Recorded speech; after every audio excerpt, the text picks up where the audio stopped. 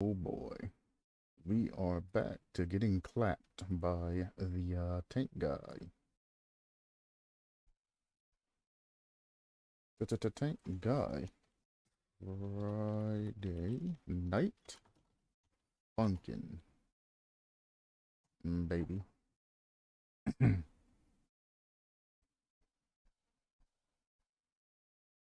I do wonder if I change the title beforehand if it says that I'm streaming Dead by Daylight or Friday Night Funkin'. It's supposed to have a 30-second buffer to where it changes. It doesn't send anything, but restream is interesting. And I can't schedule streams on YouTube that say something and then send it. What I think I might start doing is start creating waiting rooms and then just go live. Delete the waiting room and then go live when the time possibly comes. I think that might be a easier and quicker method of doing that. Either ways, or either way, whatever way. We're back to Friday Night Funkin'. I'm gonna hop on, play that. If I have time, hop on Roblox, Funky Friday, like I generally do. I do have a Dead by Daylight creation review that I'm gonna do immediately after Friday Night Funkin'. So I'd hope to start it at about 10 o'clock, but I can push it back as much as noon before I can will have to actually go ahead and cancel the Friday or end the stream and restart the Dead by Daylight review stream. For those of you that are interested, Dead by Daylight, I just do creation reviews off the forum. I do those every day. It's on YouTube, same name, QTASTIC on YouTube, and I'll leave it at that. Right now, everybody's here to see me get clapped by Tank Guy, like usual. And I haven't practiced the last, like, 2 days. 1 day, 1 or 2 days. So, the clapping will commence.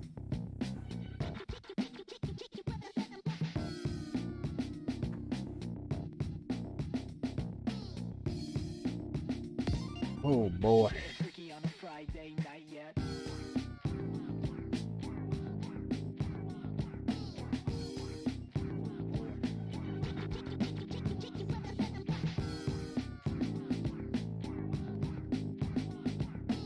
Who needs to do a sound check? It's a game about music. Nobody cares what I say or do. It's all about let music.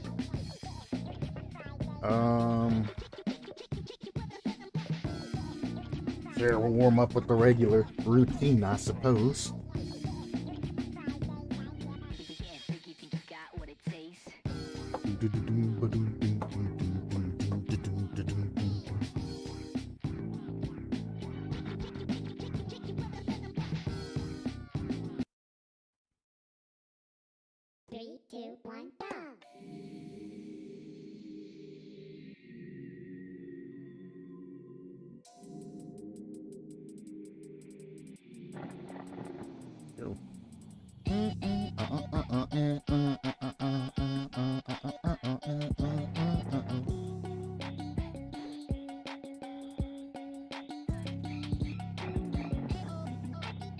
Oh, it's gonna be a long day.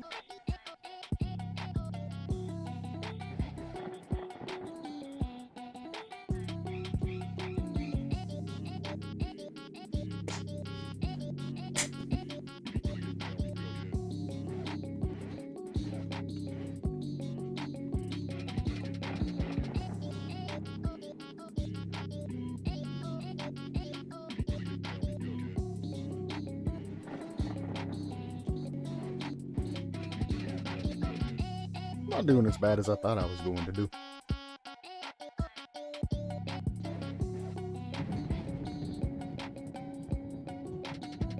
We don't talk about what just happened.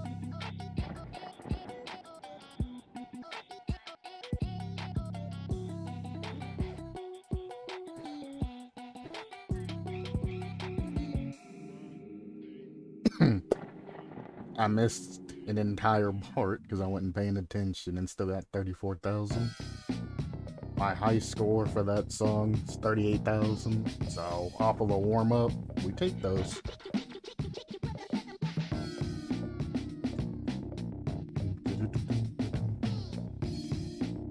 Here, come on. You gave me trouble in the past. Gotta give you your proper respect. 3, 2, 1, go!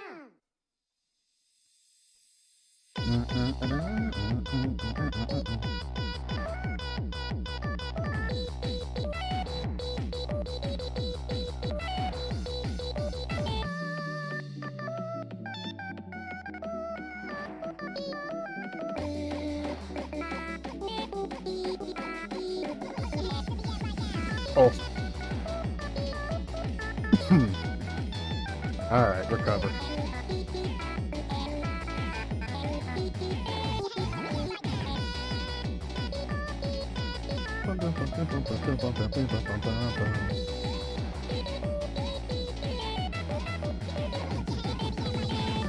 Oh boy, it's gonna be rough.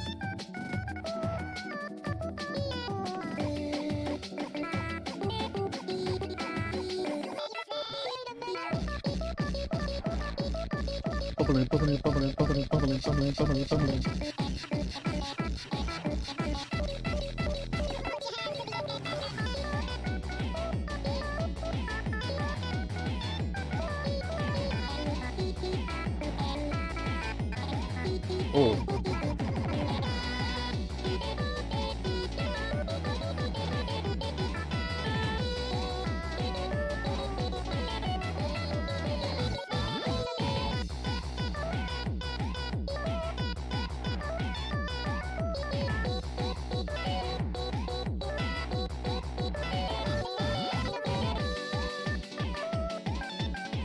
I'm doing terrible, but that's okay.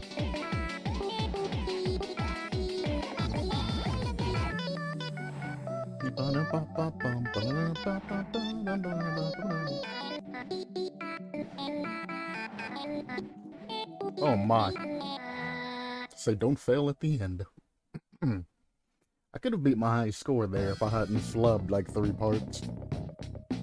I got 68, my high is 65.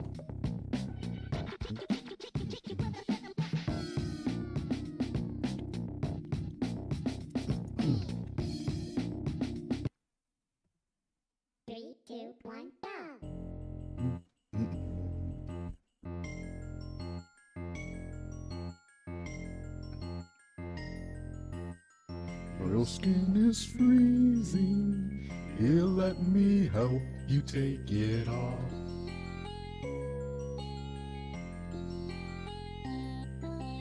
Feasting with your friends, the perfect way to win all these lonely holidays.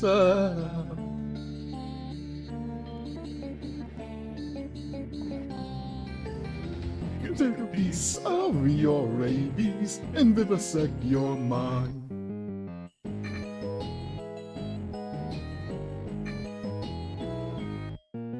Snowman smiling with your teeth, fallen angels created with your meat. That pearly smile, count 10,000 spices, bake you till you're golden brown. Slippery with spices, serve 2 friends around. Separate you from your eyes, turn your girlfriend inside out and burn her fingernails. Da-da.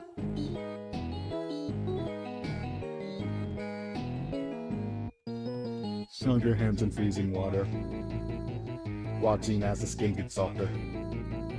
See your bones appear in dark red snow. Drop further below. You take a piece of your rabies and vivisect your mind. And take a look inside your head and find the worm inside.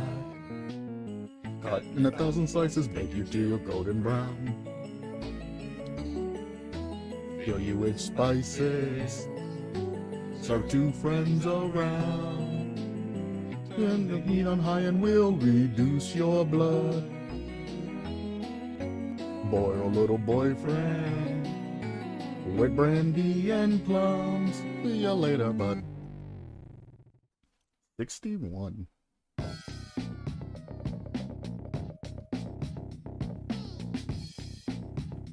Oh, nice. You know what? We'll go 1 for 1 with Tank Man. We'll play and then we'll get clapped in guns. 3, 2, 1, go.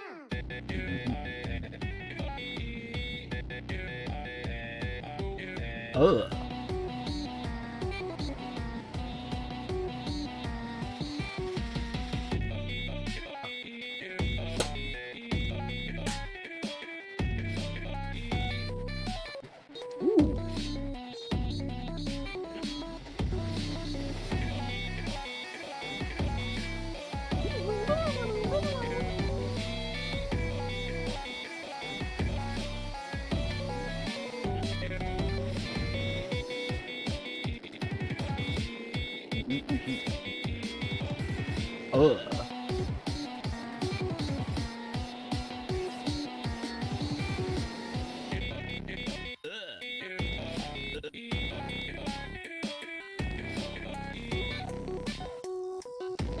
Ooh, that was nice.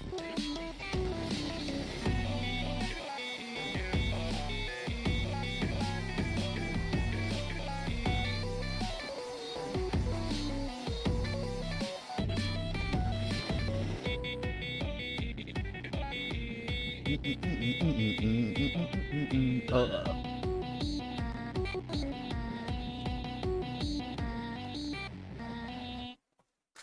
47.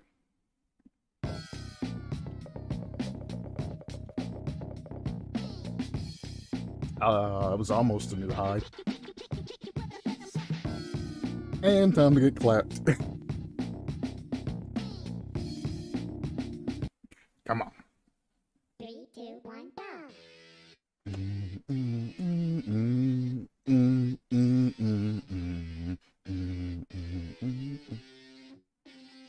Hit him with the.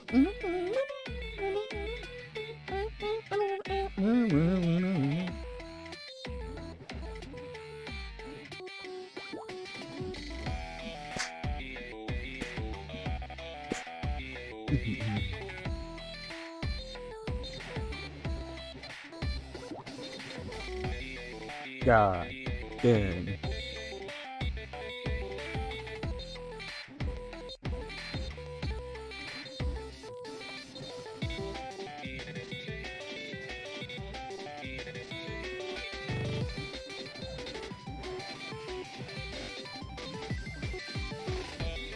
I cannot get that part to save my life.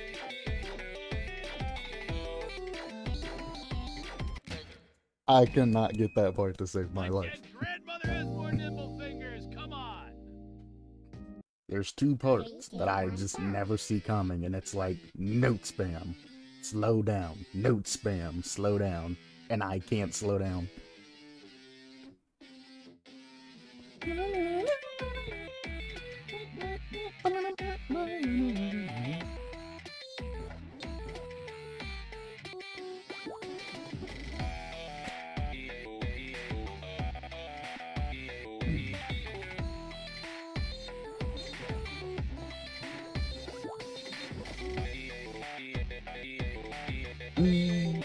Boom.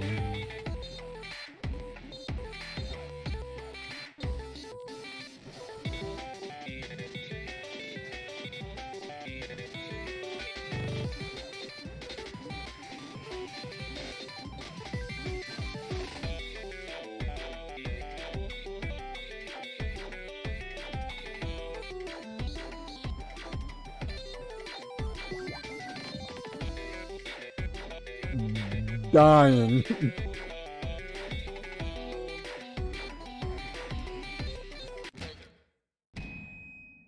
My dead Da-da-dum, grandmother has more da-da-dum. nimble fingers. Come on. Not da da da ding dong. 3 notes, not 4. 3, 2, 1, go. Da da doom, da da doom. Not da da ding dong.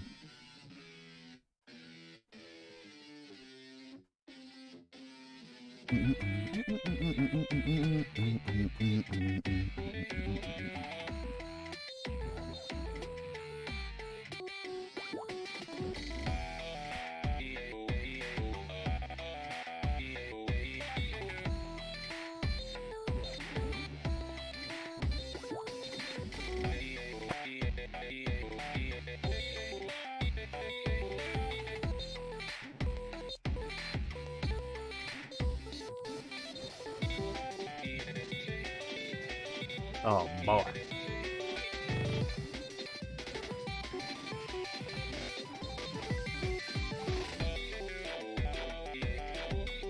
All I gotta do is just accept no loss on that one.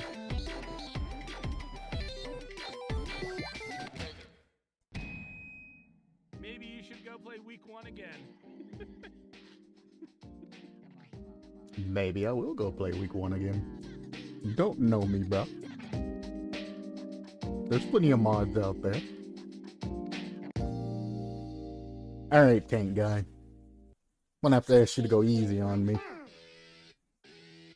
My fault for not practicing for like 2 days. But man. Welcome anybody to the stream, by the way.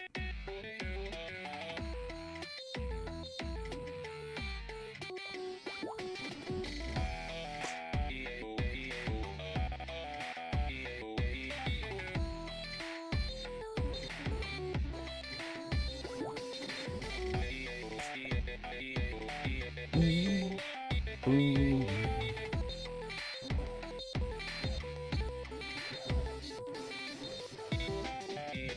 Destroys me on those.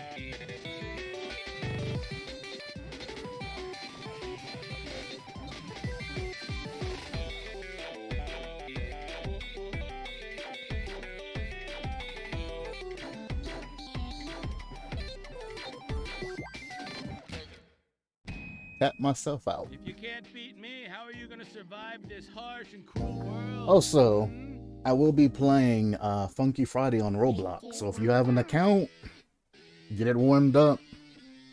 We can all join the server together. My name's QTASTIC 2 on Roblox. Send me an invite. We can all play together. Only thing I ask is you don't pick this goddamn song. That is cheating.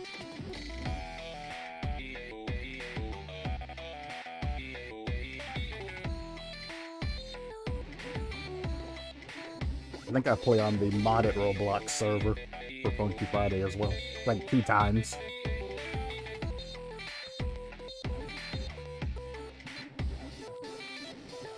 Oh my.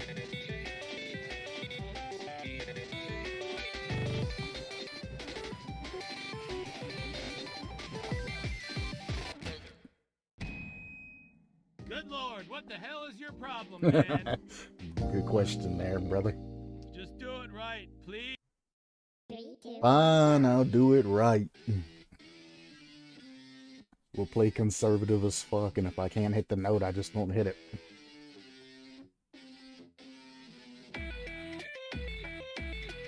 I would love to learn the speed of this song, though.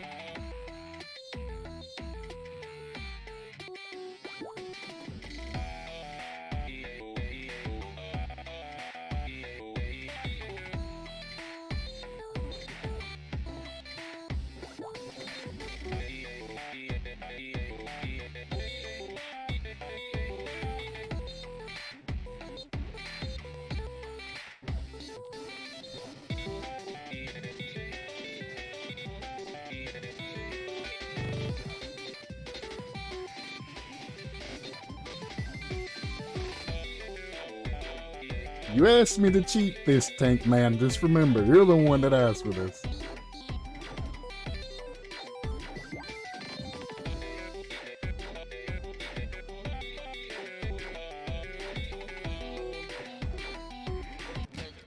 And then I immediately throw everything in the wind. Maybe you should go play week 1 again.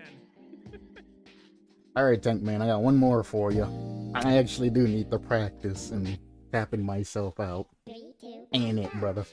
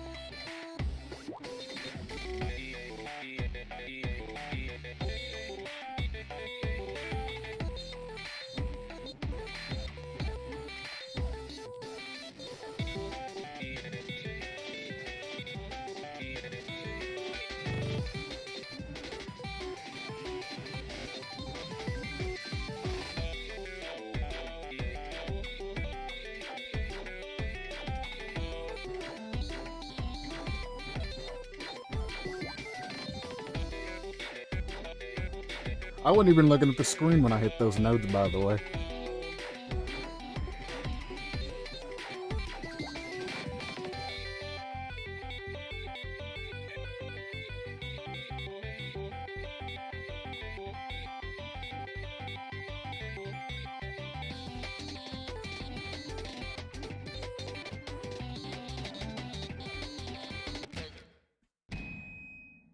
You gotta press the arrows, kid, not slap your keyboard like your blind uncle. What?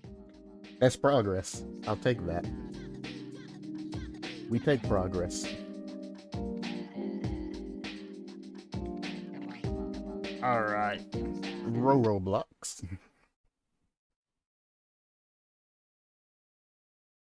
We go Funky Friday.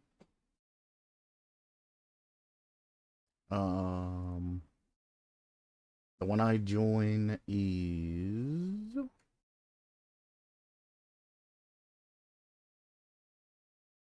actually not listed there. I always just type Friday Night Funkin'. Friday Night.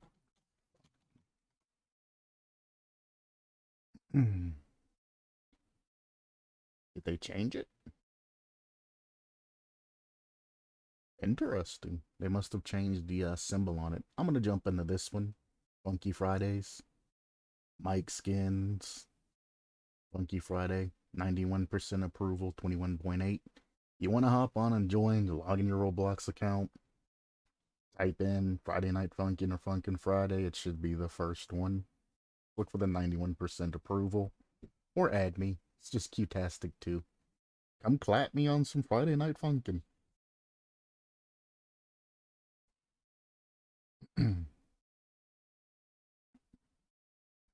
This is the one I usually join. It has mic and everything else too.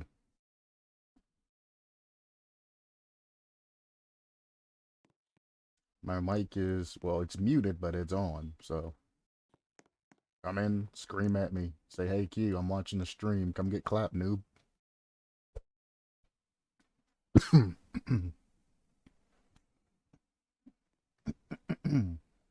I have 5 wins on this server and a score of 2.47 M, whatever that is. It's not very high.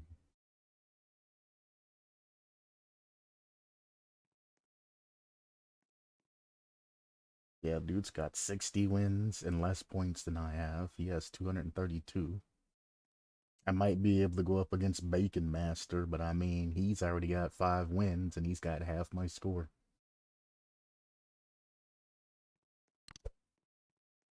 Oh, they fixed it. If you scroll out before that, you can get out of there. New versus Coco. Let's do Joyful on hard. Let's figure out what the heck a Coco is.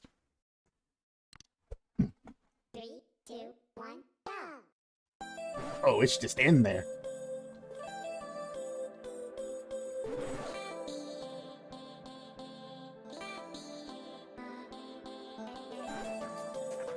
Oh, the leg. Not like that.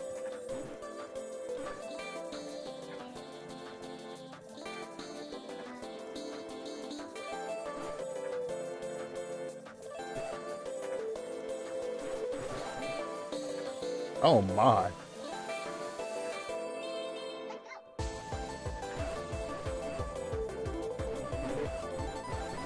Jesus Christ. Okay.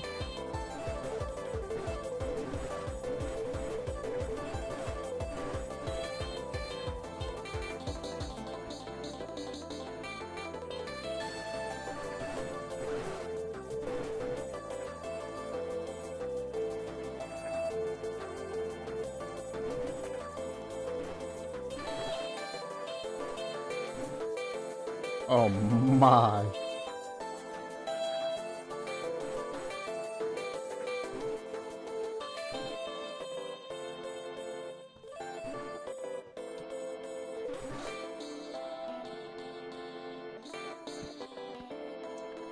Me and you ain't friends anymore, Coco. That's all I gotta say. What was that? 69% accurate, though. That's what I generally get on songs. You can hit a song more than 69%, you're, for the most part, going to win. My man's just... I see. Yeah.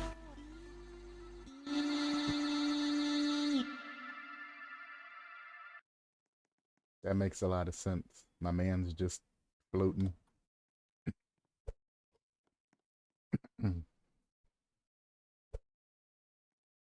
Yeah, brother. Always said all. It's easier to just go through. You can search songs up there. How's about... You know what?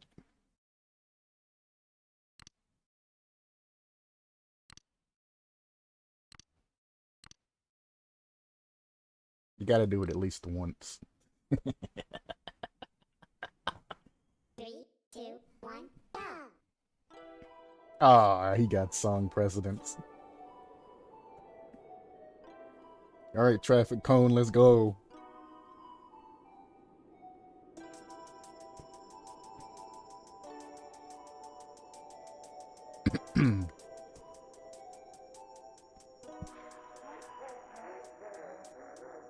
Oh, is this a clown song or a tricky song?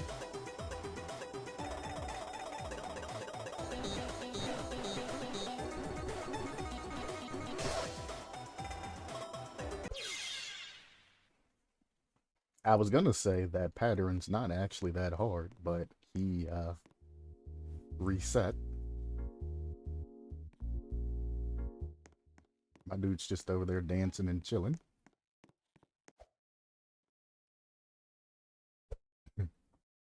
Up your ass down here, son.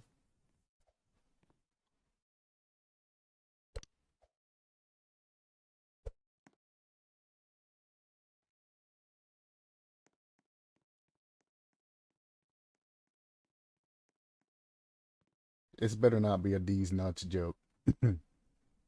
How do you do that? This is a D's nuts joke. I'm gonna lose my mind. Blank line thing.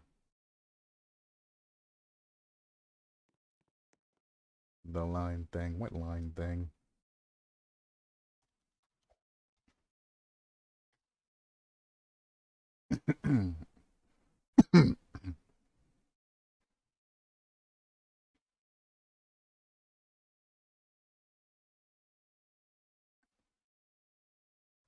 No idea what you're talking about. I have the experimental stuff on. If that's what you mean. I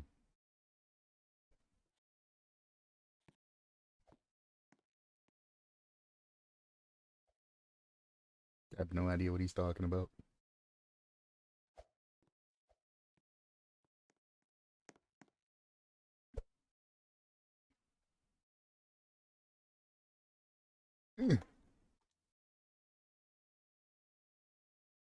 Controller, take me to victory, because I fucked up and can't select.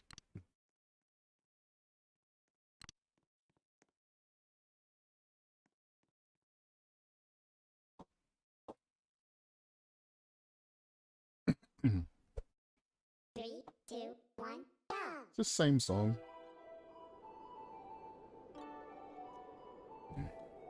No idea. That's part of the song.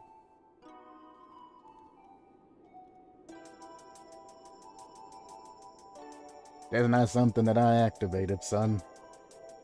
Oh, that's the battle. That's the experimental battle settings.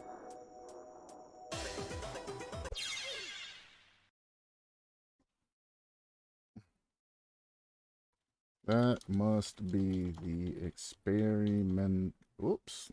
Mental battle settings.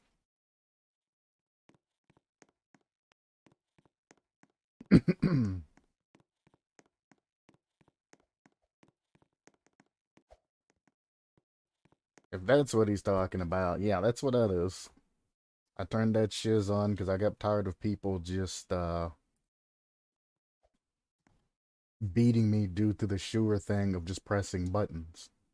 This particular Roblox mode, or modded lobby, whatever you want to call it, as a setting to where you don't lose points when you press buttons, which enables people to just spam. 3, 2, 1, go! This is just a warm-up, okay? Brother, you know, I'm bad at this game.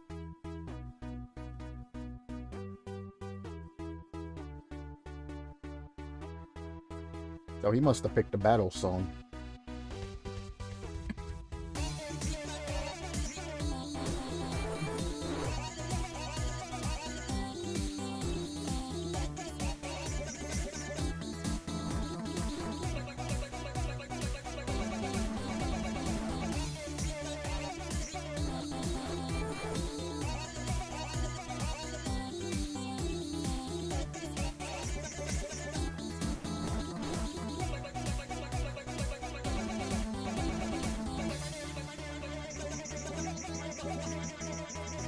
Really?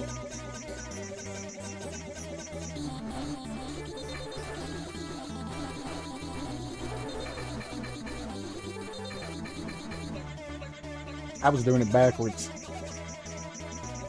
It's from right to left, not left to right.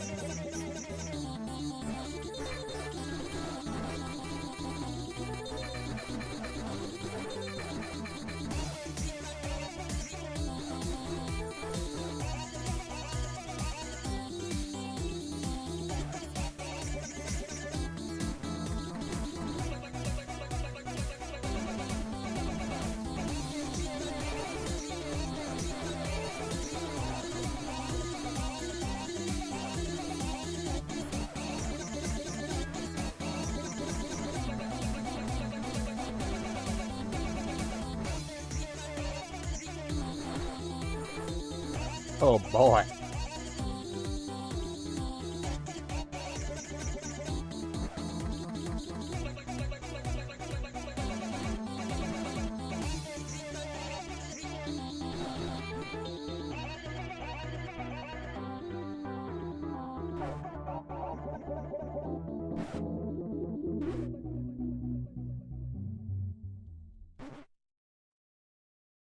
Jesus.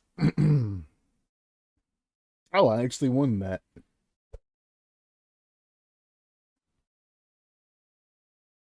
Wait, I have to do something. AFK.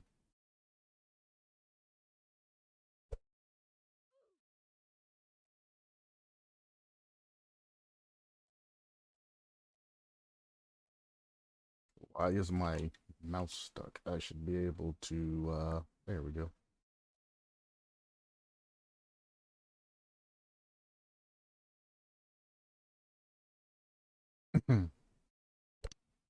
Well, I guess the old spam strats didn't, work for old boy here. Old bean.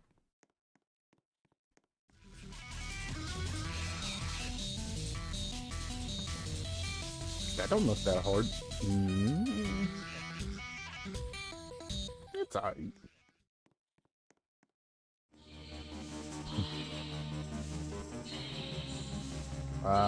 Button spam. Another thing I like about this server is one person who's on the left generally plays the boss, and then the person on the right plays the boyfriend. So any songs you've ever wanted to play the boss on in this particular game, bam, you can do it. Make sure you pick the left mic.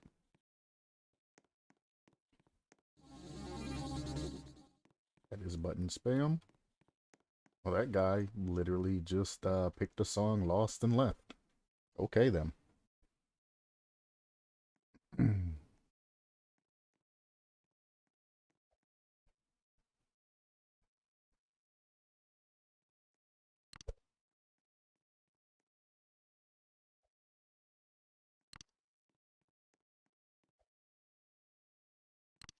This looks interesting.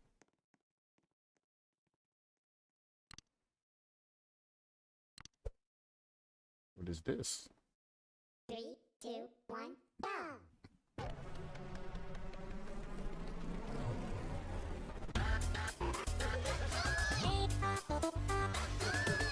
It is expurgation, just different.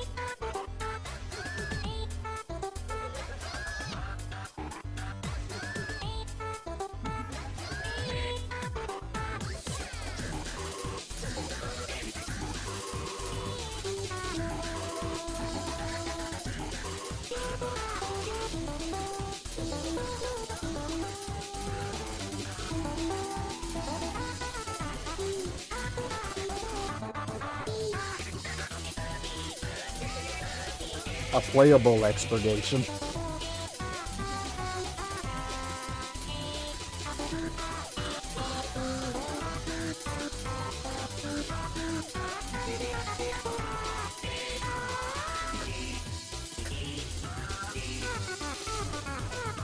I got an itch. Wow. I'm not even looking at the notes.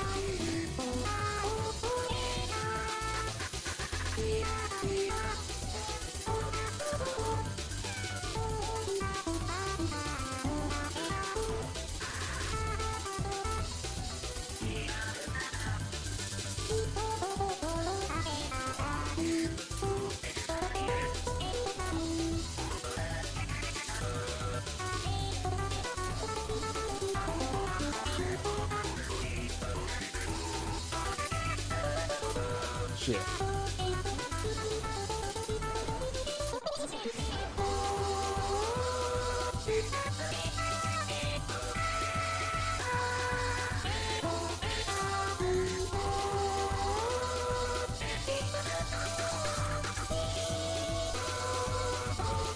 There's also a timer that says how long the match is gonna last. If you look under the song name. It's a minute left.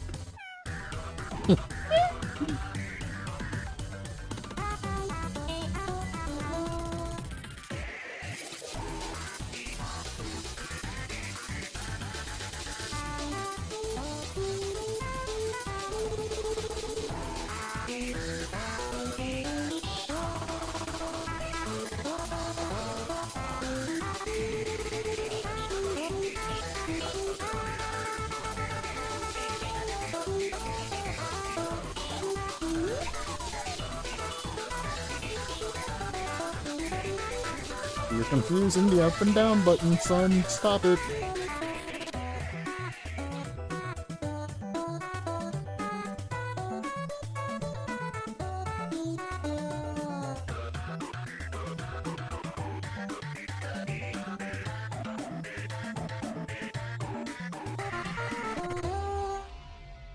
That was a playable expurgation. I kind of appreciate it, even though it kind of sounded funky. We don't discriminate.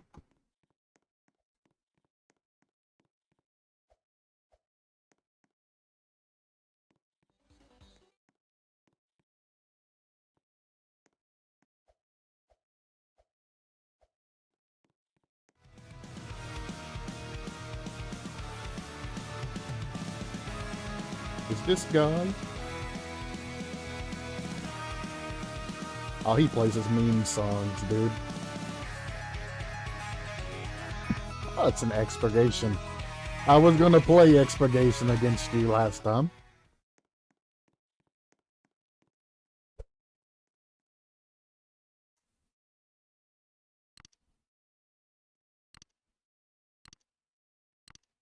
Give it to me. Give it to me. Give it to me.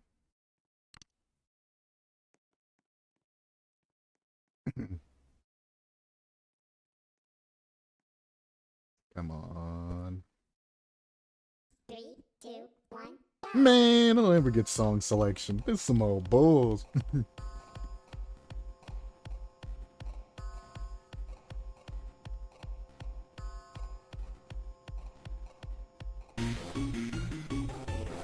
Oh, it's the troll song.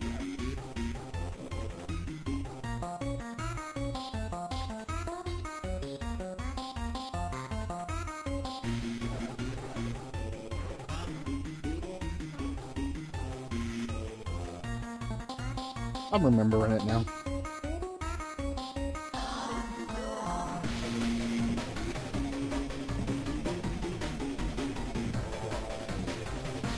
There we go.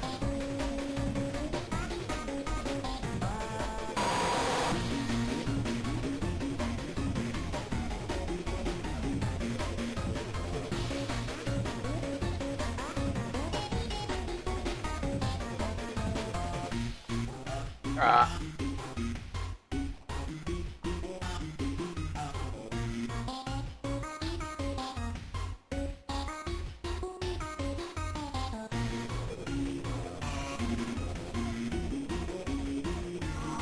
Oh my.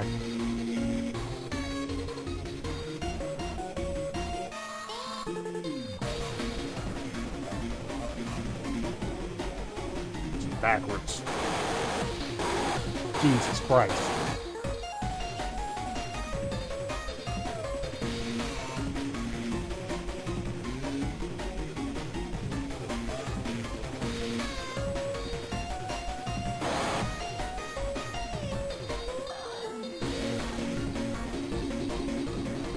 Oh, that got fast.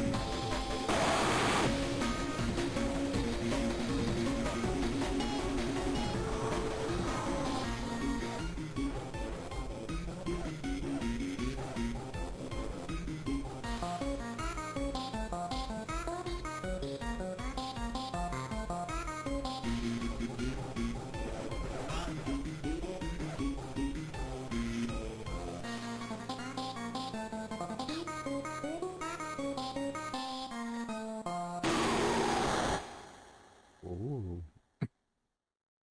Good spam, brother. Good spam. I'll give you a GG. When you seen me missing notes and not pressing the easy one-tappers, I was looking at his side to see what he was doing. He's a spammer. You see what I mean? People can spam and get 100% on songs with that setting on.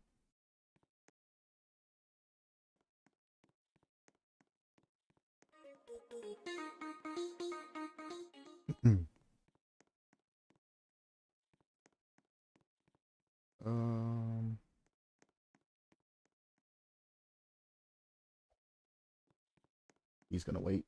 Alright, I'll just chop over here and play on one of these. I can't play expurgation with somebody and test out the experimental. I'll just play it by myself then. 3, 2, 1, go! Oh, you have to have 2 people to test it. That sucks.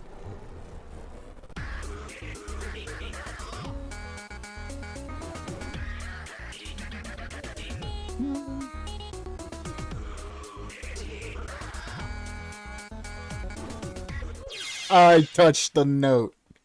Yep. So they do work. That's what I wanted to see.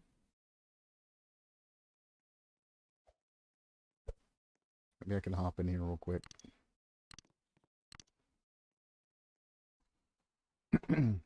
That might be why I don't have precedence over the song, is because it's probably offering them to play that song.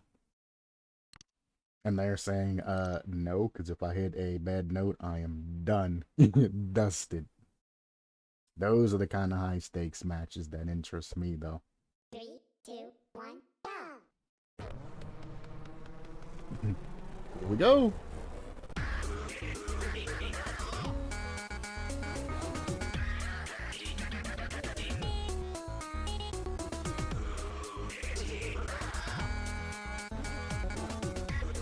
Yep.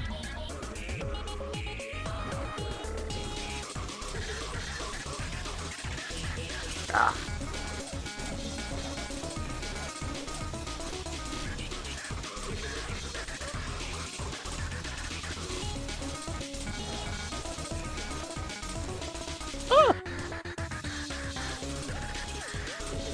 Oh, I almost hit it.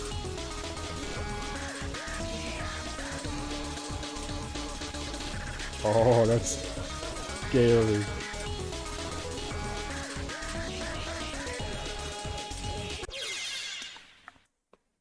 Not only can you not hit the note, but if you press any other note on that line when that note goes through, you instantly lose. Jesus.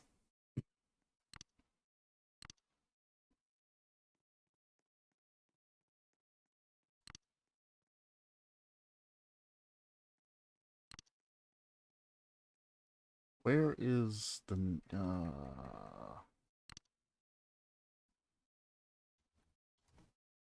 ballistic? That's what it's called.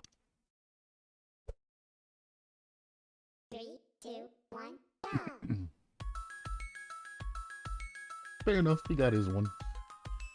Everybody loves the troll songs. His score's not going negative, so he's probably gonna be a spammer. Let's see.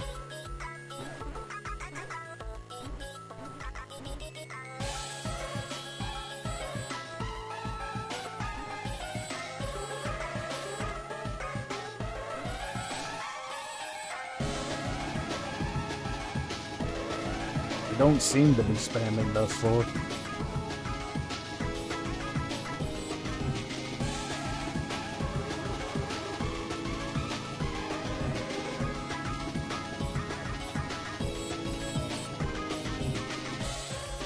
Whoops.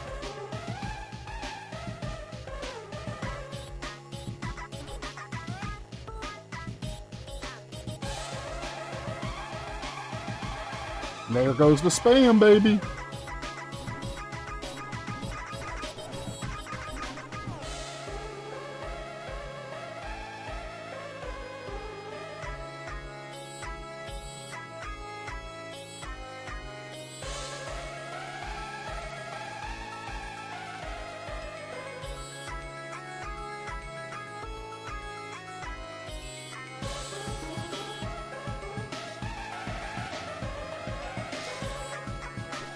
Shit.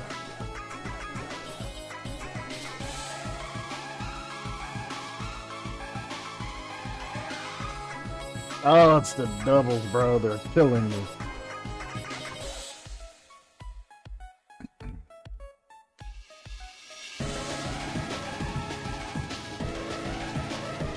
That's spam, brother.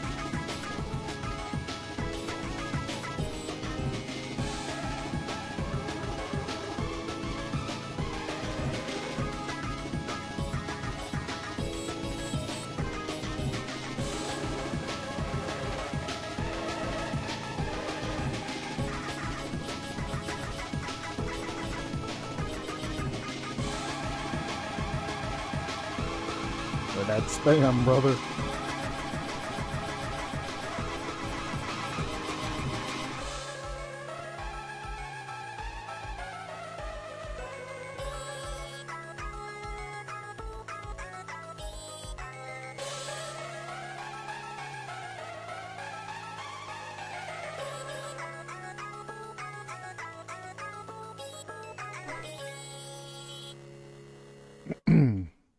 He hadn't spammed those two parts, I would have actually won that. It's all good, though. Boom, boom, boom, boom, boom, boom, boom. Hey, somebody's a slurper like I am. I love me some old slurpage. What else can we play? Oh. 3, 2, 1, go! Dun, dun, dun, dun. Dun, dun, dun, dun, dun, dun.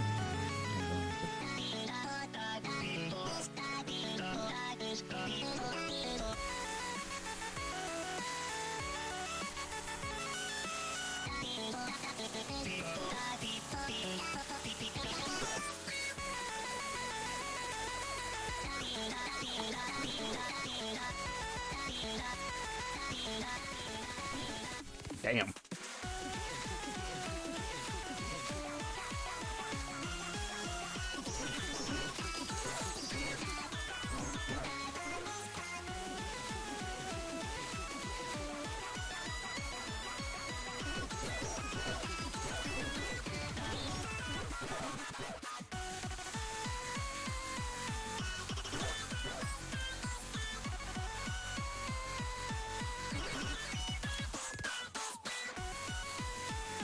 If you didn't believe me on the spam that he's doing, look at his side now.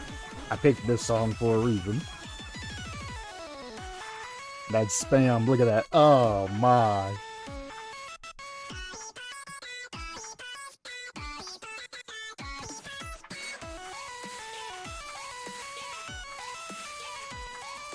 He plays the slow parts, but when it gets hectic, he just presses all 4 buttons non-stop. Ah, it reversed.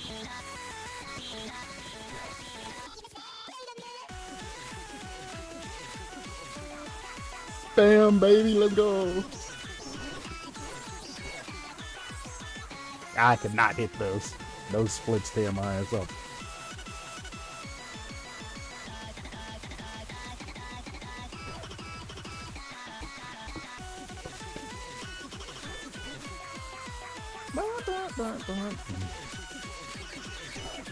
Nope. Complete this one. Upright. Oh my lord.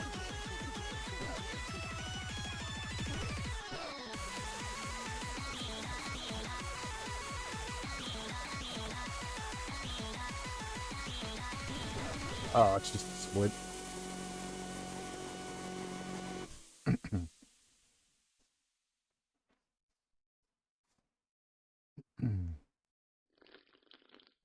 Let me try, brother. How about... nah.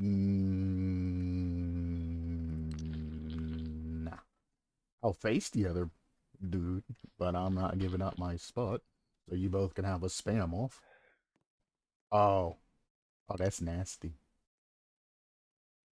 Which one's worse, though? I think this one's the harder one.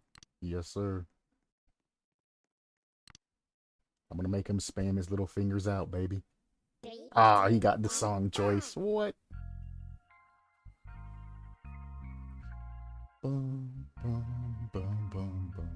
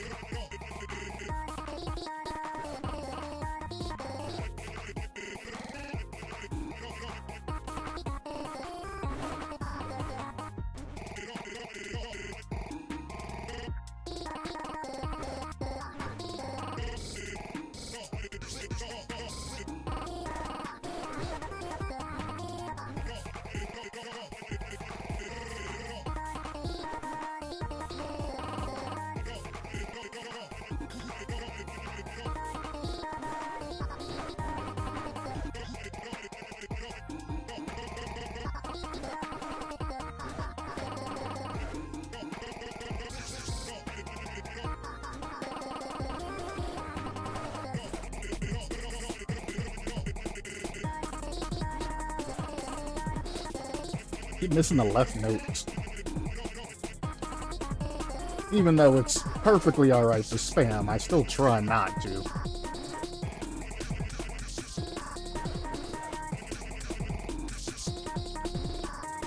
Holy shit.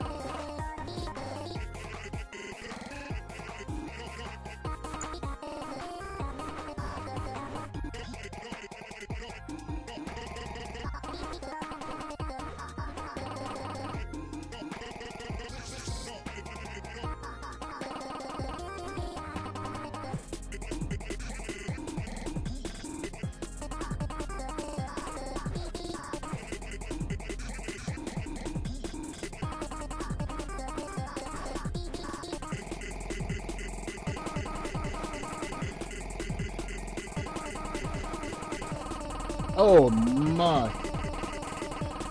It's alternating too. That is hard to hit.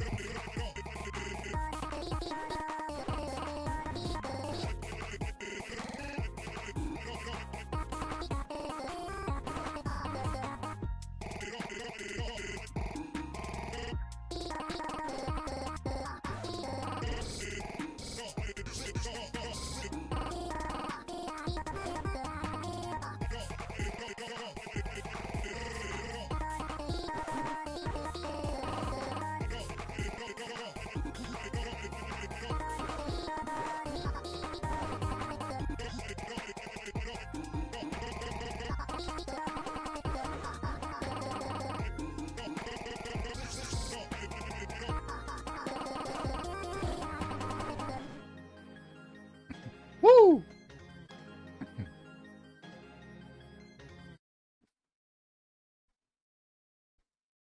Woo! Good. Bam, mate. GG's.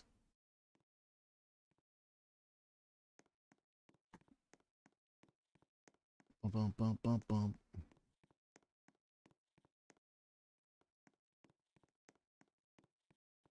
I just passed the Sonic.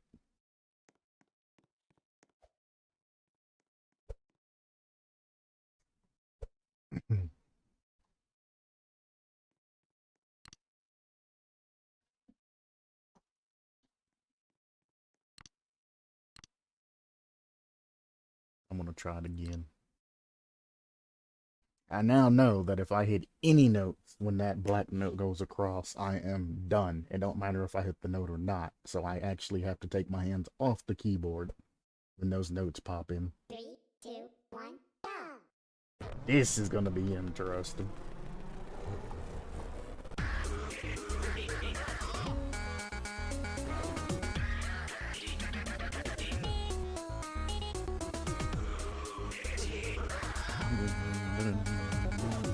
Woo! He has his on too, baby. Woo! Hop on up for another one. Heck yeah, we're going all experimental mode all day. Let's go. These are the fun games where if you spam, you'll get dunked.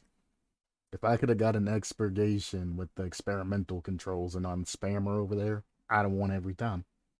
He'd have just spammed himself out. 3, 2, 1, go! Highest accuracy, huh?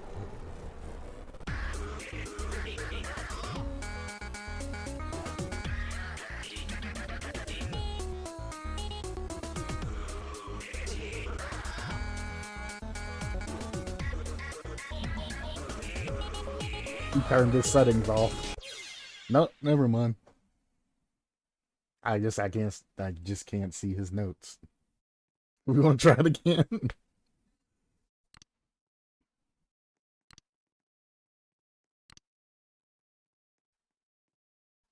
Anybody ever hits least misses, I'm done, son.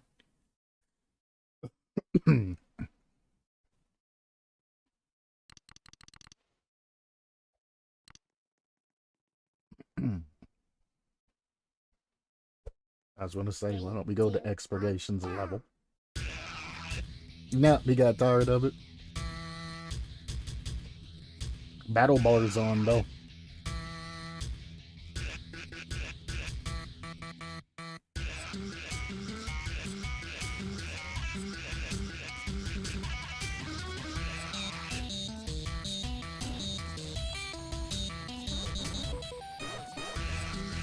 Let's go. An actual battle. And he strummed.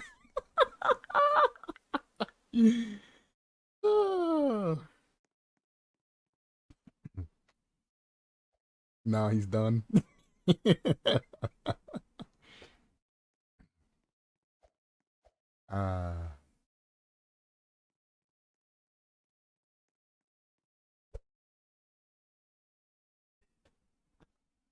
That's fun. I got about 15 minutes left. Well, 17 to be exact, but like 15 minutes or so before I'll start the Dead by Daylight reviews. And you anybody stopping by, I know I ain't been checking chat, but you know.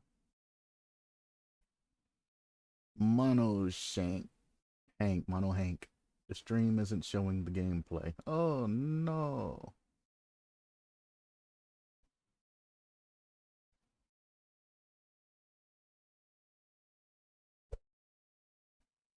Three, two, one, go.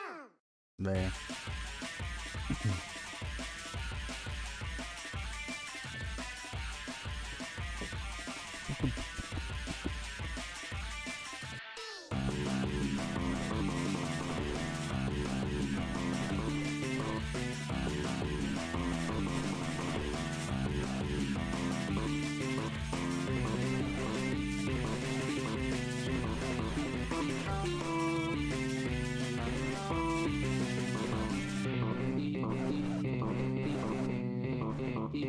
Oh my.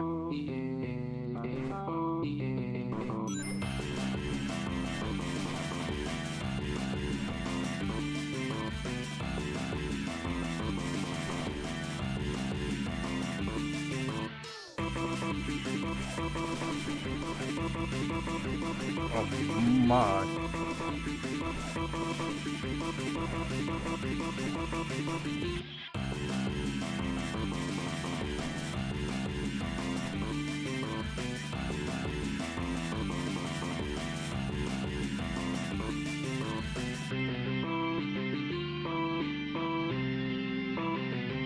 Damn it. What did I just play? That was ridiculous.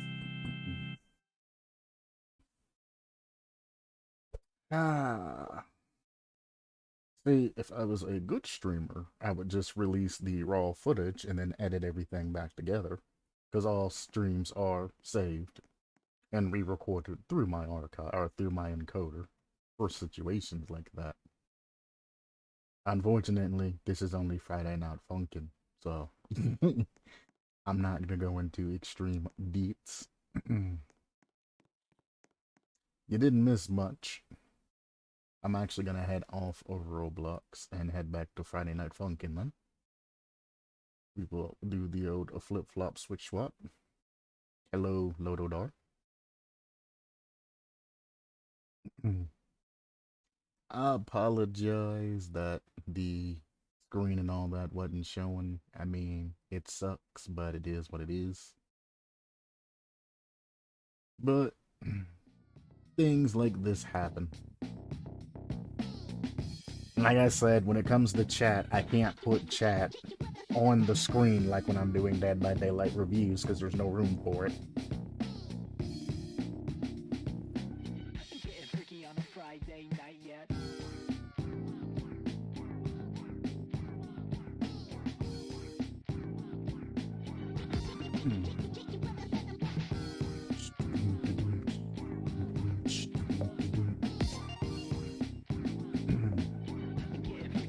I got 13 minutes. Let's see how many songs we can knock out in that time.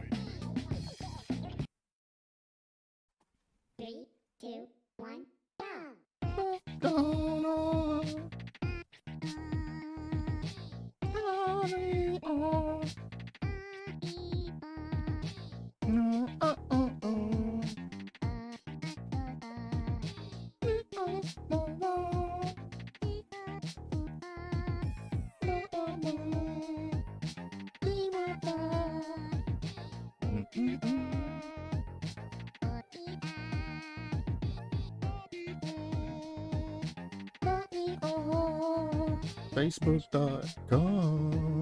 Facebook.com is a fraud. Steal all of your personal information. Steal it all. Gone. Filthy child. That Facebook.com Never stood a chance with Facebook.com.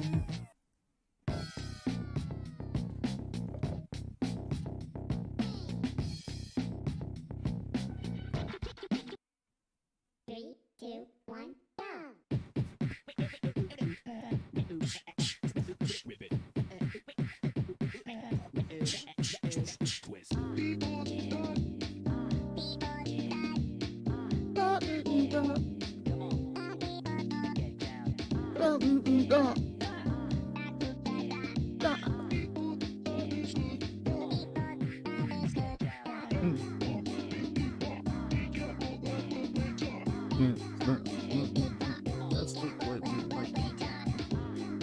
I almost said a bad line that I'm glad I didn't say out loud.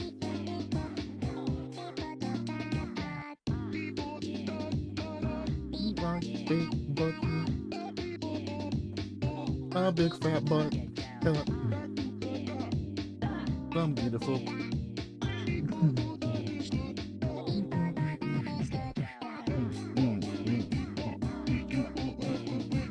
Heads down, butts up. That's the way we like to.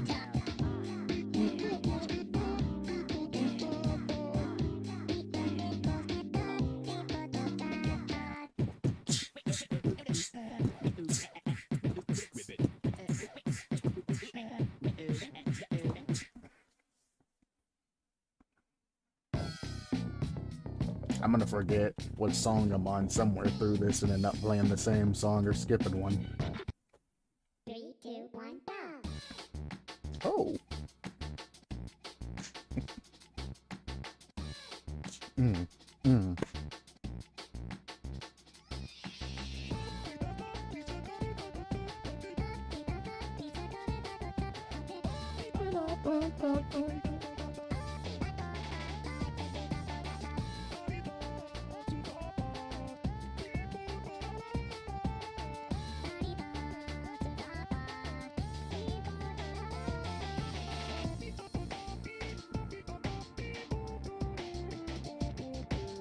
I'm going to the. Ooh, even with the double. I'm going to the store. Don't you wait up for me. I'm not coming back. He's actually making me focus. Hang on.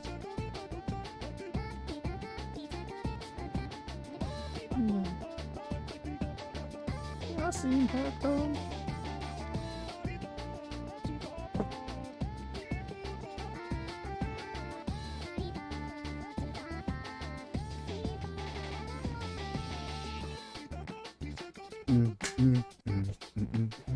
Oh, come on, you can't play a nice banger and then expect me to play. That.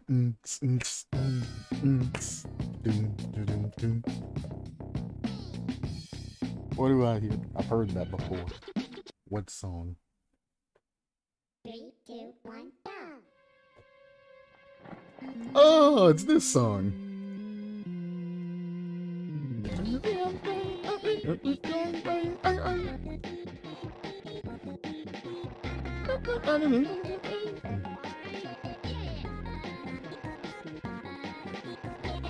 Said I had herpes and I ran out. She said I had herpes and I just ran out.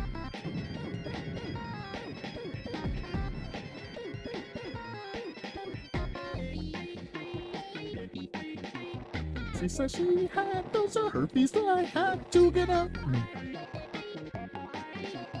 Ran all the way to my mama's house, told her I had herpes from her. Oh, she had herpes. I had to get out. She had herpes. I had to.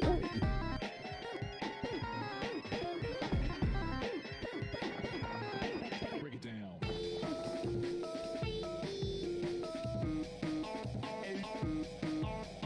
I got cured of the herpes, then I went back to that cause I am a dumbass.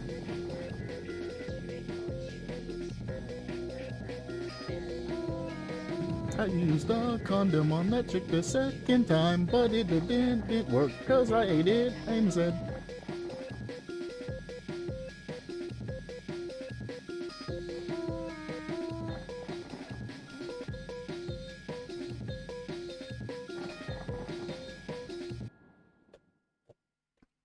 I almost played that with one hand. That shit got fast on some parts. Yeah, they only have 2 songs. 3, 2, 1, go. I just like this song.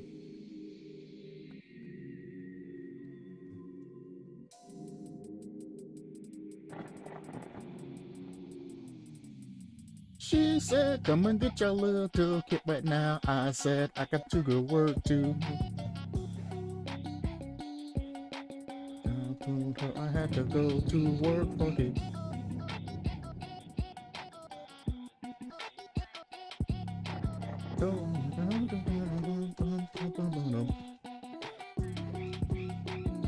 I want somebody to just think up funny lyrics for Friday Night Funk and make it into a meme pack.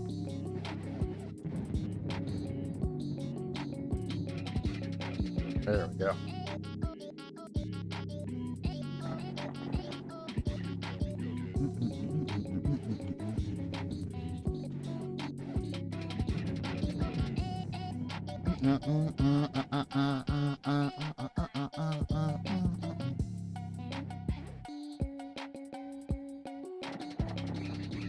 That's why I'm having trouble looking at the notes, because I'm not full screened.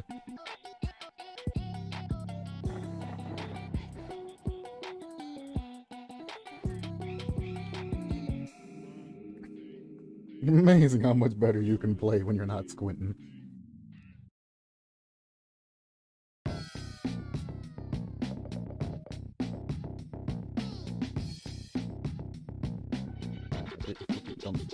Night, yo. 3, 2, 1, go.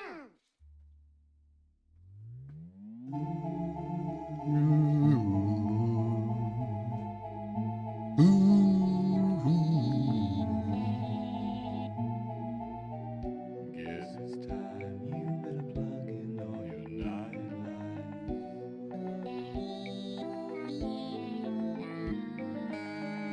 What's up there that's your darkened door?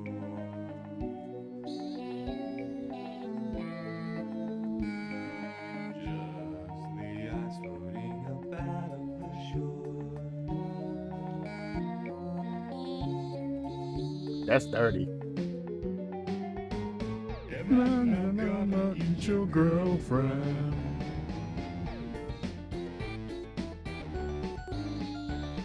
I want to eat your booty. Is that what boyfriend just said?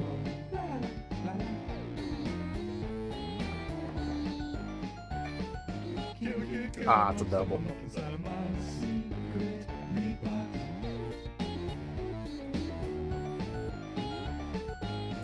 Too early.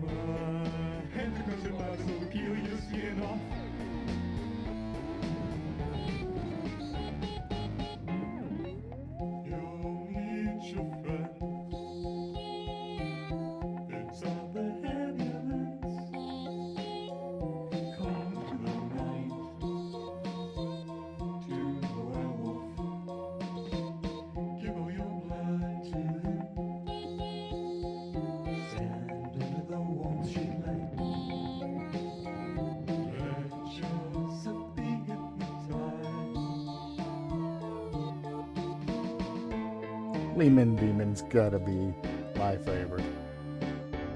It's just a little snack. And so is your girlfriend.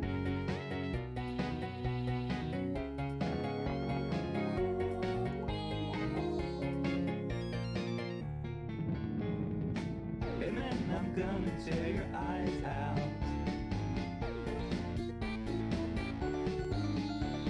And I'm gonna eat your booty.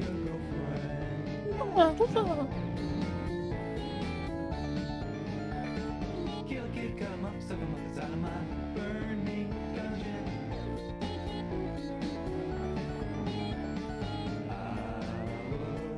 You got a little bit that I'm not Satan.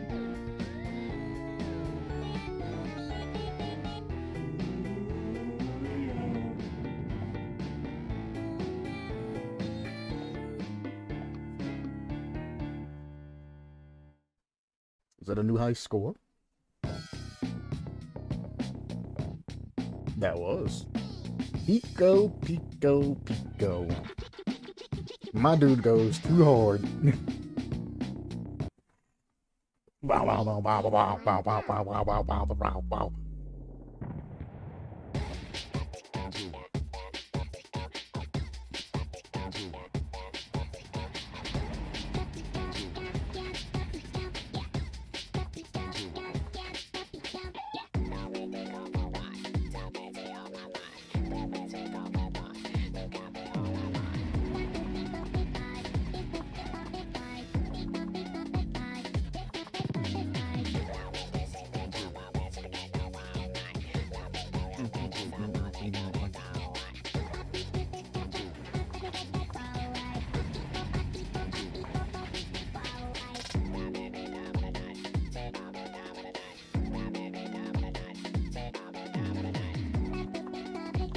Whoops.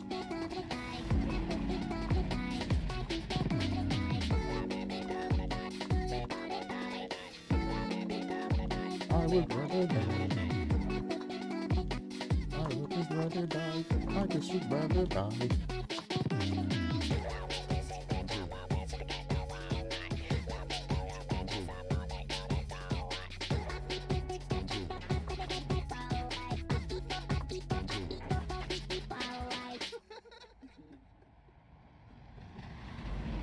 Pico be spitting them bars. And that is 10 o'clock. We made it all the way to Pico. About a third of the way through. Not bad. Thank you for anybody stopping by the stream. Skid and Pump Best Boys. Hell yeah, brother. Thank you anybody stopping by.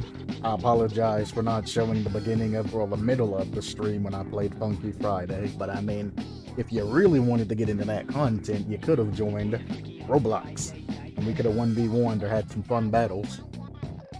I try to play Friday Night Funkin' once every 3 or 4 days, so I will be back sometime soon for more content. Roblox is free. If you want to do 1v1s or anything like that, hit me up. We can do them. I'm heading over to YouTube side to do some Dead by Daylight Creation Reviews. I have 2 friends that have submitted reviews for me to do today. That's where I'm headed to. Anybody interested, youtube.com/QTASTIC. As always, supplement your lifestyle, and I'll see you next time. Peace. Straight on through to the other side, From Funky Friday straight into Dead by Daylight Reviews. Alright, go in. I do have to edit the title, because, well, things and issues and things. Let me, pre-scripted, pre-banged. DBD Creation Reviews with my boys. For my boys. 1/16/22.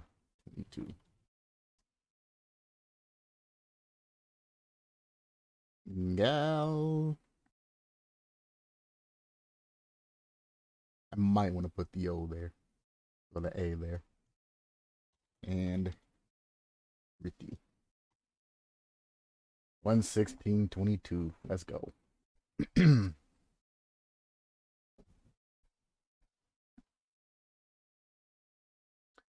I switched so fast, though, it might not have actually canceled the other stream, and it might have just picked everything back up. I did in Twitch side, so I mean, they ain't gonna be able to see this, but anybody that was viewing YouTube side, it might have just canceled and repicked up the stream, forcing them to watch my Dead by Daylight reviews. No, or something along that lines. All right. So, to make sure I could get up early enough to get all of this done, as you see before last stream, I jumped on Friday Night Funkin'. I still have not slept. However, I am feeling real good. First concept we're going to be covering is the chapter concept of The Allure of Insanity by Critical Fish, who's already up to 574 posts. Congratulations. Post was put in January 13th, edited January 14th. I was waiting on him and Galanonim to put theirs together so I can make one banger of an episode. So this is where we are right now. Killer data. New killer is the demon. Overview. The demon is an energy sapping killer, using her powers to drain survivors of strength while increasing her own. Like a succubus. Her personal perks allow her to constantly stall progress and force survivors to make difficult decisions. Appearance. Small, unassuming girls. As the match progresses, her demonic state shines through more and more through her mortal shell. Weapon is her retractable claws. Speed. Interesting speed at 4.4 meters per second with a range killer tear radius of 24 meters. Height, medium. She is but a wee little girl. Power-wise, we have Asha's Wing. Asha's Wing starts with a charge of 70%. Interesting, starting at 70%. Getting to 100% charge increases Asha's Wing to stage 2. And getting to 100% charge again increases it to stage 3. So Ash has like a Kaiser setup for Maple Story. These will be fleshed out later on in the power. This can gain charge by hitting survivors with a basic attack, which gains 11%. Or with Asha's Wing, which gains 22, 44, or 66%. This also passively recharges when under 35% charge, gaining 2.5% of its charge per second. This passive charge pauses when readying Asha's Wing. So, hold on. It starts with a charge of 70%. The goal is to get it to 100%. Got that. As soon as it gets to 100%, you go to stage 2. Then when you 100% it again, it gets to stage 3. So we go from 70 to 100, back to 0, back to 100.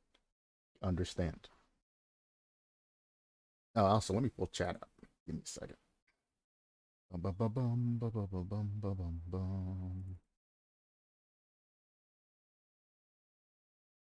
Give me some chat. That guy kind of went kind of ballistic. Are you here? Jesus Christ. The stream's not showing. Do something, streamer. Ooh. Anyway. This can gain charge by hitting survivors with a basic attack, which gains 11% from base, or with Ash's Wing, gains 22%, 44%, or 66%. So I'm assuming Ash's Wing is a attack from here that gives you double the efficiency. I don't understand the 22, 44, or 66%. Unless you're talking about regular tier getting hit 22, second tier it goes 44% increase, and 66 going up to stage 3. But that's not super clearly explained at the moment. Hopefully there will be further explanation there.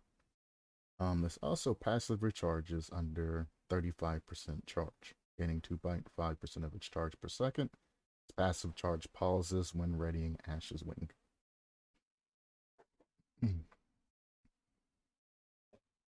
I'm trying to make sense of this at least trying to puzzle piece it together.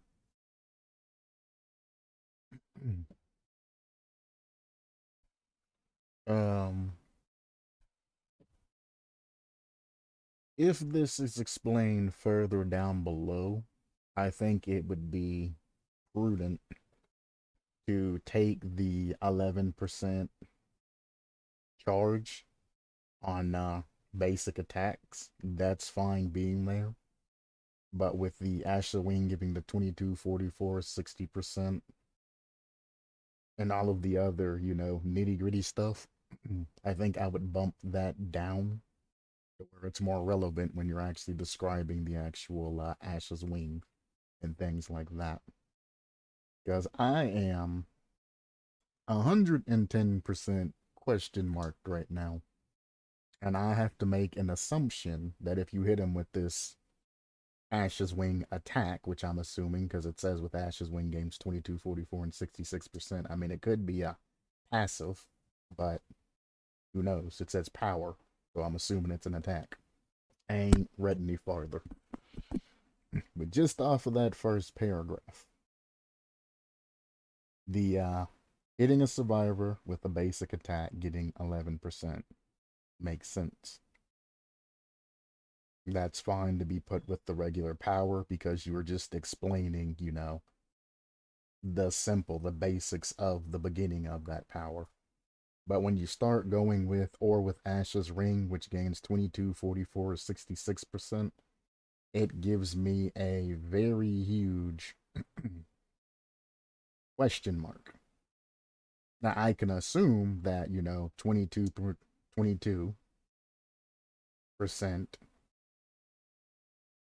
or 22 charge, I'm assuming it's percentage, 22 is applied to getting from the 70 to the 100 in stage 1. The 44 is getting from the 0 to 100 on stage 2, and you get 66 from the 0 to 100 on stage 3. But that's an assumption, and if it doesn't work like that, then I have no idea. Huge question marks. And that's me taking an educated guess using the context clues. So anybody coming into this are going to have a huge question mark on their head until they read farther. Which, I mean, usually you will only see that type of writing or anything like that in a concept that you don't want people to, and like a series that you don't want people to skip or skim through your particular book. You want to put relative information, a little bit at the top and then somewhere in the middle and somewhere in the end, so people don't skip through, try to get, the basic facts about it and then send it. It forces you to go back in and read things.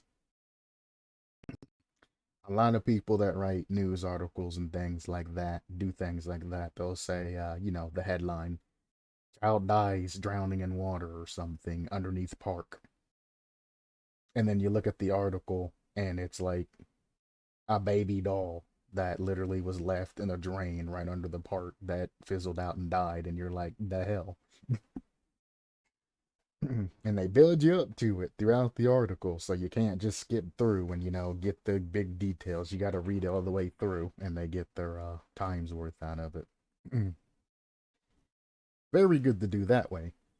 But when you're presenting a concept to, let's say, somebody from behavior looking at this, and it's kind of a question marky situation, you're going to run into a couple of issues here.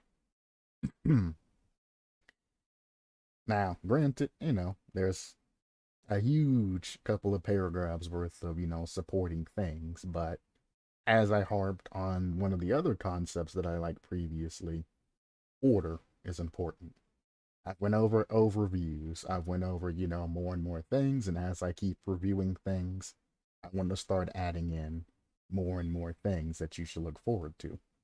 Because if you're not constantly trying to improve and you're staying to the same, template and all of that, that template becomes a normal and then you become complacent.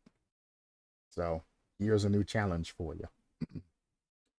try to write everything in a particular order, as when somebody reads from up all the way down, they can get all of the details together and don't have to go back up and reread.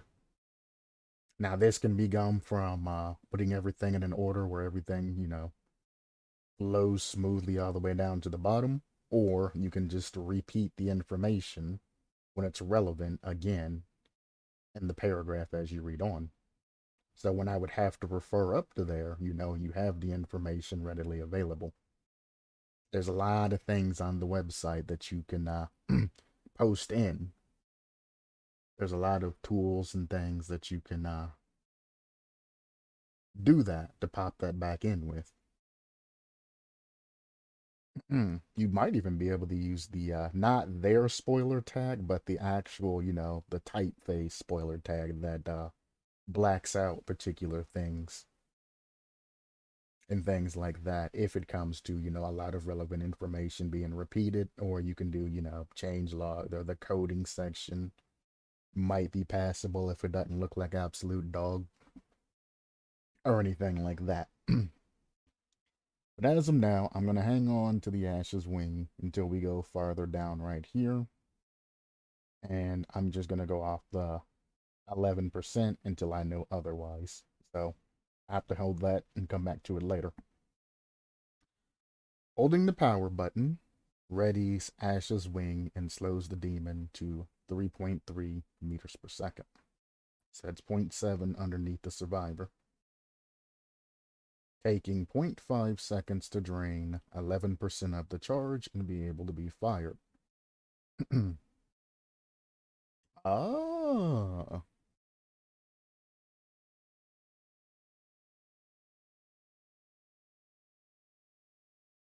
So that's why it starts at a higher percentage, because you have an attack that uses the charge in order to use that attack.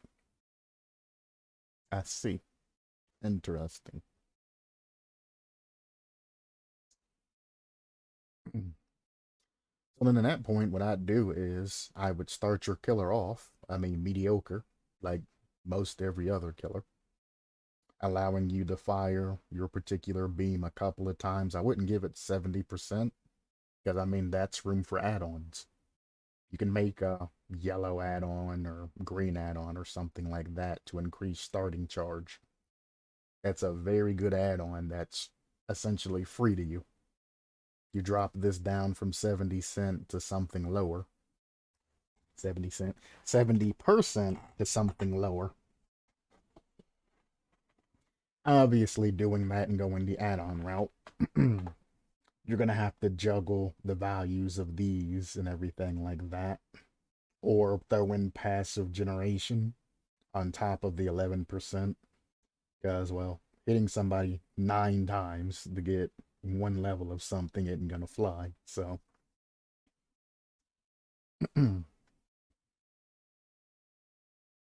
also make an add-on that makes it to where it takes less energy to shoot a particular attack. You have add-ons that you can increase the amount you get per hit, etc., etc. Base, without any type of add-ons, your killer should be somewhat mediocre.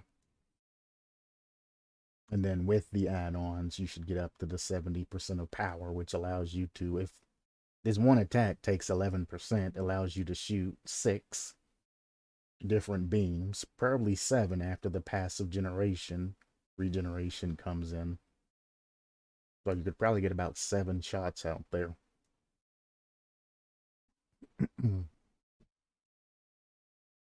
Just a suggestion. 11% of the charge and be able to be fired, though it can drain up to 33% of the charge over the course of 1.5 seconds. Yeah, starting from 11 and going all the way to 33%. Oof.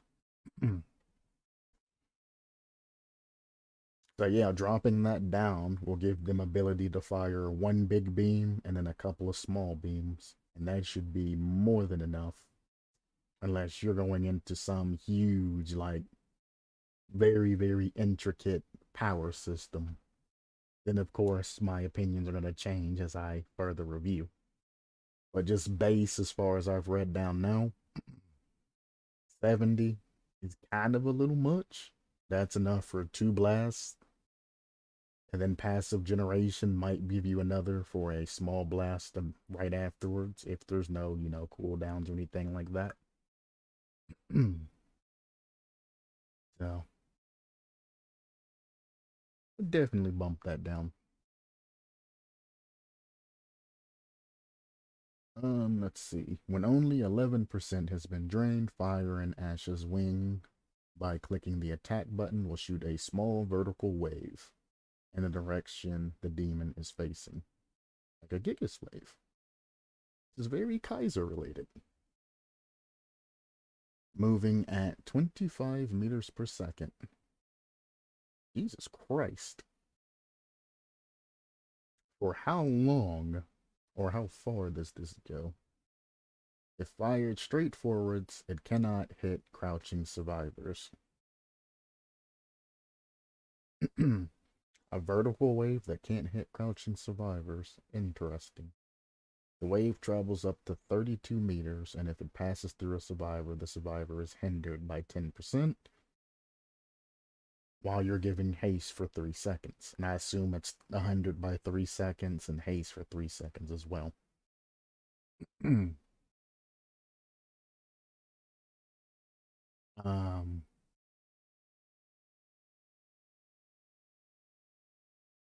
That is insane, but it doesn't actually.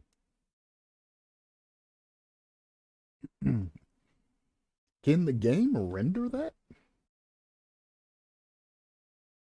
Because that's 25 meters, and it'll be at its destination in what?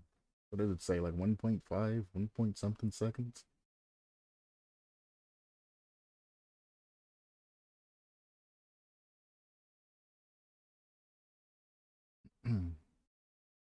I don't know if the game can render that without breaking. That is extremely fast. Because, I mean, even Nurse doesn't move that fast when it comes to her teleportation times and things like that. Especially to get the max distance, because you got your double teleport, or your double phases, and then your lunge attack if you add that in. While all of that's happening, this wave's going to be done and over with.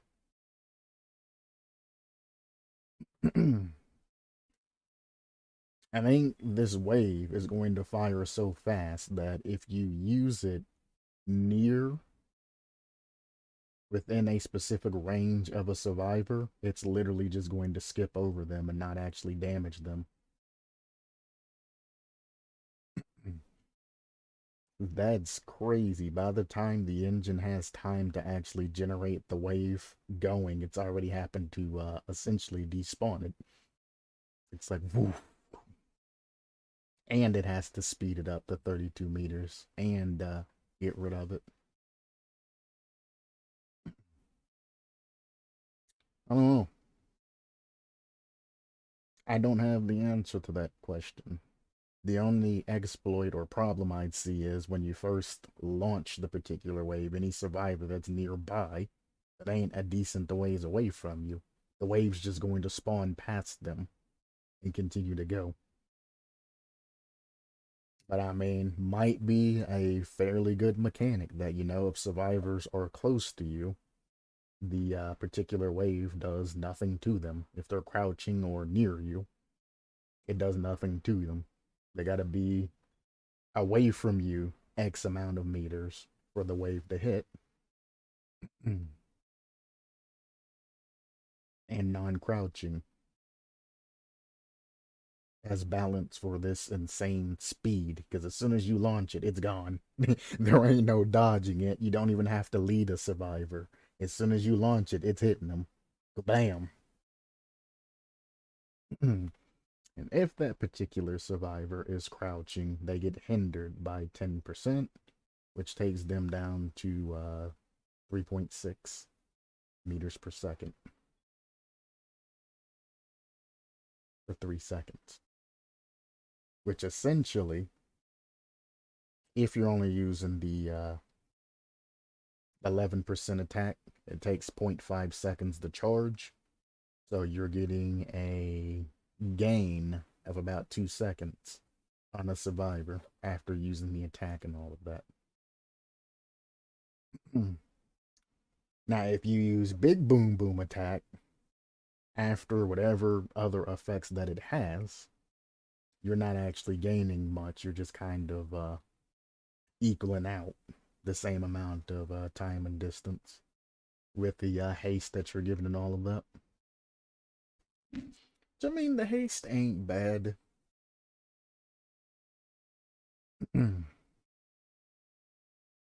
But that speed and not being able to dodge that attack is kind of a woof.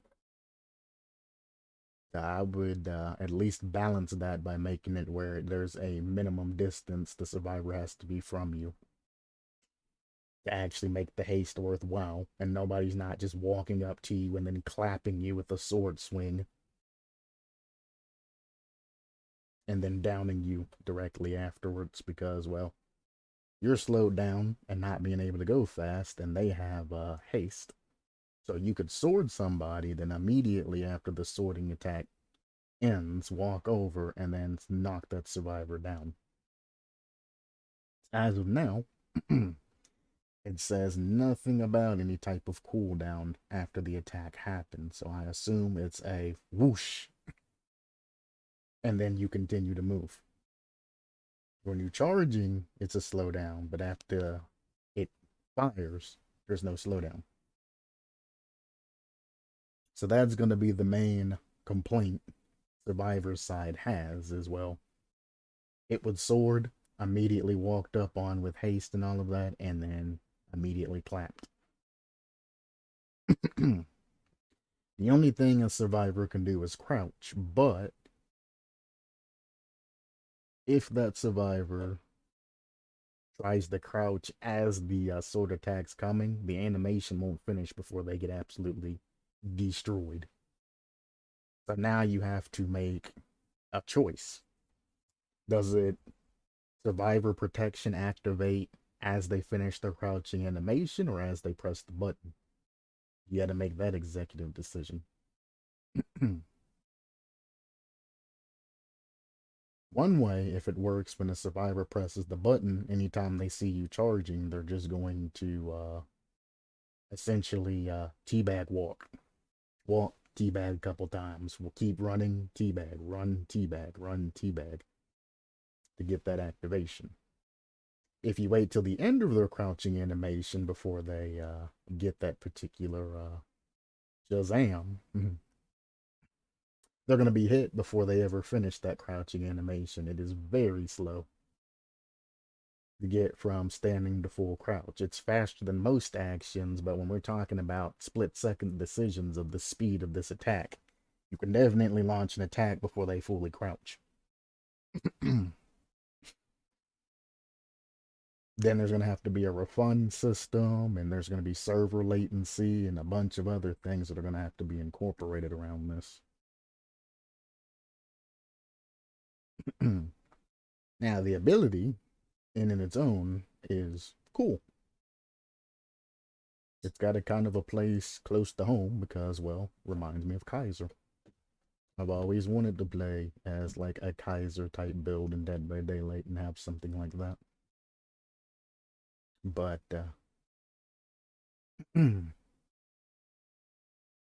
there has to be limits to the power.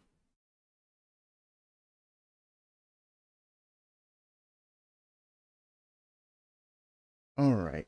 What did I say? It cannot hit crouching survivor. The wave travels up to 32 meters. If it passes through a survivor, survivor's hindered, you're given haste. In the event of passing through a survivor, Asha's wing also gains 22% of its charge back.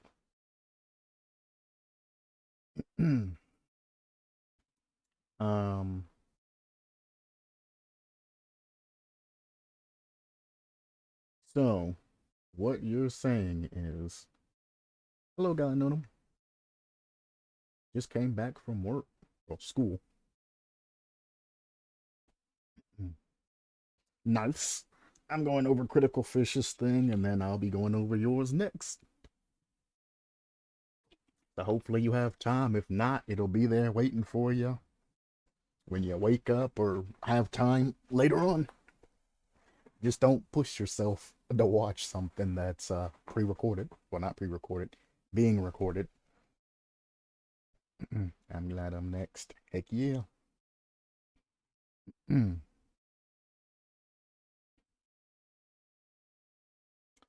right. So, on top of the survivor getting hindered, and I have to add one sentence that I forgot, nothing big, but still I wanted to add it. Well, you got plenty of time. I'm only about a third of the way through this.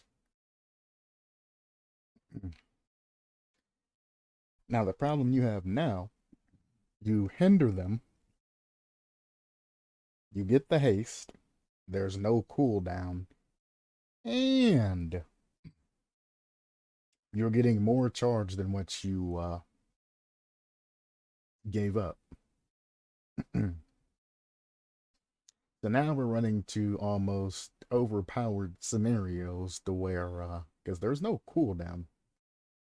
Unless it was mentioned up here or up there, I don't remember seeing any cooldown. There's a charge delay, 0.5 seconds for 11% charge, or 1.5 for a 33% if you want to go big boom. And this is just stage 1. At 11%, this happens.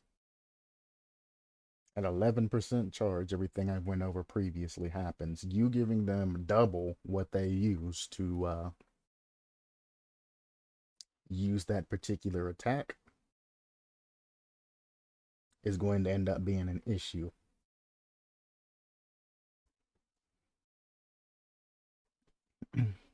I'm trying to think of a way to change this, but this is a interesting predicament. Because you're essentially trying to make a killer that just uses its power to rank up. Basic attacks really don't matter to this particular killer. It's all about using the Ash's wings and continuing to get attacks that way. Almost like Bubba's chainsaw or Oni's dash attack or something like that, except for it has range. I don't know how I feel about that.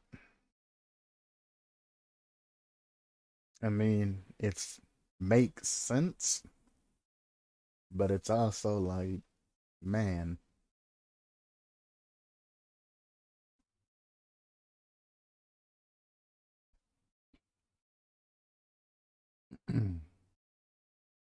so just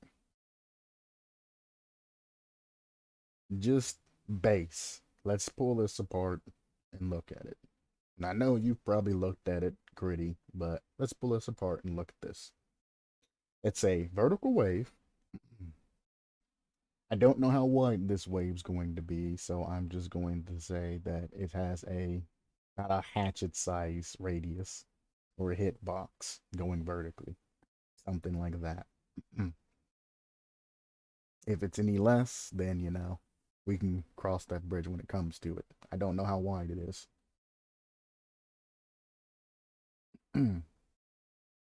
You start off with 70%, and there's no cooldown on slashes. So technically, every 0.5 seconds, you can just keep.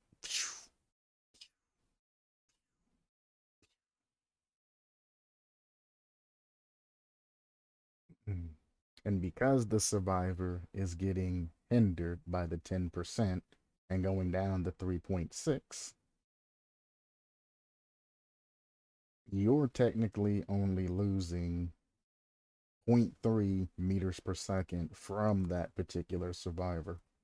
And I don't know if the effects stack or anything like that of the particular sword slashes, or if it's just a 10% timer that keeps resetting over and over and over every 3 seconds, back up to 3 seconds, back up to 3 seconds, or it stacks.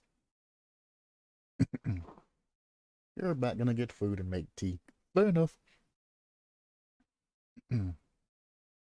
But I mean, you see what I'm talking about, right? Especially with no cooldown, how you can just every 0.5 seconds hit them with a basic attack and get 11% on top of what you already have.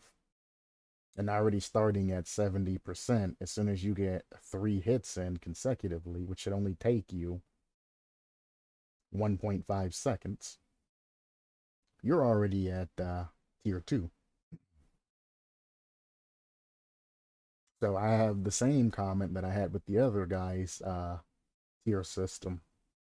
The same type of ideals. The fact being, what's the point of having a stage 1? And even including anything stage 1 basis, and just have 2 stage, because stage 1, obviously, as soon as you get a couple of hits out, you're going to get refunded and end up getting the stage 2 almost immediately. You can get the stage 2 within your first chase. It's not anything you got to really build up to. And the wave goes so fast that as soon as it's launched, it's going to go through the survivor, whether or not they're crouching or not. It's going to hit that survivor, unless you have potato aim. Now, somebody new to the game that ain't got their sensitivity down or anything like that, and they're probably going to be screwed because they're going to get 360'd and absolutely destroyed as they try to shoot. And they'll probably never get out of tier 1 unless another potato survivor they go up against that just runs in a straight line, taking hits. But in that case, if you're too worried about it, you can always just go for mouse 1s, which gives you, you know, the same amount. Because you gain 11% on a hit, and you also gain 11% on a mouse 1. So, I mean, you could literally just do 3 regular basic attacks on survivors to get the tier 2, and then start using your power if you're really bad at the game, or running any support and add-ons to get there in, 1 or 2 hits.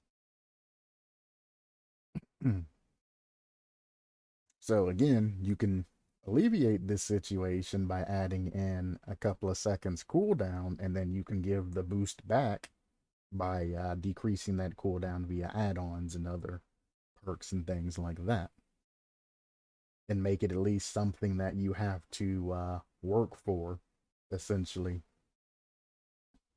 to get those buffs. But as of now, it's just the clapper killer. It's like a lawnmower. You just keep sending out waves, keep getting that slowdown in those hits, and you keep going. If a survivor tries to 360 you or juke you, you just walk up and mouse 1 them. If they try to run away from you, you hit them with the wave. There's really not much to escape unless they, get inside of loops and things like that. But then it's just mouse 1, regular chase. Long as you aren't bad at, regular chases, it shouldn't be that much of a problem. The only people that'll have, a fun time with this killer is beginners. Medium and high level ain't gonna like it.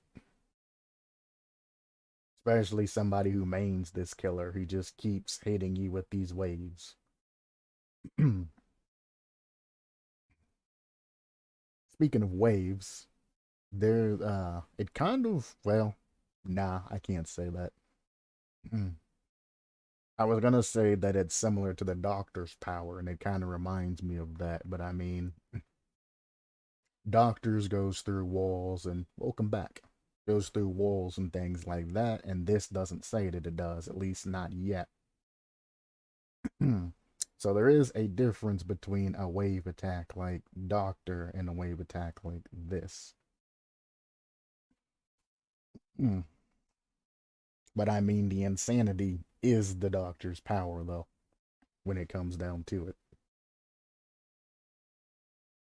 He is nothing but a mouse one killer that has radar ability, and then his passive is just insanity. Only way he can down you, though, is by slapping you. Anyway, I've harped on this beginning one. Let's hop on up to the next level, to the 22%. If we're going, looks like every 0.5 seconds, you get a tier. 0.5 is 11% power, 1 second's 22% power drain, and 1.5 is 3%. So at 1 second, when 22% has been drained, pop in that 1 second if I'm wrong. The wave will be larger and travel at 30 meters per second, even faster if fired straight forwards. You keep saying if fired straight forwards. Is there a way to fire it backwards, left, right, center, or anything like that? Or is that going to be incorporated into an add-on to go 4 ways? Interesting. It cannot hit crouching survivors again at 1 second charge. It can go for a maximum range of 64 meters. Pretty. 64 meters, bro. Off of only an extra 0.5 seconds of waiting. You've more than doubled. Come on, man. Come on back down. Come on back down to earth. 64 meters. If this doesn't pass through any obstacles or any objects or anything like that, there are rare cases that this wave is ever going to be able to go 64 meters. Very, very rare that you have that much open space. Unless you're like in the main portion of a map that don't have anything on it. So this is probably only going to be usable for those gens that are out in the open and you're going gen sniping, essentially.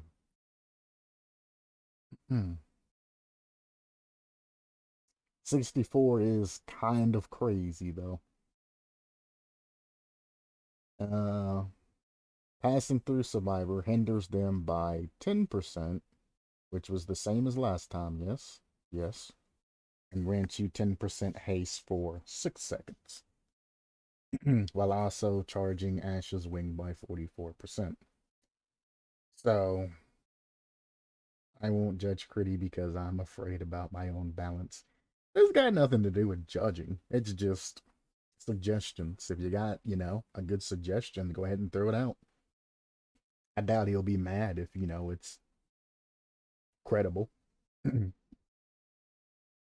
We ain't bullying him or anything like that. Because I actually enjoy the power and the way he's trying to implement it, but we got 30 meters per second with a match range of 64 meters. This would take about, 2 and some change seconds for it to reach where it's going. 2.12, I don't know, somewhere around there. Seconds. That is insane. Now, a survivor in the distance has enough time to react to it, but I mean, the way you have this set, again, what's the point in having the tier 1 effect when you can, first survivor you see, charge up for a second, and immediately go to your tier 2? Or if it stacks and doesn't stop at, the tier and it keeps going through, whatever your tier 3 is going to be, if this is 44% and that's 22%, I assume the last stage is 66%. You can hit them with that 66% charge. You would get the 30 of that to level you on it. Well, I guess it wouldn't be 30. It would be... How much does the last one take? It'd be 33, and you would get 33 back. So yeah, you would get tiered up in the third one, not the second one, the third one. If you waited the 1.5 seconds, the third one tier would automatically send you to your next tier on your first attack when coming up against a survivor. And if this one's ridiculously fast, this one's gonna probably be disgustingly fast and just completely just whoop. You'd have an extra 3% going to the whatchamacallit, to your cumulative effects and all of that. And I'm assuming once you get all the way to level 3, there's going to be some sort of power activation. Because I know you, Critty. At least I'm expecting it. You are known for having some sort of charge up to a massive activation to where you can go around and essentially in game, or at least clap a few survivors. But I could be wrong. Gritty might have thrown me a curveball and went off of the path he usually goes. We'll find out. 64 meters and 30 meters per second. Again, you are going to have issues. 30 meters per second and getting all the way to 60 meters per second in 2 seconds. There is no way the game's going to be able to render that correctly. Also, again, I hope you consider incorporating in a minimum range. So you can't just walk up to a survivor on a generator, get a level 3 attack, and then clap a survivor to tier up that quickly. It's tricky to judge meters in Dead by Daylight, to be honest. If you go by, well, I guess I always play Doctor, so I know the, with all the perks and everything, roundabouts how far things are. Doctor is very good for judging distance because he has like a yardstick in his attack. And the more, his regular attack, not the static, well, I guess the static discharge will give me a maximum of like whatever that goes out to, but I'm talking about his regular attack. Or you can go based off of movement time. If you just count the seconds when you moved on how far you had to go, you can use time to measure distances. Perk activations, things like that, you can use to judge distances as well, to get an estimation.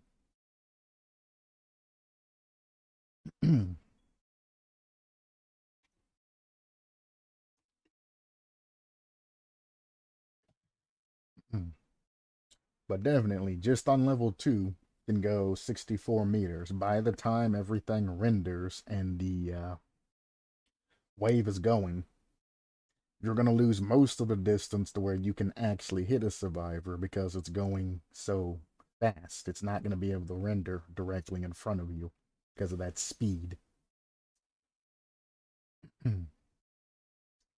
Granted, we're talking like 6 times regular killer speed. Well, actually a little bit more. But rounded up 6 times. It's actually a lot more, but rounded up 6 times. Plus regular killer speed we're looking at. So you're going to be zooming when you hit this wave, and it's not going to be able to hit anything in front of you because it ain't going to render in time.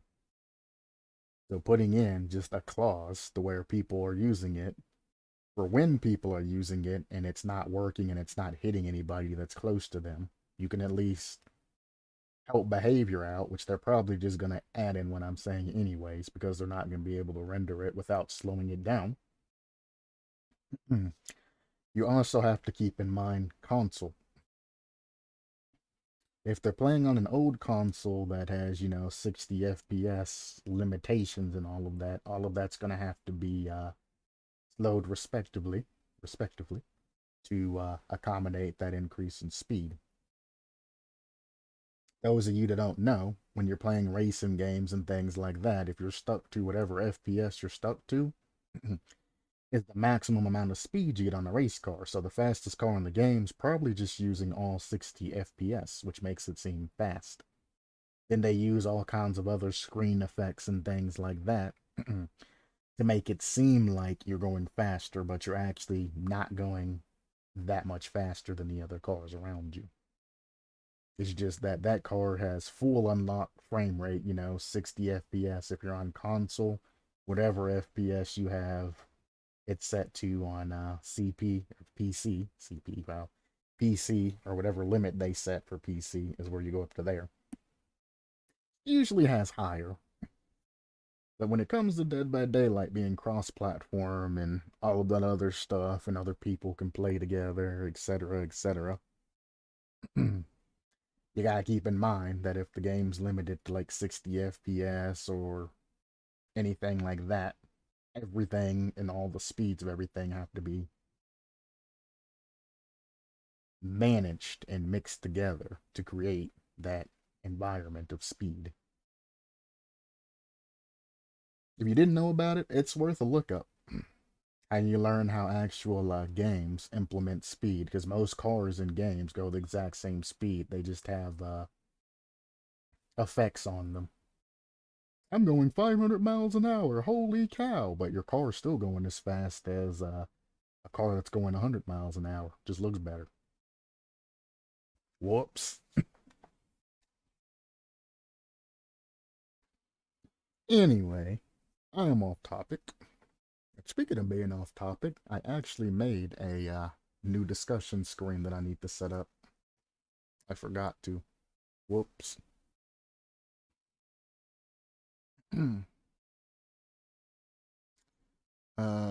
Passing through Survivor gives you 10% haste for 6 seconds while also charging Ash's wings by 44%.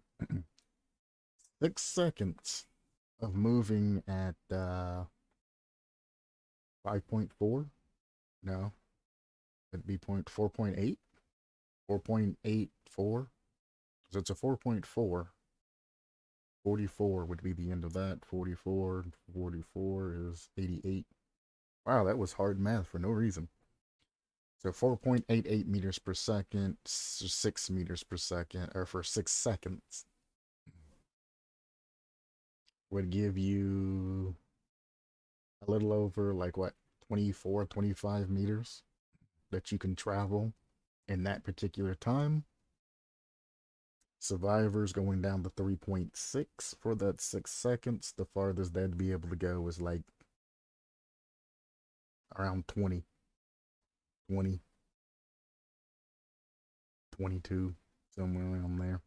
I'm not doing, super close math, but the thing is the killer's going to be able to go significantly farther than what the survivor's going in. So if you're within 4 or 5 meters, which I think is the change you get from the quick math I did, you're going to actually be able to immediately catch them and clap them again. And they're not going to be able to escape. You can just keep chaining.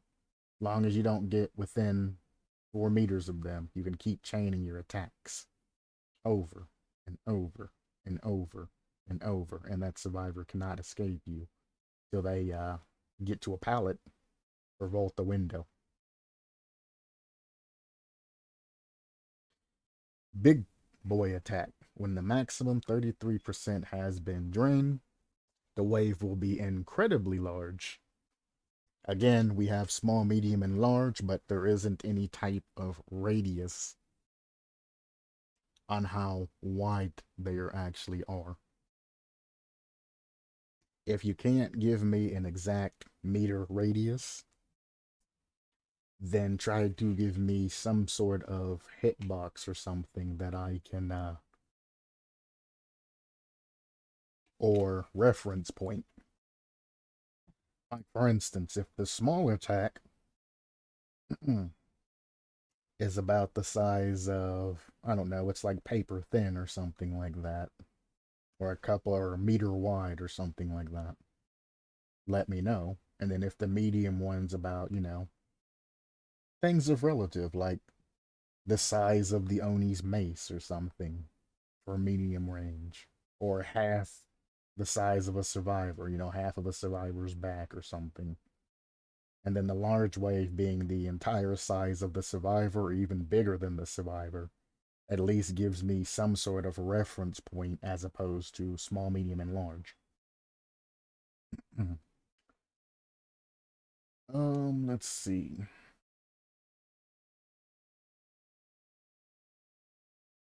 Incredibly large and will travel at 35 meters per second, so only 5 if fired straight forwards again. It can hit crouching survivors. So, going through survivors gives them the hindered and all of that status effect. When it hits a survivor, what happens? I would like that to be explained. Well, honestly, since you're using the same 10% and the same haste and all of that, I actually would like you to just post all of that together when it's being hit and when it's not being hit, or post it in a way to where it explains both. But it is what it is. I'll assume you'll get to it eventually. It can hit crouching survivors. It can go for a maximum range of 96 meters, which would take, for my sanity, I'm only going to say 3 seconds, but I know it's more like 2.5, but I'm rounding to 3. Passing through a survivor hinders them by 10% and grants you 10% haste for 9 seconds. This also charges Ash's Wing by 66%. And you're increasing that 4-meter gap that you had to stay within significantly because you're able to still catch right back up to them. And if you play your looping cards right and all of that, you can easily get in there for a mouse 1 almost every time after hitting them with that big boy attack. Now, the thing that we have here that I don't necessarily agree with is the hindering and haste status effect. You know, baby attack hinders and haste for 3 seconds, medium attack 6 seconds, large attack 9 seconds. The fact that you can hit a survivor in this, which in turn I'll activate overcome and also give the survivor ways to get away from you, and you're getting a level up in tier. I do not think that a survivor should be hindered at all after getting clapped by the level 3 attack, and there should be a fairly huge cooldown because you are getting a 33% charge on top of that, and with add-ons and iridescent add-ons and other things, perks, etc., that stack with this particular ability, this can go off the chains very quickly. I don't think you should use the hindered and haste status effect as many times as you are in this particular situation. So, on the third one, I would definitely completely remove the hindered and haste because you don't need it. You already tiered up. You've already slowed. Well, I guess you wouldn't be slowing them, but you've already injured them and you've already tiered up as soon as you hit them at the beginning of the match or anywhere during the match. You're getting a hit and you are getting a heck of a lot of tier up from it. So the third stage should definitely be changed. The second stage, if you can think of anything else to give the survivor, either on the first stage or the second stage, I would suggest you do it so it's not just redundancy running through the same thing. And this killer end up being one that just literally keeps you slow the entire match. People ain't gonna have fun. People gonna rage quit. You can do something like, I don't know, something simple for the little baby attack. Because, I mean, you're being hit by a baby attack. You're not getting, obliterated with the superpower yet, or even with the medium attack. You're just being hit with a light attack. Light attack, I don't think should hinder you and give you the haste and all of that as much in tier 1. Then tier 2 having the haste and all of that, you know, balanced and all of that. And then tier 3, you get the hit, so you don't need the haste and all of that to get back to them to down them that quickly. Just remove it, and then you don't have that redundancy of the same thing happening over and over. Like, listen to me talk about it over and over. That, oh man, I wish he'd shut up and move on, you know, is the same feeling that should be going into this perk. You know, you should design something else and keep it interesting, keep it fun, keep survivors on their toes, keep the killer on their toes. And again, big boy attack should have a fairly good cooldown on it, because you're getting a lot. This is the equivalent of 3 of the baby attacks, this big boy attack.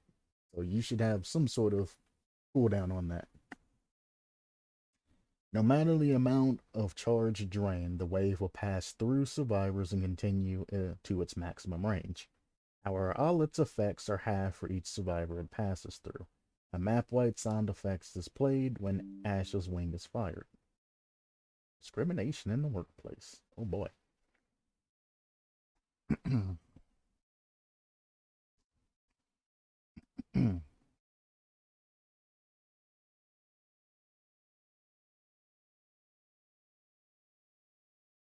I don't know if I agree with only half of its effects going through. Because if you fire that big boy attack and you hit 2 survivors, 1 survivor is tagged with the 10%. 1 survivor will be tagged with the with 5%, which is essentially half of this plopped up there.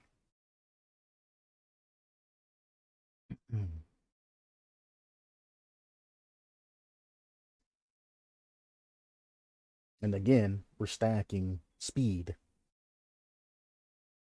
And if you have an add-on that makes it to where you can shoot through walls or something with that, literally, you're just getting to the pact where you're taking the impact of the chase and the fear and all of that, you know, the core thing in the game that makes the game fun. If I can't run you around and do all of that, and I'm slowed the entire of the time, and you're just chaining me with sword attacks and then downing me to get to your end goal, it's not going to be fun for survivors. They are just going to rage quit. You slow me enough, and I would rage quit. Especially after being hit 3 times by a slow attack that is 9 seconds of hindrance of 10%. And if you hit him with big attacks over and over and over and over, that's 9 seconds every single time. And if you stage that right, you can have them slowed the entire time you're chasing them.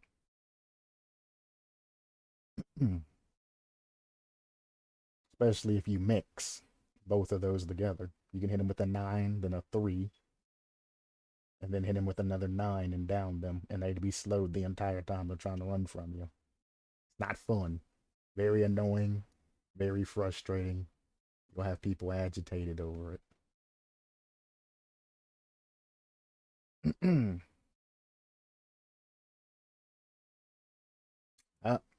Well, that was one of the things that I was going to say until I just read it. Letting go of the power button will cancel Ash's wing. Now, one, I honestly would make it like a Huntress's hatchet. Or any other thing. You hold power button when you let go, power happens. Or if you want to cancel, you just press the attack button or something like that to put the to cancel the power.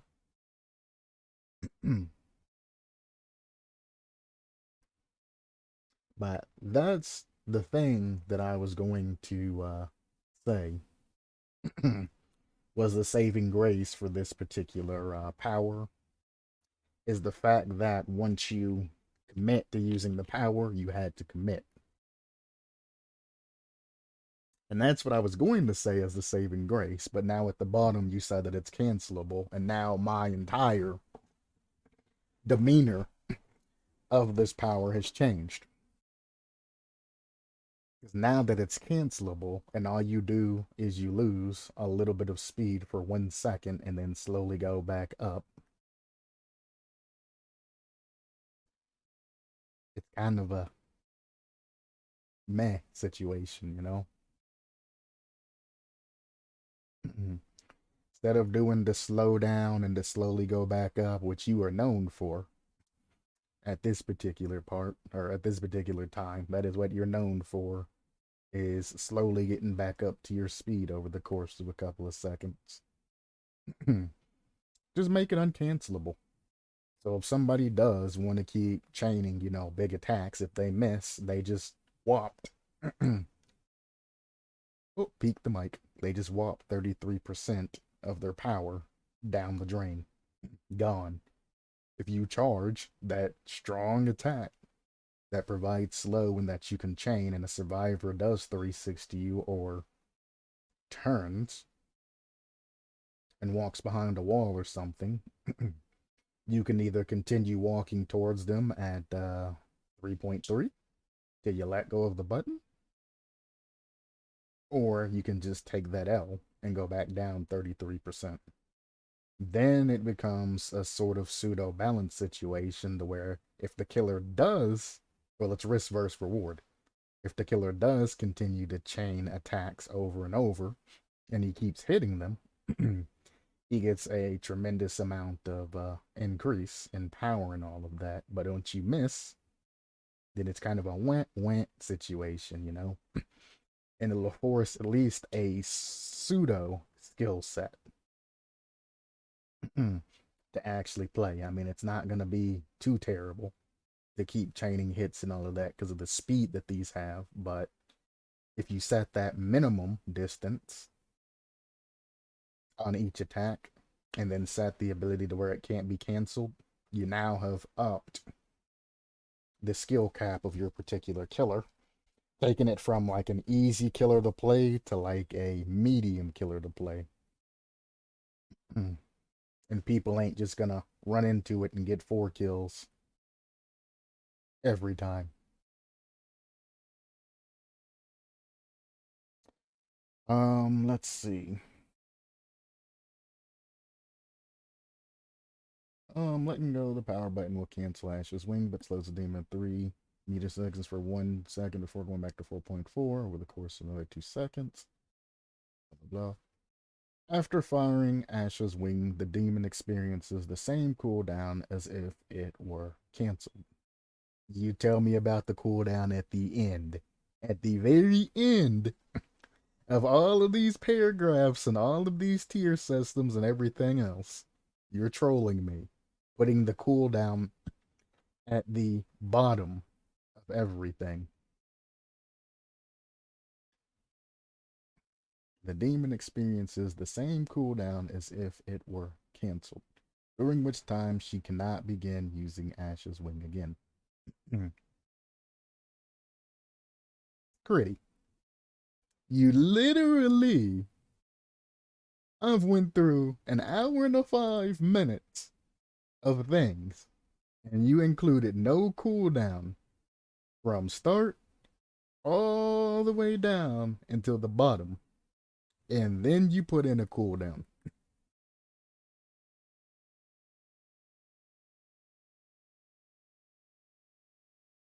And the cooldown is,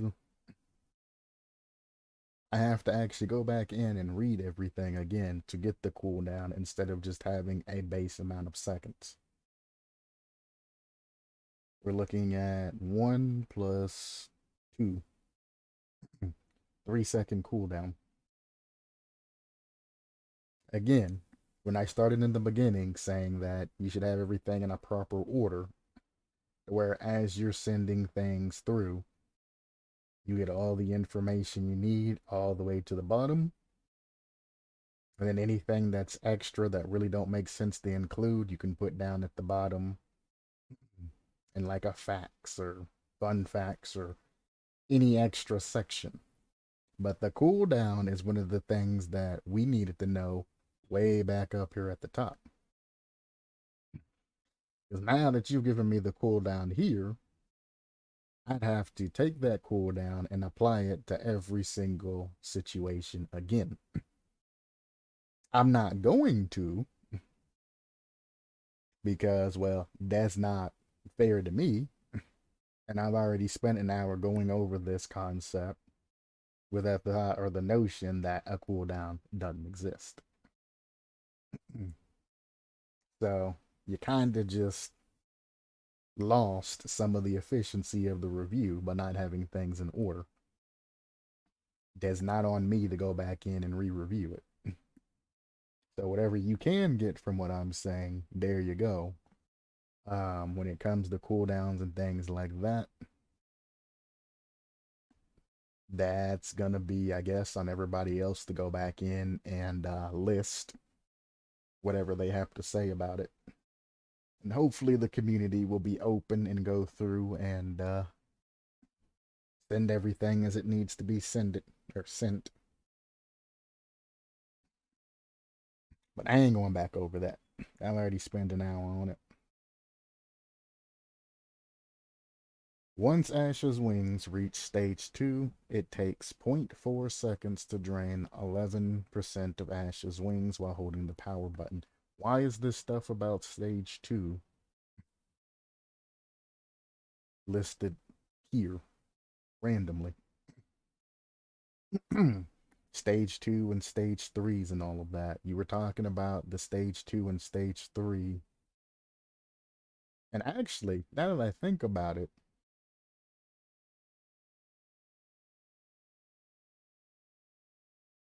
do you even talk about what stage 1, 2, and 3 actually do in this particular situation? Because I don't think you do, going back over this. You say how it charges to stage 1, 2, and 3. Then in the beginning, how I was talking about, I'd have to scroll back up and get all of this together. It mentions nothing about stage 1, 2, and 3 and what they do. So the joke is, for this entire thing, is that there is no stage 1, 2, or 3. It don't exist. Unless you're talking about stage 1, 2, and 3 of Ash's wings, like the actual attack. But that don't make sense because of what you're saying here. With a charge of 70%, then 10%, 100%, then getting back to 100%. So this concept's missing the stages. This will be fleshed out later on in power. It's not, though.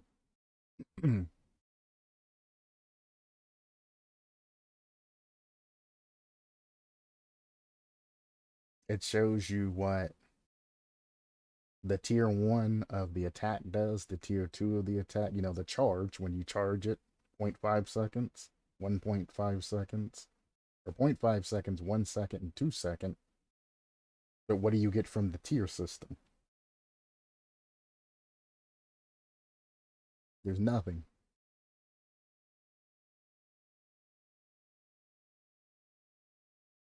At least the way that it's worded up here, you'd assume that the actual attack and the actual power are two separate things.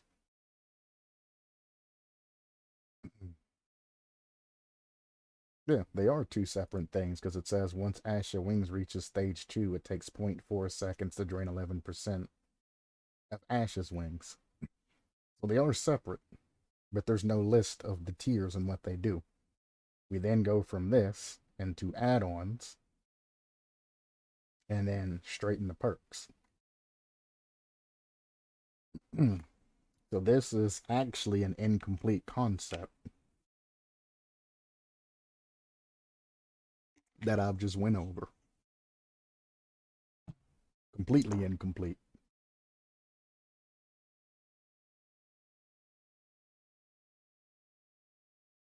Well, this is kind of disappointing.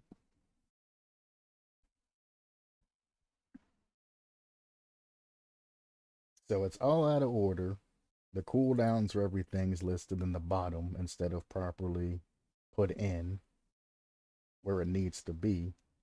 You listed holding the power and what it does, but you never list anything about the different tiers. of the power that you were talking about, the different stages. 3 stages of power versus the 3 stages of charge. So the Asha Wing, I thought how it's implemented from stage 1 to stage 2 to stage 3, it was something different than what it is. So the wording's really the thing now. Because 0.5 to 100 would be 50% to the 100%, and then they'll, or you could say it's a 100% increase. And then from 1 to 1.5 would be 150% increase. So no.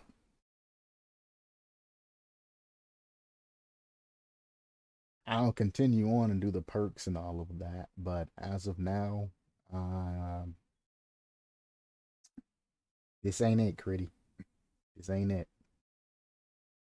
Half a concept, things out in order. I've honestly gotten to the point to where I feel like I've essentially wasted time going over it. It has volume in it, but it's missing a lot. I'd give it about a C. C, average. College C, not a grade school C. College C. Still passing, still decent, still can go somewhere, but it's not B or A average, you know what I mean? Not going over add-ons or any of that. Perk-wise, we have Burnout. After breaking a pallet/breakable wall, this perk gains 1 token up to a maximum of 6 tokens. When you damage a generator, this perk loses all of its token and generator loses 4% of its progress per token lost, before immediately being blocked by the entity for 30 seconds. Generator blocked by this perk, they're shown to you in white. This does not stack. This has a cooldown of 60 seconds. Is this whole concept a troll, Critty? Is this really just a troll, or you just sit back and laugh as I go over this? That's what I'm starting to think. It's not going in a positive direction. After breaking a pallet or breakable wall, this perk gains 1 token. Now, we both know dang well that we've went over perk that incorporated this same thing. After you damage a generator, the perk loses its token and the generator loses whatever per token loss. I know we've talked about something like this previously, yes, but we've already seen other things that have already tried to implement this, and we went over it. The 4% of its progress per token lost, and then you're trying to block the generator. We both know that those don't stack. You can't bop a generator down and then immediately block it. Not how Dead by Daylight works. So this perk don't work because the 4% per token, or the 24% that you would have after going ham on pallets and things, you would get no value out of, because when generators are blocked, you cannot, or they cannot regress. So essentially what you have is the ability to block a generator for 30 seconds every 60 seconds, which is disgusting on its own. Absolutely, positively disgusting. Who cares about regressing the generator when I can just keep blocking them for 30 seconds? The regression's kind of just a icing on the cake. And having those two effects stack in one perk instead of multiple separate perks is also another issue. Because what you would generally like is to have this perk block and have Pop Goes the Weasel or something happen first, and then it block afterwards. But as I stated, that's not possible. So this perk, I have to say no. Scourge Hook promises. At the start of a trial, 4 random hooks, your Scourge Hooks, yes. When a survivor who's been previously hooked on a Scourge Hook stops repairing, cleansing, searching without completing that action, it is blocked by the entity for 20 seconds. I've already went over a perk like this that's went on. It could have been something that was made by you, Critty, and it could just be a borrowed thing, reinvented, or redone. I don't know, but I know that I went over a Scourge Hook perk that's like this recently. Actually, I think it was with you, Galanonim, that I talked to it with. It might have been. It might have been Critty that I talked to it with. I don't remember.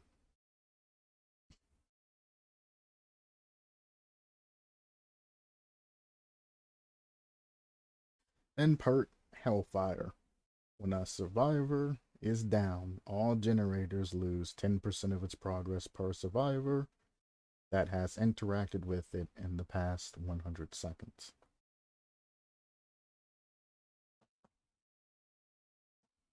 So that's just the ultimate 3-gen banger perk.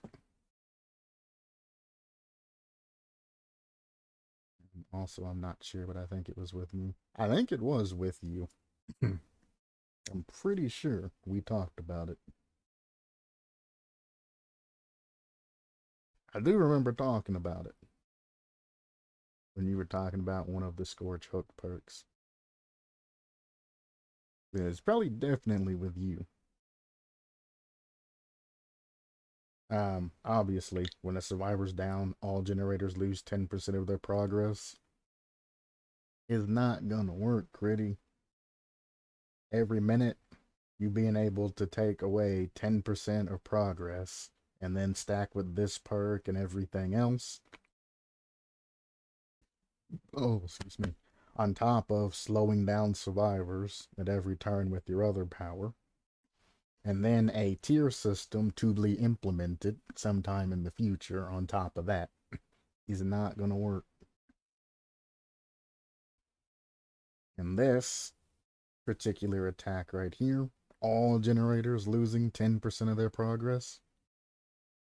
Any killer that's camping killer, or any killer that has a 1-hit down or anything like that, is just going to slay. Every generator losing 10%. You couldn't make it within a radius at least. They even make it arguably, decent. If 3 other survivors are working on generators, that is 10% for each of the 3 survivors, equaling to 30% of generator progress lost. It might not seem like much because, it's 24 seconds worth of time off of a generator gone. Now, if multiple survivors have touched multiple generators and you get this 2 survivors working on one generator situation and 1 working on another one, and you down a survivor before they finish it, that's 20% off of that generator's ass gone. And then 10% off of the other generator the other survivor's on. And every time you down a survivor past that 60 seconds, you can keep getting those activations.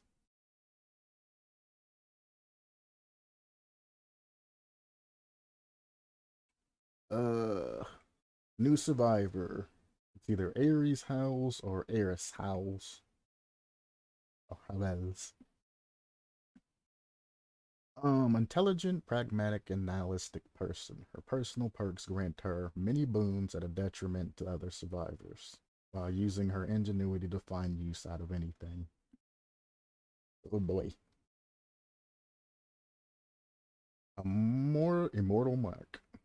Your pack with ashless flowers granted you endless life at a price. Immortal mark activates after being chased for a total of 30 seconds.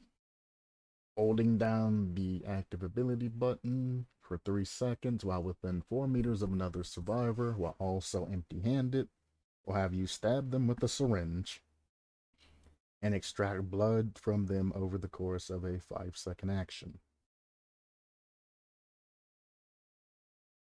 Would just shorten the timer.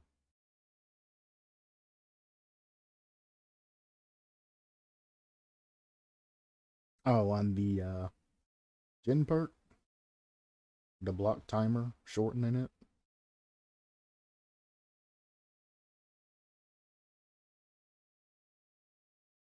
I mean, I guess there's a possibility for not blocking it for 30 seconds, but I mean, 16 seconds is technically ghost faces.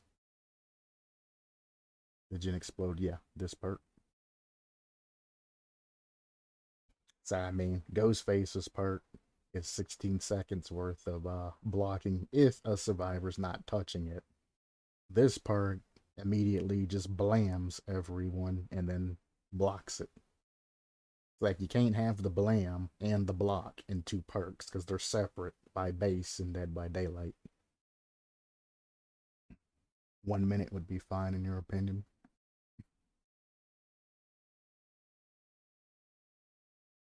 One minute on the same perk or 1 minute on another perk?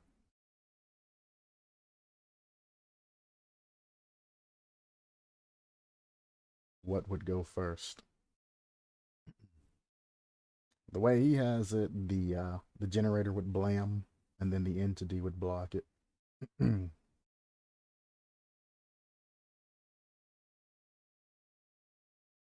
What would go first, the block or the explosion? The explosion would have to go first because the block of the generator prevents progression. Oh, Hellfire. Gotcha. That's what we're talking about. Gotcha. 60 seconds on that. Oh, reducing the timer on the survivors that have had interacted with it with 60 seconds. I know why you made it 100 seconds, because generators take 80 seconds, and it's going to take another 20 seconds to hop on another generator, which most likely will have another survivor on it, giving it power. But definitely 60 seconds would be the way to go, because if you are starting a generator, or if survivors were starting generators, then it would only pop them off one. But multiple generators, you could get multiple activations out of it. That is an issue.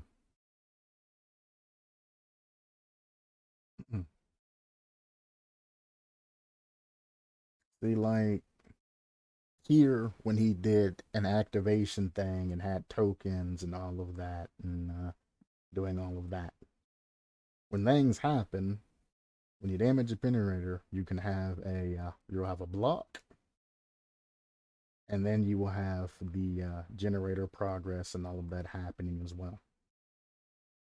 And the thing about it is if the generator gets blocked and you chase the survivor off the generator and you damage the generator, if you down the survivor within the 30 seconds, you're actually not going to get value out of the second perk, at least on that particular generator. So you'll get value from the other 3 survivors, which is why we go off that and not the first survivor, lest the chase lasts after over 30 seconds. Then you're going to get 40% of a increase instead of the 30% that I hashed before.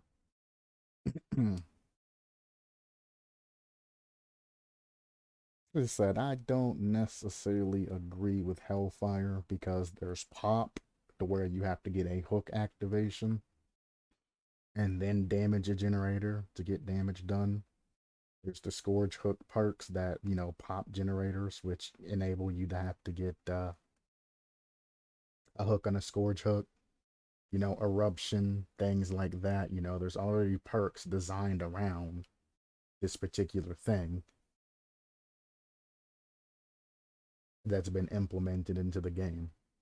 So, I mean, to have something else that does essentially, one or more of the effects combined, it's going to be hell on earth to balance. And that's going to fall to behavior. to do that, implement it, and they're gonna have to go through the rigmarole with all the people that don't necessarily agree with the perk.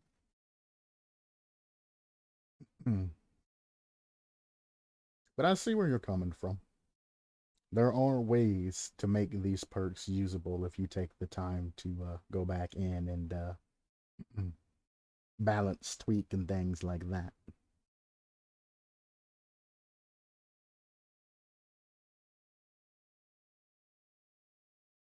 What I'm kind of fucked up about right now is this immortal mark. You stab them, and which holds them in place for 5 seconds.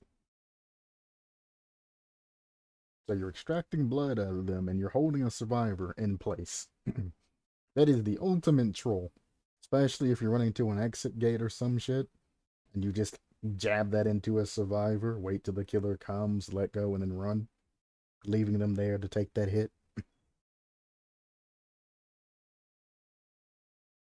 Is the ultimate, you're not going anywhere, troll perk. Imagine an SWF with 3 people just trolling the 4th guy and just keep syringing his ass over and over and over. Oh, I've been chased. You ain't did a gin? Get syringes, bitch. For 30 seconds after extracting blood from a survivor, that survivor will leave a blood trail even if they're not injured, and if they are injured, they will hemorrhage for that time. Syringe becomes an item that you hold. Using the syringe takes 3 seconds and slows you down to 1.8 meters per second for that duration. Well, you shouldn't be moving during that duration, but sure. During which time you slowly drink the blood from the syringe. For the next 20 seconds after completing this action, you're granted the endurance status effect. Which is what takes the crux of that. An SWF game that's running a guy that has no mither, for example, we'll just use him as a blood bag to get this infinite endurance status effect. You notice, well, I mean, I guess it's 20 seconds, but for the most part, it's an infinite thing that you can do.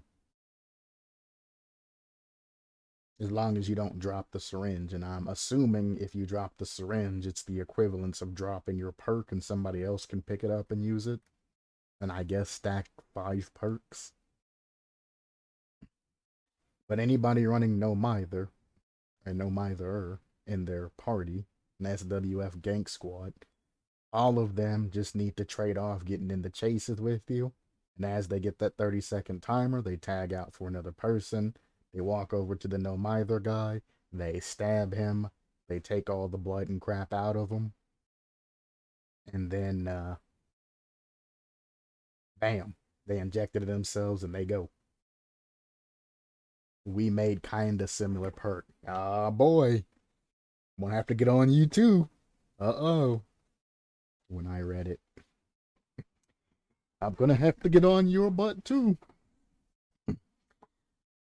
As well as affecting a survivor with a particular status effect perk or anything like that.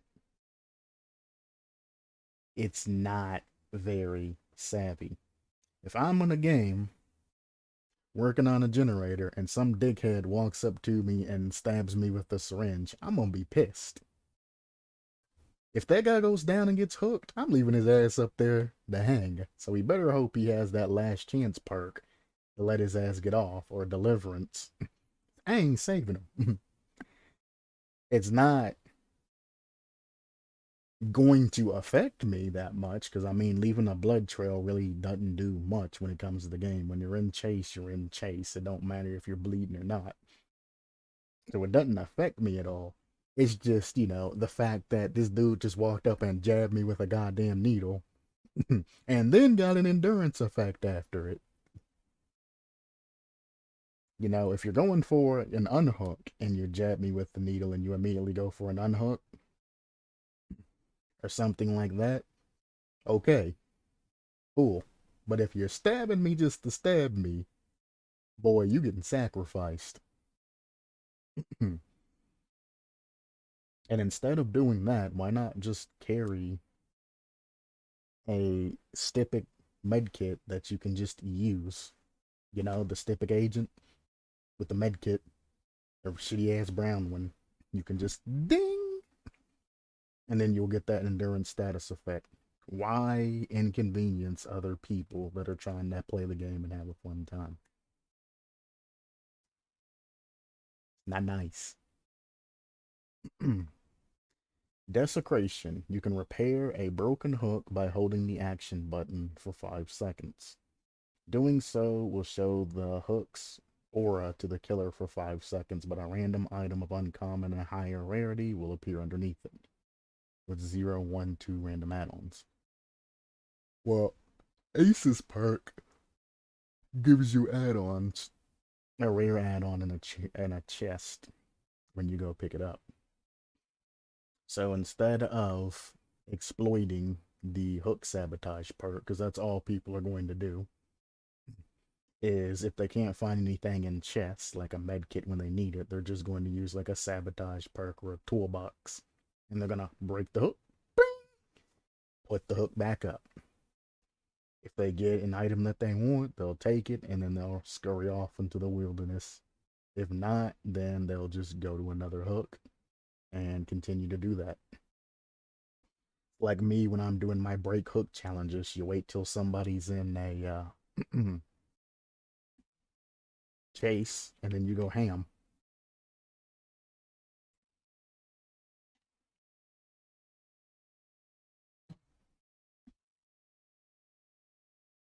But again, it's exploitable. That's the issue that I have with that. And it takes survivors out of repairing gens and totems and, you know, things that are actually useful to go on this mini game looking for a better item. And an Angel's Rend, a tool made to punish the one who stole Serafina. However, it is of equal use here. Angel's Rend activates after completing a generator. Well, it has no max or anything like that. Let's just start from there. So you're going to have 5 activations of this if survivors complete all 5 generators. While Angel's Rend is active, the next chest you open will contain a small sewing needle and not a normal item. Using the sewing needle within 1 meter of the killer will have you stab the killer with it, blinding them for 5 seconds. It's a decisive strike item. This will not cause the killer to drop a survivor they're carrying. This also muffles all sound the killer hears for 3 seconds. You stab him in the ear and make his eyes pop out. All of the survivors have their auras revealed to the killer for 3 seconds after the killer recovers from blindness.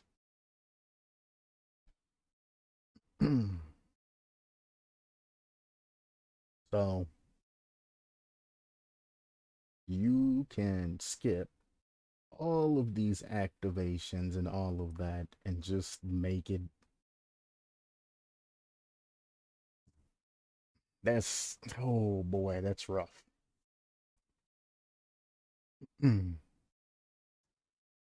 At least make the activation have to happen either while sneaking up in the killer or while the killer's in animation or, you know, carrying a survivor or something like that. Because if I'm a killer and this punk survivor walks up to me and stabs me with a needle, and I am blinded for a decisive strike duration of 5 seconds, and it's an SWF that as soon as I get unblinded, another one's just going to stab me, and then another one's just going to stab me, and then another one's just going to stab me while their 4th buddy are doing generators, I'm going to be pissed. And they're each going to get sewing needles every time. Every single time a generator is going to be completed. That, mixed with desecration, is going to piss a lot of people off with all of these stuns. Decisive Strike has a 1-use limit for a reason. You want a free blind on the killer? Have behavior, upgrade flashbang. or upgrade something as opposed to implementing something that allows you to just John Wayne a killer to the dirt like that. Survivors are supposed to be these puny beings that don't have much power, but muffle the sound that the killer has so they can't even follow you while they're blinded and still continue chase. So not only are they blinded and they can't hear anything, so they've been deafened and blinded. After all the survivors are scurried off, they only get a 5-second aura read. Not very happy with this part. You can probably get something like that implemented, but it's gonna have to be changed significantly because that's literally a reusable decisive strike, especially if you're the only one in the lobby using it. Do a gen. Oh, a gen's got completed. Okay. I'm gonna use this.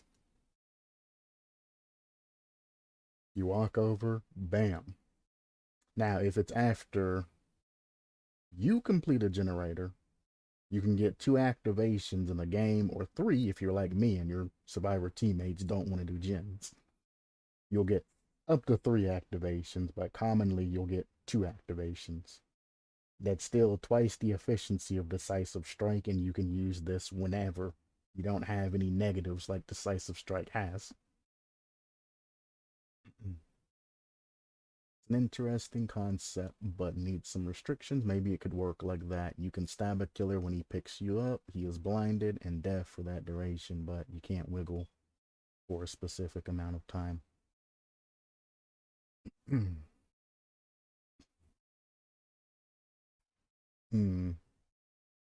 Activatable only on pickup. And it blinds the killer because it doesn't drop anybody when hitting somebody with the needle. And then it prevents wiggling for a specific amount of time.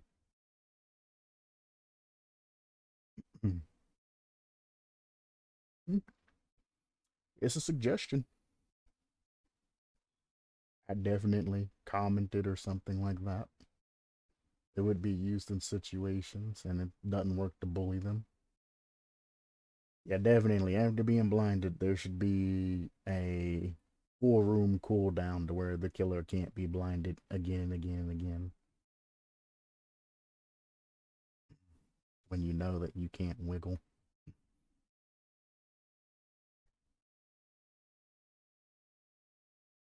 What has happened? I hit the refresh button and everything just went crazy.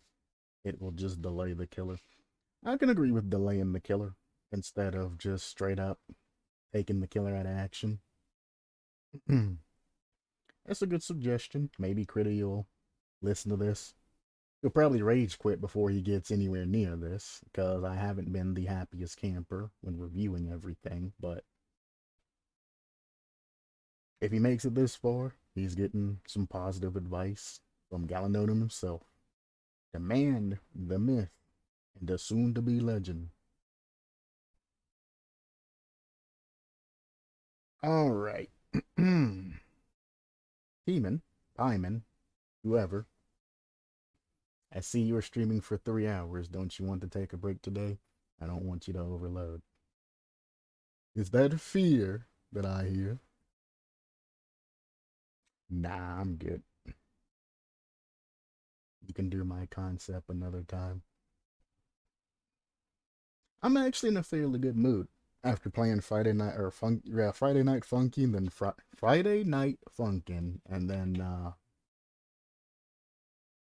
Funky Friday. I'm actually in a fairly good mood despite what I'm saying. This concept has disappointed me. But let's see what Pyman has to say. But if you'd like me to, I can postpone it and do it another day. Like I said, I stayed up today to make sure I had enough time to get everything done. But I mean, if this means that I can go back to bed and get under a warm ass cover, yeah, I ain't gonna say no. I don't want to have you on my conscience if that's in. It makes sense in English. I understand what you're saying, but I am absolutely fun. I could probably, after I do both of your reviews, stream Rocket League for a couple hours and still be fun. Plus, if it comes down to it, I have a multitude of energy drinks and things at my disposal. Just making sure to avoid the news. Ah, the news. Boy. Alright, so Pyman. Interesting seeing his name again. Okay, this honestly took me a second to make as I had to read through the power a bit and then see what I'd change about it. If any of this is wrong, go ahead and correct me. You're creating a killer that is designed to close gaps by affecting both her and survivors' movement speeds. That is a very fine line that is hard to balance around. Indeed. Haste is very powerful on killers, and is thusly a very restrained touch, especially when you're going both ways. I agree. You don't need to make her a 115 killer with this dynamic in mind. She would not be underpowered in any way without it. Projectile speed is also a very fine line. The slowest moving projectile in game are Clown's Bottles 8.5, with the fastest being a fully charged hatchet or the spear from the Deathslinger at 40. This is a wide range, but with how you worded things, the artist came as best inspirations. Artist, huh? I guess I could see that. How it kind of spawns in and then shoots. That'd be the closest thing that you can get. That or Doctor, one of the two. Fair enough. If you want to hard limit the power with range, I'd say reduce them drastically and remove the limit at her strongest. So infinite range at the strongest attack, and then reduce the ranges drastically. Which makes sense. A faster attack with less range, so you can a slight slash, or it's a wing, but a slight slash, a more stronger slash, and then a super powerful big boy hit. That's what he's saying. Small, medium, and large big boy hits. A streamer faints unconscious after streaming for 4 hours straight. A DBD concepts and Friday Night Funkin'. But you want to see something funny? Actually, if it's actually capturing the right screen, hang on. Yeah. Check this out.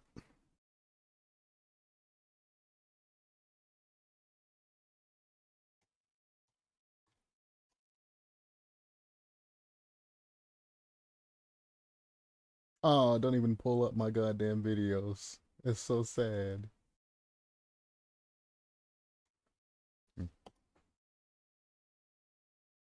God damn it. I don't think I added them to a playlist either.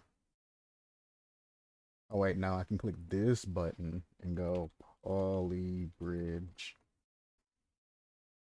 The Poly Bridge. You got Starwinds, an hour and 36 minutes. 6 hour Poly Bridge stream. Hour 15 here. 6 hour stream Poly Bridge. 5 hours, 33 minute Poly Bridge. 4 hours, 31 minute Poly Bridge. 11 hours Poly Bridge stream. And I'm pretty sure I only completed one bridge in that 11 hours. It was a very low amount. 11 hours of Poly Bridge streaming. And every time I've played Poly Bridge, it's 6 hours. 3 hours, 3 hours, 2 hours, 7 hours, 5 hours, 5.5 hours, 4, 6, 7 hours, another 6, another 5, and I've worked on 1 bridges. It's taken me 5 hours to complete 1 map on Polybridge when I did these. Here's a 12-hour stream. Right there. 5 hours there, 4, 5, 3. Like, I put in some work on some streams sometimes. It gets kind of insane. But when I start playing Polybridge, I always try to shoot for doing a bridge. Now, the new bridges I can't figure out. You need some sort of engineering help, or you need to look it up online, and I refuse to look up the solution online, so I'm stuck on them. So I just rage quit the game, and I play it like once a year. And I set a timer for an hour to 2 hour tops, and then I get off afterwards. Because I'll be on 12, 24 hours. Crazy what Polybridge does to me. But it's because it interests me. It's something that I don't know about. Psychology, yes. You know, when it comes to automotive diesel, you know, tanks, airplanes, things like that, construction equipment, yes. But when it comes to something simple as how a bridge works and tensile strength and things like that, it's not anything that I've learned. And I only know the things that I know and been taught. I don't know the things that I haven't been taught. Like, I'm good at what I do, and I'm good at what I know, but I'm bad at the things that I don't know. Until I learn them, I'm below average.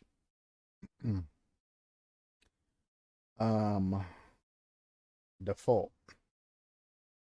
Stage 1, 4.4. Stage 2, 4.6. Remove this effect, holding power button. Stage 1, 3.3. Stage 2, 3.5. Increase to 3.7 instead. Stage 3, 4.1. Remove this effect. To start with 7%. Added effect recover 5% for 2 seconds when below 35%, plus 11% on basic attack, charge levels, and things like this.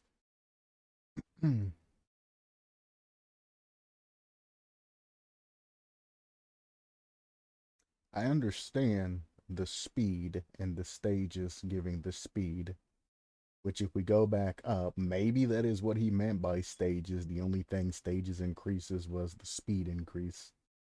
And they were meant to be separate, but he put something and something.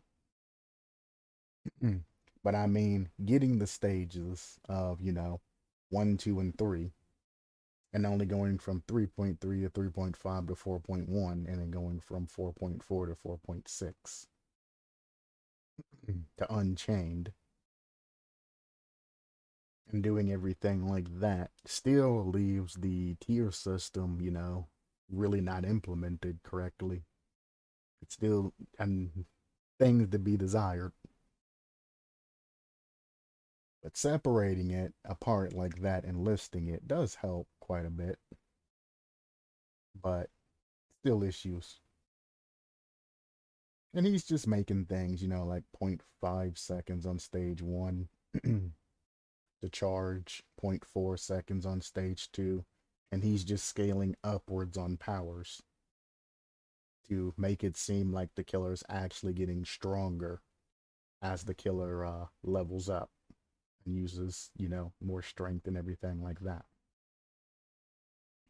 I'm interested what he's going to do at the the effects on hit. Hindered 15% for 3 seconds, interesting, and gives the killer a 5% increase in speed.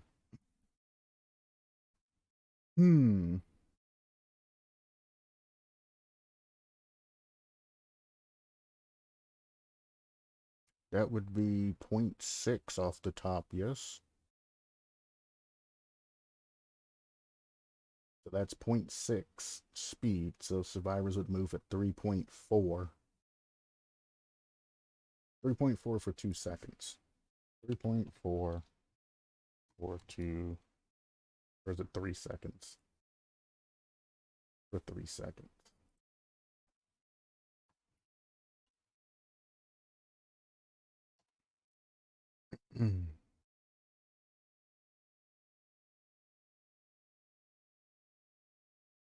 Because 10% is 0.4, and then 5% would be 0.2. So yeah, that'd be 3.4. Hello, Critty.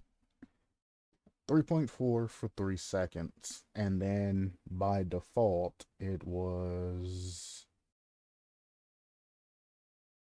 10%, which would be 3.6 for 3 seconds. For 3 seconds.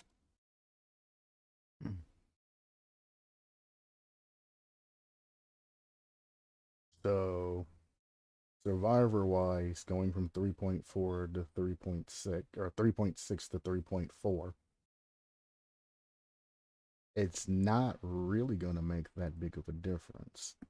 Now, the haste of speed for 10% to 5% on the killer is going to be significant. Because we go from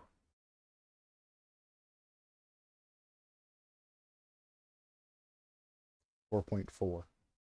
So that'd be 4.8. 4.4 plus 44. Yeah, 4.88 for 3 seconds to 5%, which is 2.2 to 4.66 for 3 seconds.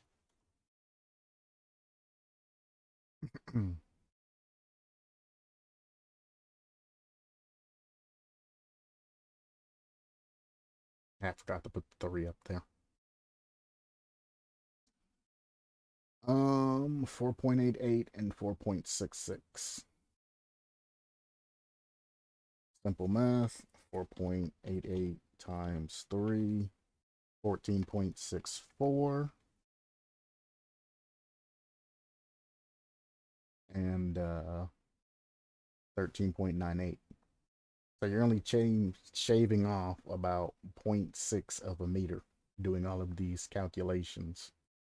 I think I stated the other day that behavior is trying to make the game faster by making these small changes that ends up being negligible in the end. Now the 10% to 5%, it's kind of a it's not that much of a difference. It's 0.6. And the fact that he increased the amount that the survivor gets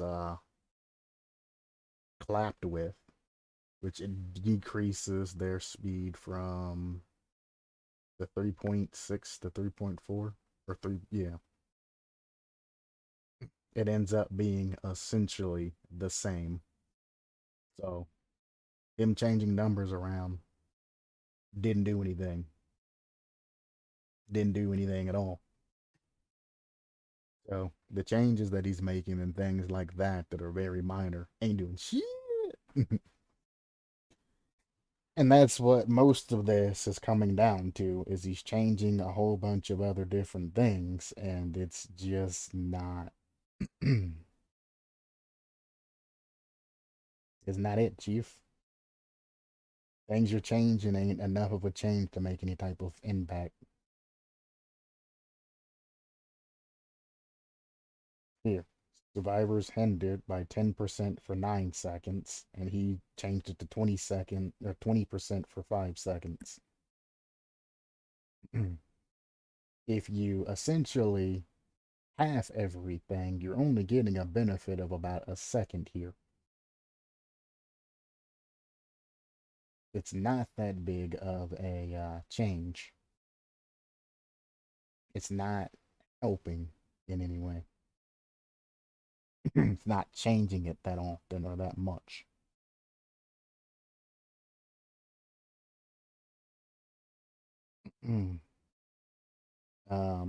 This guy posts a lot of stuff. I'm not gonna go over everything.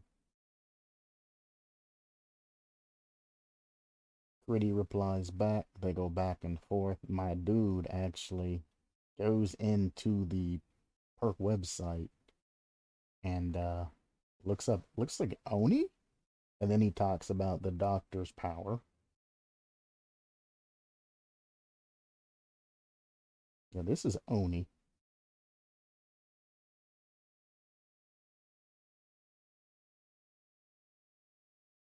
And he's going hardcore balancing. I'm only betting alone. I never did my 'cause I had to cancel it because behavior changed everything. I didn't get to do my get to know your killer and all of that. So I don't know this information. I'd have to look it up before I give any type of advice on this particular section. The rest, I'm just going to leave it piecemeal. It's kind of take it if you want to take it, or not take it if you don't want to take it. Some things he says are useful in the situation, other things that he's talking about, not so useful in the situation.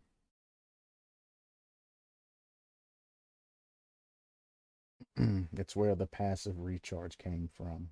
Ah, I see. So that wasn't incorporated in the beginning. Interesting. Gotcha. Alright, well, I'm gonna pre-warn you now, Critty. Get a nice cup of coffee, get some relaxing vibes in, get a massage or something, because you are not gonna like my review of your particular killer. I'm going to pre-warn you now. I am not a happy camper about it. Not at all. And I still managed to spend an upwards of about 2 hours on it. Not very happy.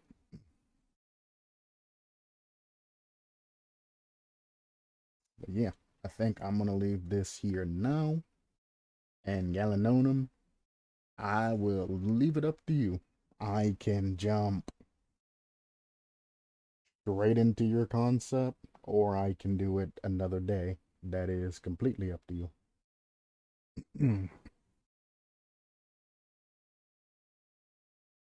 It is completely up to you, friend. That's fair. The killer is something. Do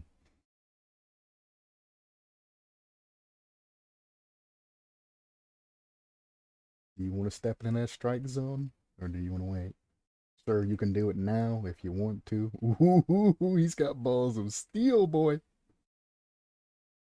And that's what I respects about you. Anybody ever see Letterkenny? I never got to see the second season. I was just worried about your overload, that's all. I'm good.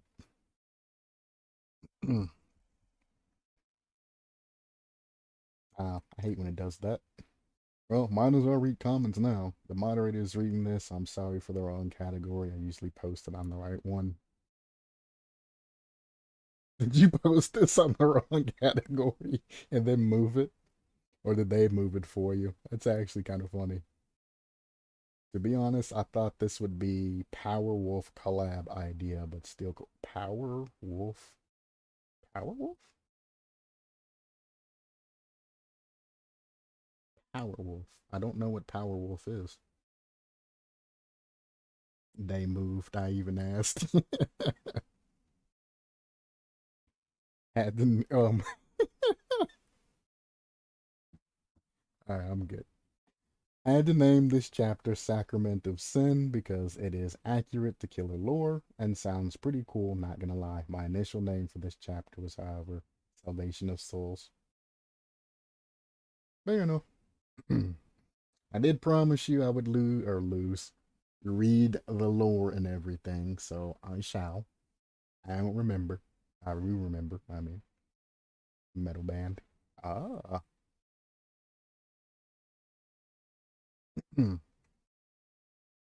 Now, as I stated yesterday and possibly the day before, I'm expecting better bangers, better things from people that actually know what they're doing.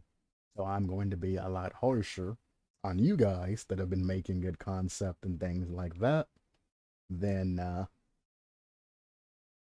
average Joe or somebody that really don't know what they're doing.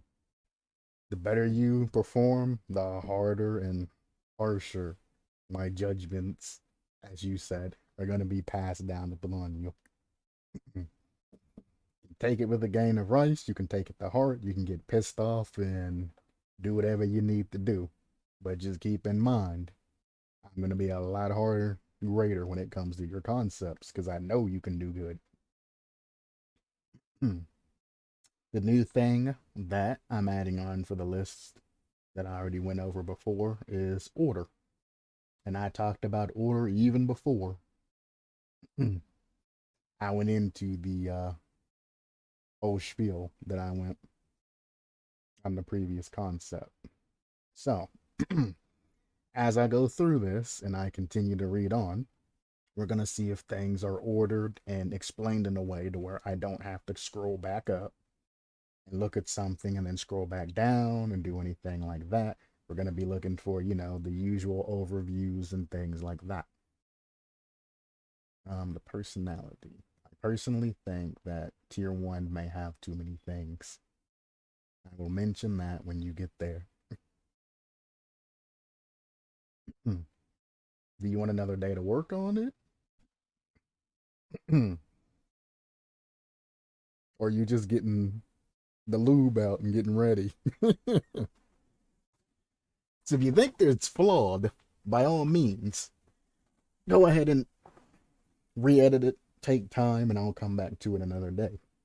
That's what I expect, is time to be used and things like that. Nah, it's fine. It was just my biggest project that I'm going to have to crush. All your hopes and dreams, I get to crush right in front of you.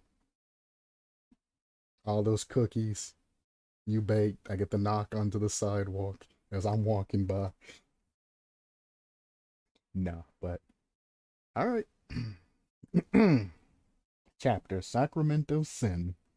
The killer is the fanatic. Hopes and dreams are meant to be crushed. Hey, my drill sergeant said that to me once. The fanatic.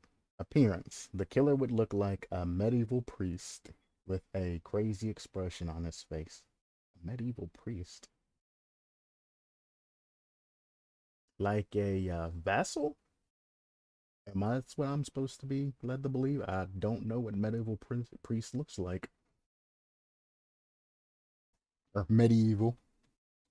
Because everybody says I pronounce it wrong, so let me say medieval instead of medieval, like I usually say. Medieval priest. Clothing? Oh, yeah. Okay, I got you. It's like some Assassin's Creed shit. Ah! That was so close. That was so close. Oh, Lord have mercy. Oh, Lord have mercy. Woo. Woo. I thought she was gonna be naked. I was like, well, I'm demonetized. This whole video has to be deleted. Fuck it, dude. Google Images. They need to have filters like 18 plus on them.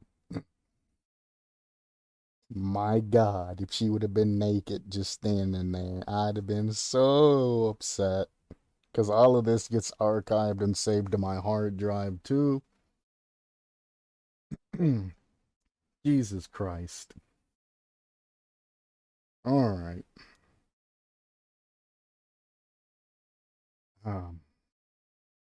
Medieval priest with crazy expression on his face. He would have a glove on his right hand and the mark of the beast on his left hand. Mark of the beast? Like the beast like Cain? The mark of Cain? Is that where we're going with this? Why you doing? The third picture with the black robes was good. Wanted to add it here, but well, I didn't make it that far. Killer's name, Father Frederick. Warning, the killer's lore is quite long. I still recommend you to read this because I just put in quite an effort, but if you're not interested in such a thing, scroll down. But no. Diary of the False Shepherd. Is this going where I think this is going? Better be careful with that Google stuff. 6 on the circle. Actually, you know what I can do?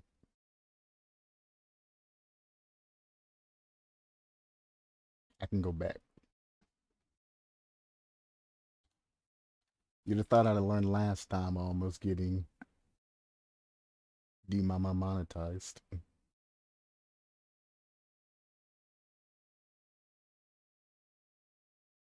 Oh, this one. I see what you're talking about. Gotcha.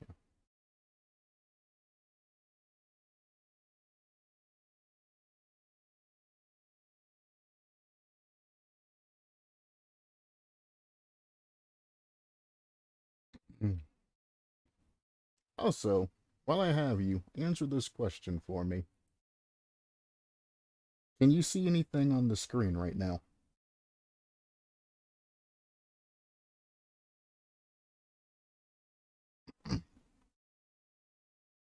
Because I have this set up, but I don't know if it actually works. You shouldn't see anything on the screen but a black screen. You cannot see anything. Now you should be able to see something. It's part of the lore. No. Congratulations, you received 100 message today. Nice. So it does work. Okay, I can just do that instead. Generally, I just swap screens or anything like that to set everything up, but I can just click the don't view. Gotcha. Alright, well. On a dark and stormy night, but no. Bishop Lewis was first name. It was renamed this diary. It's part of lore. Gotcha. We're back. The year 1349, 9 February. I was sent to this petty French village located in the east of Strasbourg by the order of the Vatican. Oh, this is going where I think it's going. And need to check the rumors about the local priest who was supposed to practice occultism. My journey went smoothly without any disturbances. I was welcomed personally by Father Frederick, who was surprisingly happy to see my arrival. After his greetings, he showed me around the village and ordered villagers to prepare my resting place. He asked me many questions about various topics, including the Vatican, human nature, and our role in spreading the faith and eradication of sin from the Catholic Society. However, he didn't seem happy about my answers. Oh my. French? It's all black, yes it is. Just randomly type French? I did say pretty French village, right?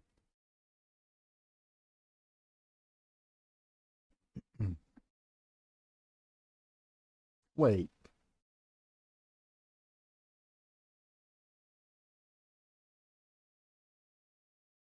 Oh. Oh, I guess it's not going where I thought it was going. I see. I got you. Gotcha.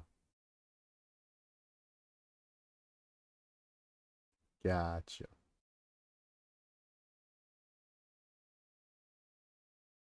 But now, this is not going where I thought it was going. And you knew where I thought it was going. So now it's completely different.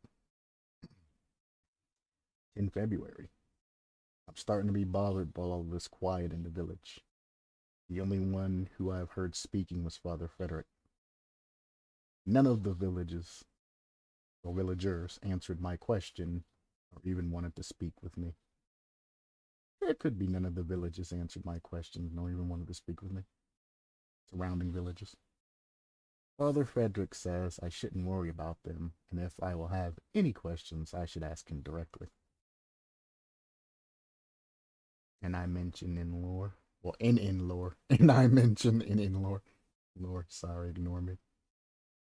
It's fun to shoot the bucket every time. Gonna say shoot the shiz, but shoot the bucket. After school, my brain may not work so well. I know that feeling. 11 February. February. Father Frederick conducts a disturbing masses. Is it masses or is it just disturbing mass? Not only during his mass, all the faithful perform acts of self-flagellation, but his speech, with his unnerving tone, makes me shiver. He calls himself a shepherd and all of his faithful sheeps that need to be guided. He thinks that God gave us pain as a form of retribution for our sins, and that we won't be able to reach the heavens if we haven't suffered the equivalent of our wrongdoing. There are people like that. I believe heavily in that.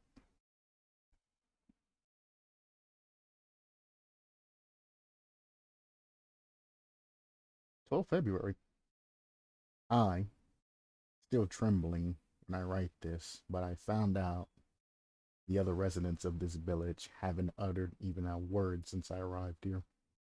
Their tongues were cut off. I will confront you tomorrow about this, however. I have a strong feeling that I should leave the village. If I will need to protect myself, I can only rely on my club.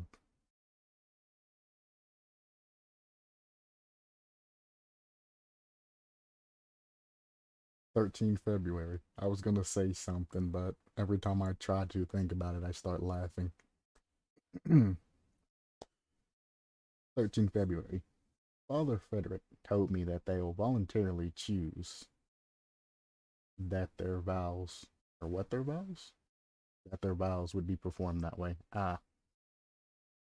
He's gone mad beyond our imagination. He thinks that it's the best method to deal with our corrupted nature of a human tongue. He also expressed his disappointment in me with his fellow colleague because of my disapproval. I should get back on my horse and leave immediately, but I have to check on the last thing. Or one last thing.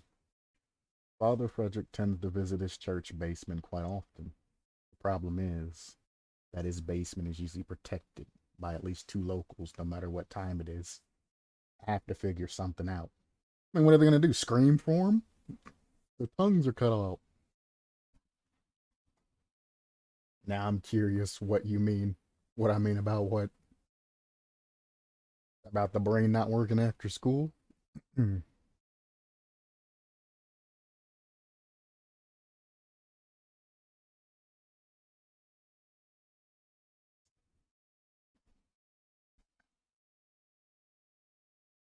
Because if it's brain not working out of school, back when I was in college and doing all of this stuff, heck, even nowadays when I'm doing stuff for hours and hours on end, sometimes it's a breath of fresh air to use your brain in a different way. Sometimes you're just like, I'm done. Don't ask me any more questions. I just want to go and take a nap.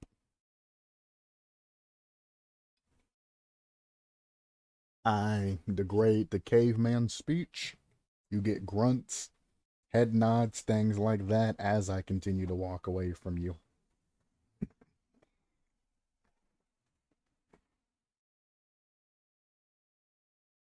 14th February. I tried distraction, deception, and even invoked my authority, but it all ended in failure. When I finally gave up, the God has helped me in my struggle. Father Frederick asked me to return to my hut because they were planning an event that I couldn't be part of since I'm not one of the locals. He ordered to assist hey man, speech best communication language. Absolutely. Absolutely.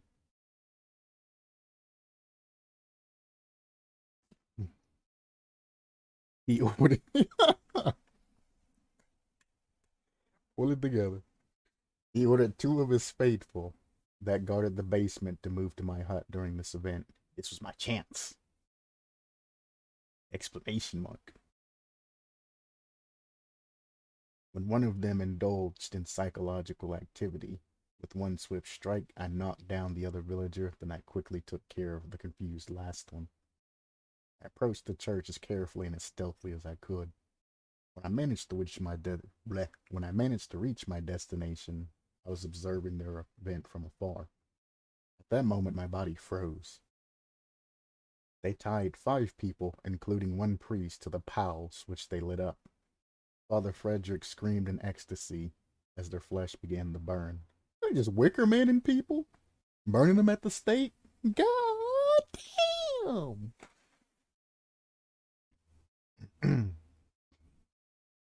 This monster rejoiced about their so-called salvation. I knew that I didn't have a lot of time, so I rushed to the basement. But even there, the sight that I saw made me convulse. It was a sickening torture chamber. The room was soaked in blood and mostly rotten body parts were lying everywhere. I found Father Frederick's diary near the table, full of sharp tools. In that diary, I have learned everything. What are we dealing with? What are we dealing with is not simply a madman, but a fanatic with devilish powers. Guided by the devil who revealed himself to Father Frederick as God, he manipulated him into believing that only pain can save the mortal soul. With the devil's instructions, he also conducted a ritual that granted him pyrokinesis. What's more frightening, each sacrifice and torture makes him more powerful and more insane. I know the truth. I have to get out of here as soon as possible. He likes them well done. I wish I had a button.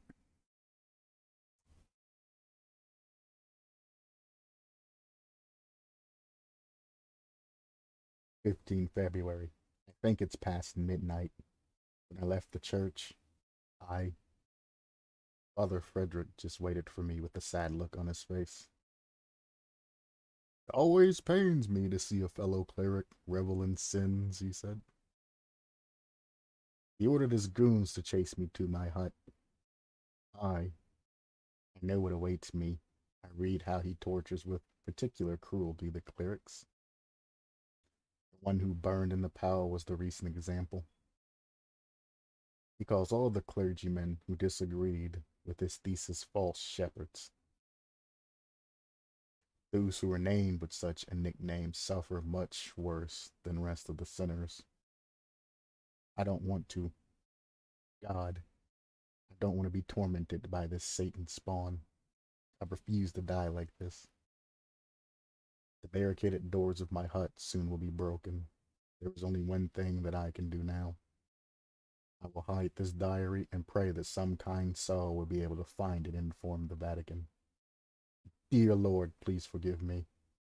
Oh, dear God, have mercy. Have mercy upon my soul. The writing style clearly has changed. We have managed to stop the bleeding. He will be saved. Even he can be.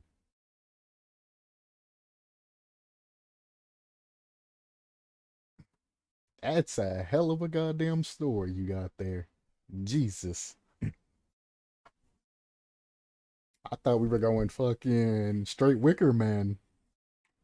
We started off with the mark of Cain, or the mark of the beast, I should say. And then ended up burning motherfuckers, dying, and sacrificing to Cthulhu and all kinds of other shit. Jesus.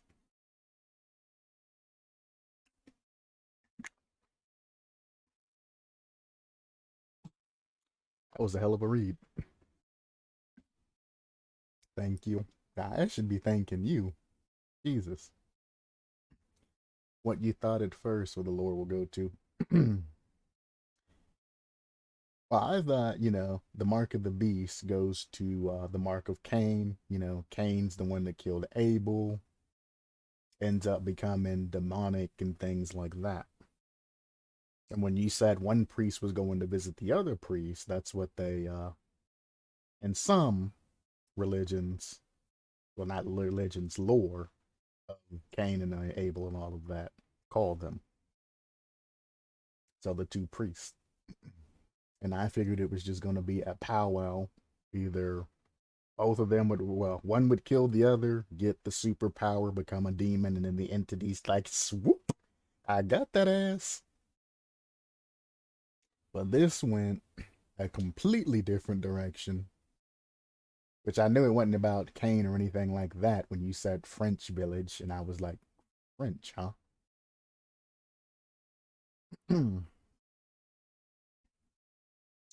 But I do enjoy things that aren't predictable. So I gotta say, it does kind of make my day somewhat. I'm not gonna go any easier on you, but it does make my day. Weapons. Tier 1, Flagellant's Whip. Tier 2, Two-Handed Steel Cross. Entity B's like, I like your style, kid. And then hits him with the nothing personnel kid as he kidnaps him.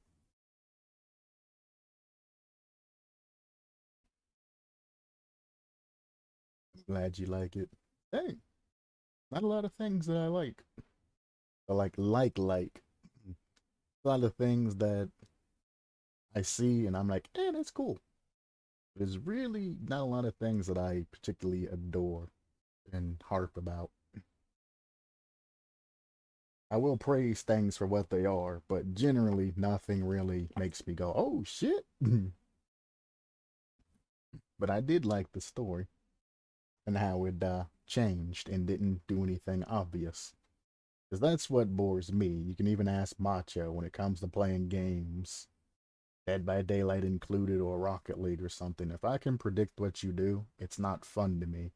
But if you run me ragged and keep me on my toes, then it's fun. Okay, it was fun, but now the tough part. Balance, perks, and abilities. Enough talk, as Badland Chugs says. Very good guy. Badland Chugs. Badland Chugs. Badland. Badland Chugs. Very fun guy on YouTube. He just chugs things. Very nice guy, very good personality and all of that. Worth the recommendation, worth the watch.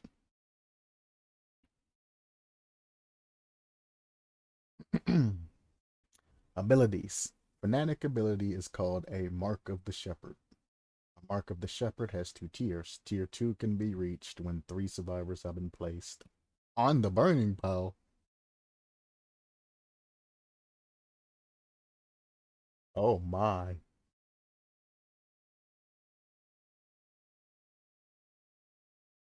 Tier 1 ability. Special ability. Oh, I saw one of the videos when he chugged the sea. Yeah, uh-huh. He jumped into the sea and started chugging it with one of those straws, those survivor straws. Yup. He also chugged, it wasn't the Niagara Falls, was it? I don't know, some sort of falls. He's put out a cup, and as the water came down, he got some and chugged that as well. All right. Now, the way you have this set up, tier 1 abilities and then the special abilities going after this, I actually kind of semi like it. I mean, obviously, you have a long story and all of that. You're missing the overview of the particular killer and all of that. I do remember. Okay, well, Silas now. I think 5% Jin regress and scratch marks ability and hunt ability can be removed. I will wait for your opinion, though. Fair enough.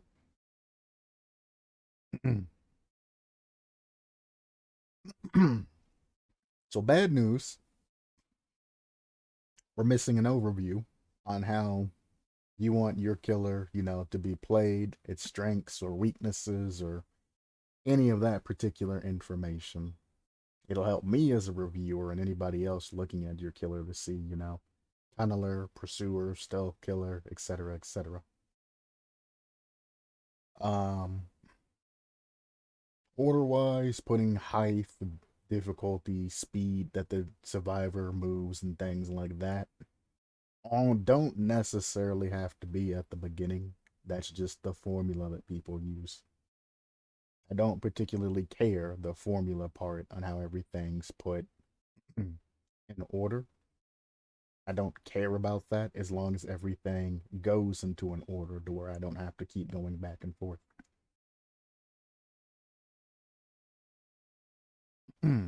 But as a reviewer, if you give me a heads up and an overview just showing how you expect your killer to be played, things like that. Critical Fish usually puts overviews. You can go back to his to pull the overview for that or one of his previous works to do that. How this is set up when you have tier 1 abilities like that, this is actually a very interesting way that you could label this. Put tier 1 abilities and then just list every single tier 1 ability that comes with that. And then go over like a summary of, everything you're going to go over, and then go over everything like that. And then when you get to your tier 2, set up, a tier 2 ability, and then list everything that goes after it, and then summarize your tier 2. That's an interesting way to describe and give me the base of tier 1 and then tier 2, and keep them separate and keep from piling things on when it comes to explaining multiple tiers. That's very interesting and very clever. What I had in mind, it's hard to play early game killer that becomes very powerful in tier 2. Fair enough. I'm glad you went against the grain too and didn't have like 5 tiers or 3 tiers. It's refreshing not having to essentially work the entire time getting up to 3 tiers when you can just go from effects in tier 1 and then play and change the game in the effects of tier 2. At least that's what I'm going to be looking for, the effects and the change of game pace from tier 1 to tier 2.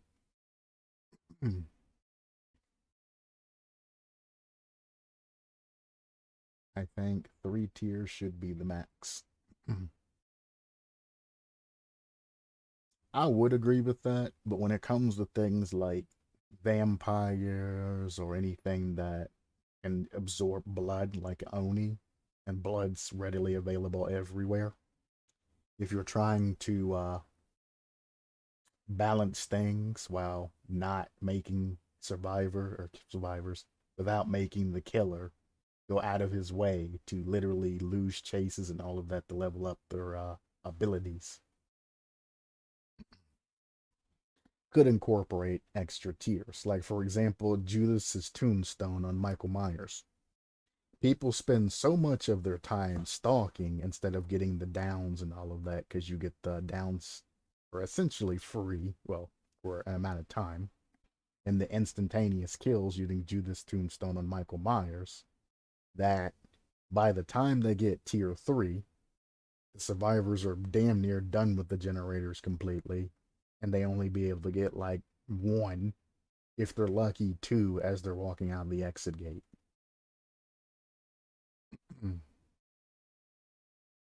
Yeah, that's where a tombstone comes in, having the tier 3 system and things like that. If they would have added more passives and made it, a different design, it's definitely boring to stalk so much.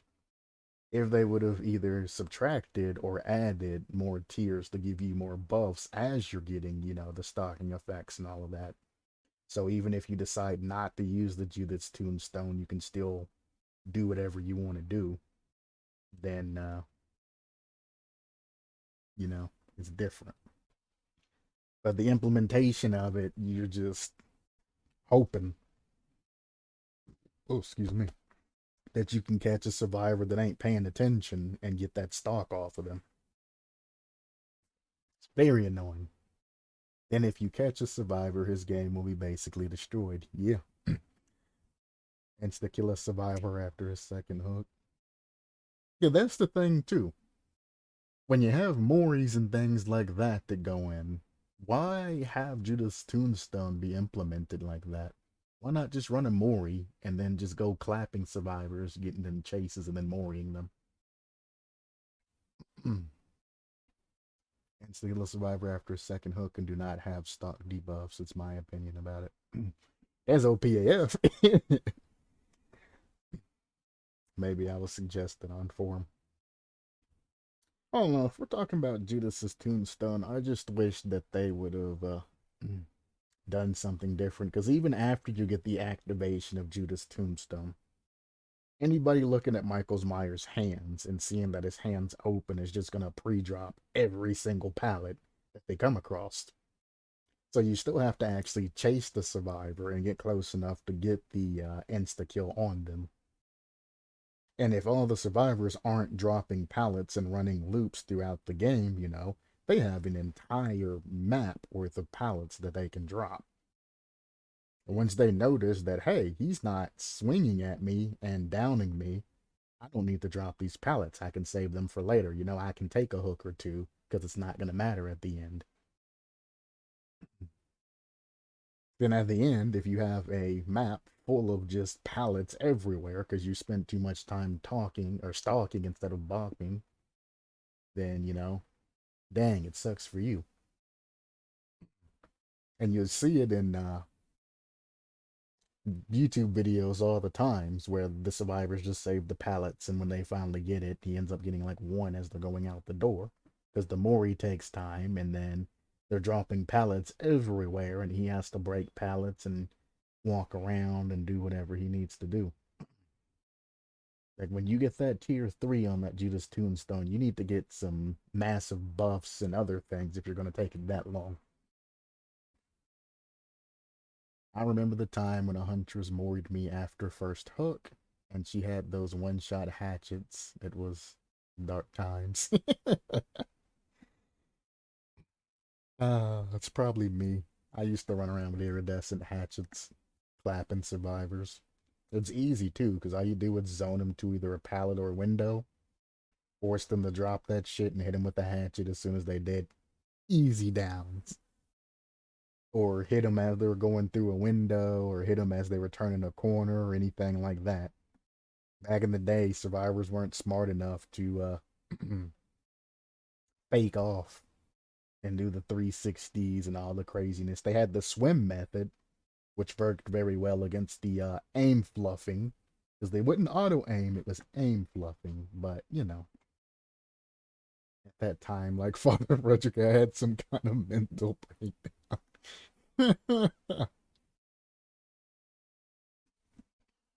Ah, that's funny. Anyways, I'm getting off on a tangent and I don't have my discussion screen set up. So we must push on.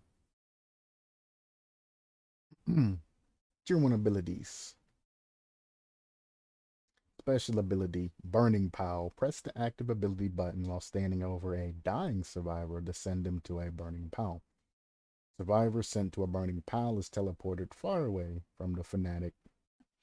I'm not saying do this, but imagine the father just standing over somebody and like raising a hand or something, and then these tongueless, disconfigured, you know, flagellated like priests come out of nowhere, pick the survivor up, and then transport them over to a burn pile and just yeet them on it. That would be absolutely positively hilarious. I'm not saying do it because that's a dumb idea, but it would be funny to see. Anyway, survivor sent to a burning palace teleported far away from the Fanatic. I'm assuming it's the same as Pyramid Head's, what are they, Cage of Atonement? Or Cage of Torment, or I think it's Cage of Atonement or some shit like that. Whatever it's called. That thing. Whenever a Fanatic stays too long near the burning pile location, the burning pile is teleported somewhere else away from him. Yes. Except I hope better implemented. Is the dumbest thing in the world for three things to happen while going up against Pyramid Head. One, Pyramid Head uses his Cage of Atonement, and it teleports them to 180 degrees across the map to the closest location. So Pyramid Head can just walk over to the other side of the map, stand there, and keep teleporting that survivor back and forth as much as he wants. It's kind of one of the OP, face camper techniques if he gets a good angle on a particular map to where he can cut through quick enough. Oh, you want that unhook? Either you're going to take this clapping, or I'm just going to teleport him, and teleport him again, and teleport him again.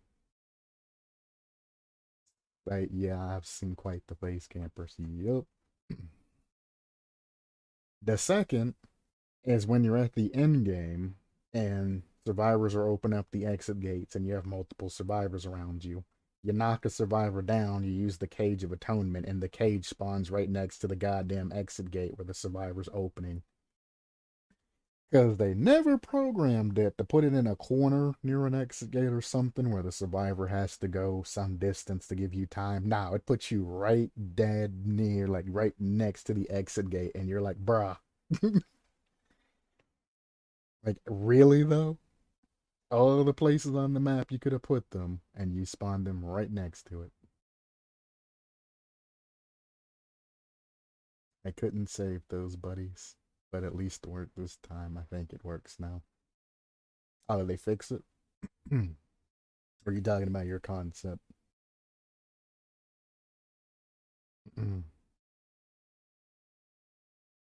And then the third situation, you use the Cage of Atonement and they immediately get unhooked because it spawns right next to a survivor on a gin in that location. Pisses me off. Survivors unhook other survivors 50% longer when the killer is at least 32 meters away from the POW, and 50% faster when the killer is 16 meters near the POW. Oh. Oh, borrowed time works with Pyramid Head cages. Oh, BT at least work. Oh, I gotcha. Gotcha. That's amazing. It didn't work before.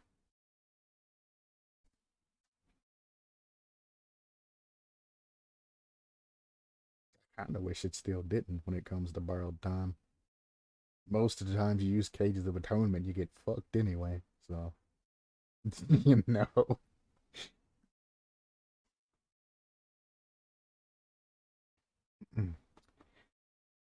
Now, what I'm gonna say, I'm not suggesting you implement it the way that I say it, but here is a suggestion that you can do. You're gonna have to find some way to implement it and not make it be like a trapper's trap. But since it is a burning POW, I would like to see when a survivor rescues another survivor, or an add-on or something for when a survivor rescues another survivor from that, when the killer is at least, X amount of distance away. It's going to have to be balanced, of course. That survivor that rescued that particular other survivor takes damage. And if they're in the injured state, obviously the deep wound status effect gets applied there. Or some sort of negative to where if you're not camping, you get a reward. Because I'm telling you, dude, just fucking, they're going to use the same locations of this goddamn Cages of Atonement. And as soon as you send them across the map, they're going to get unhooked immediately. It's not much, but I mean, I'm like, damn, just anything to help that thing out to where you're not just getting immediately screwed over when you teleport somebody away.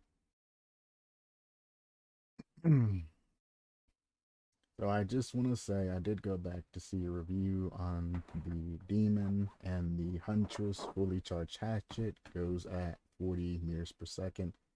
25 meters per second can 100% be processed. Yeah, I figured that out when dude left the comment over the max speed of Huntress throws. Fortunately, I didn't get to do that series, or I would have actually known that information. Thank you, behavior. Mwah. Thank you. A Huntress's uncharged hatchet goes at 25 meters per second. Fair enough.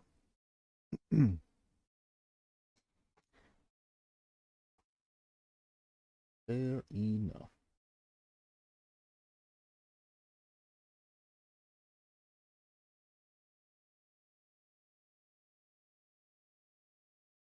That would be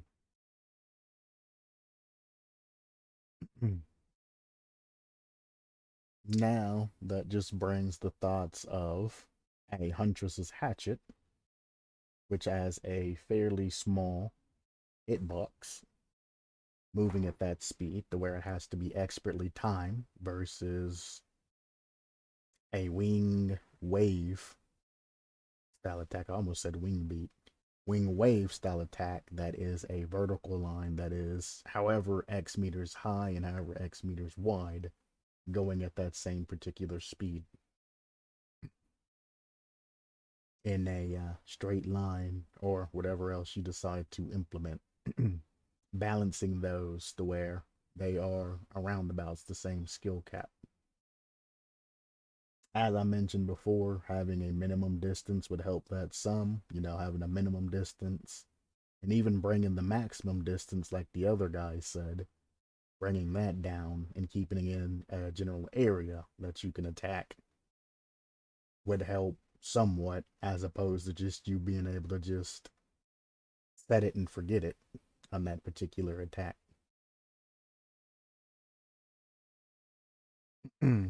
But yeah, I did figure out the uncharged hatchets and all of that other stuff couldn't be processed and all that other stuff whenever that other guy posted all the things that he said. I did read that and figure that out.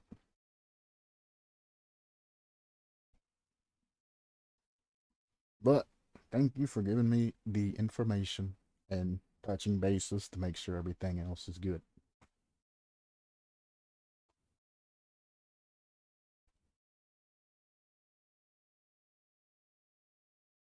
Oh boy. All right. Well, I waited a moment to see if you had anything else to say. I'm not seeing anything, so I'm gonna hop back in this. I don't think I missed any more comments. No. All right. Survivors in the burning pile undergo the regular sacrifice process as if they were on a hook. When at least one of the survivors is on the burning pile, the rest of the survivors that are not on the hook suffer the following effects.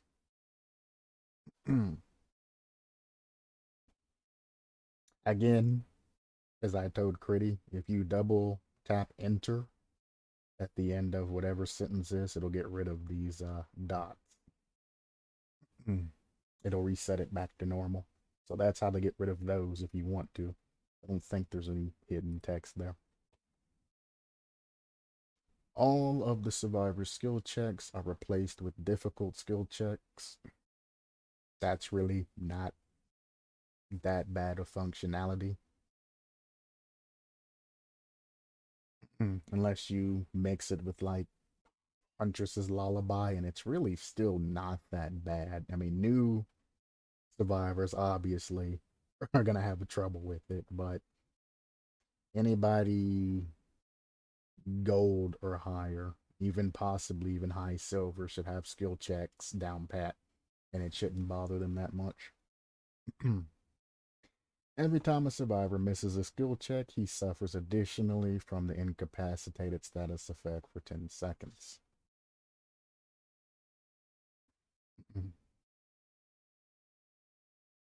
So, Huntress's Lullaby, you would want like Unnerving Presence or something like that that gives them more skill checks. Possibly even like the Doctor's Perk and like Dragon's Grasp or something like that to try to even get that exposed on them too. But I mean, there's interesting builds you can make with that. Yeah, experienced players won't be bothered that much, but it's still rather irritating. True, it's an inconvenience, but it's something you can work through. That incapacitated status effect for 10 seconds, though, is brutal. But since you're not increasing the amount of skill checks that you have, well, it's still kind of brutal. Because I mean, I've recorded and counted skill checks that I get sometimes. Sometimes I only get like 2 a generator. I've had up to sometimes 8 a generator. And if I was to miss every, oh my lord. You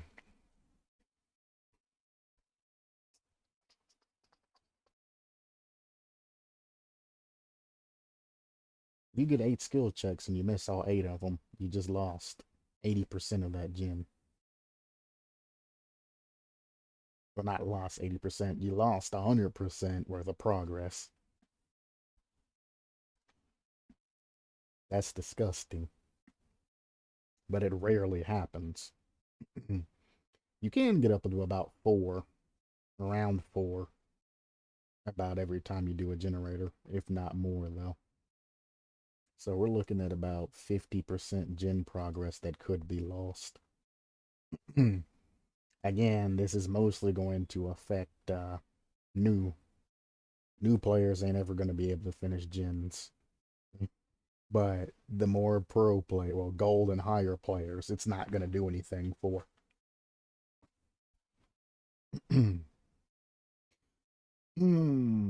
So what I say, or I would propose, is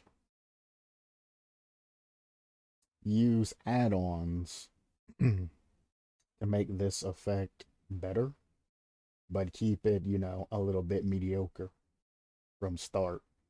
So instead of the 10 seconds, leave it at like 5 seconds, and then use add-ons to increase it up to 10 seconds, or something along that line. Skill check wise, I mean, difficult ain't that difficult actually, so difficult's completely fine. You can even make the add-on decrease this and make this better. Or you can have it increase this significantly, but decrease this significantly. If you're gonna stack it with like Thrill of the Hunt, or Thrill of the Hunt, Huntress's Lullaby, and things like that. Who knows? I mean, the Trapper has that padded jaws thing that does really nothing. Why not have another combo that, you know, people that dare to use it and get Bennett or, you know, uses out of it get something nice. That's a nice add-on idea. I don't do that stuff, but it's one way to buff this ability. Yeah. I mean, you could leave it the way it is and then add on add-ons to make it even worse, you know, from the difficult to tremendously difficult or something, because you're going to need something to knock those pro players out. And basically make it to where they have to go for the unhook instead of doing gens. And just continuing on, getting all that hang time and whatnot.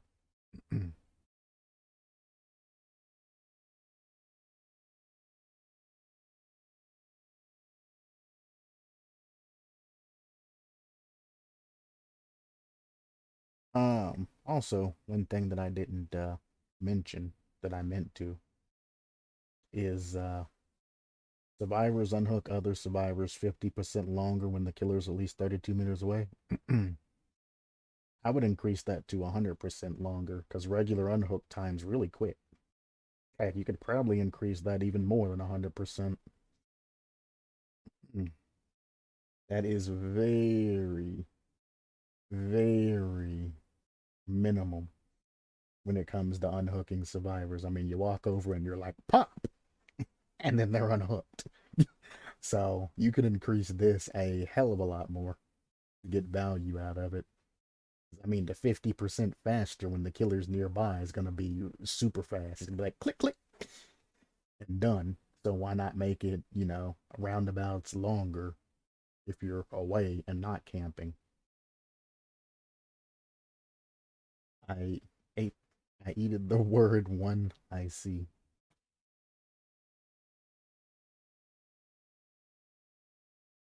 Eat the word one I see. When at least one of the survivors? Am I missing something? I think I'm missing something. But yeah, you can definitely buff your burning piles instead of just 50% longer, a lot more. Unless the unhook takes like 8 seconds or something like that crazily. I'm going off of regular unhook speed. I don't know how long it takes to get out of the cages of torment, atonement. I think it's the same though. Roundabout's the same. Um, back on the topic. The burning pile has 3 uses, and more uses cannot be acquired during the match. So they're like reverse bear traps. Except for you get 3 instead of 4? Interesting. No, it makes sense because if you send the last survivor to a burning pile, they can't escape. So, yeah, 3 uses makes a lot more sense.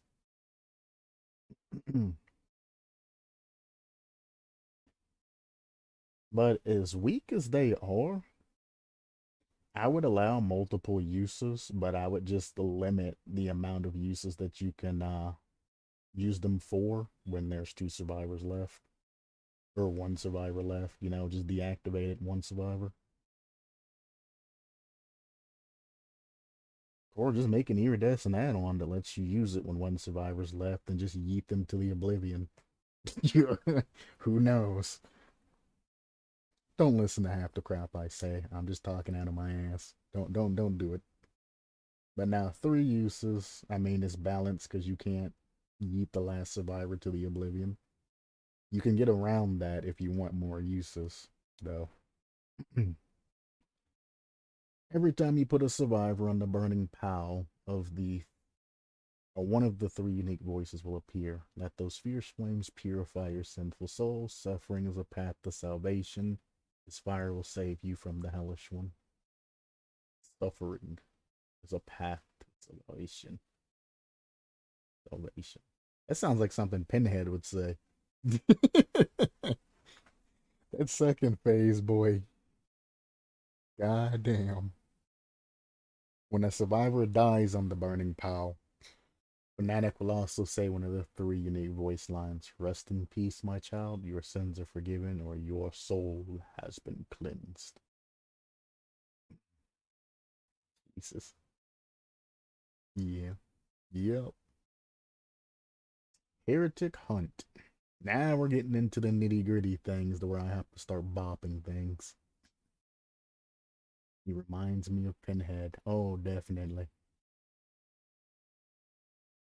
Heretic Hunt. After you damage a survivor with your basic attack, you have 15 seconds to use Heretic Hunt. 15? What? Interesting. So you just hit and you have to go. Heretic Hunt can be used by pressing the power button. Before I go any farther, as soon as you hit a survivor with your basic attack, you have 15 seconds to use Heretic Hunt. What I hope is incorporated is if you elect not to use Heretic Hunt, that you gain something from it, as opposed to it just going into the abyss if you don't use it in the 15 seconds. Whether it goes into tokens or anything like that, or question mark, exclamation mark, etc., etc., wherever it goes. Also, Heretic Hunt could actually be comboed with, I was going to say Burning Man, because I don't remember what the name of it is, Burning Pile.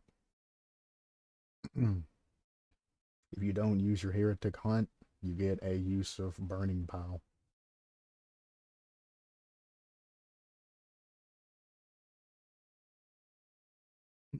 Anyway, you won't get anything, sorry.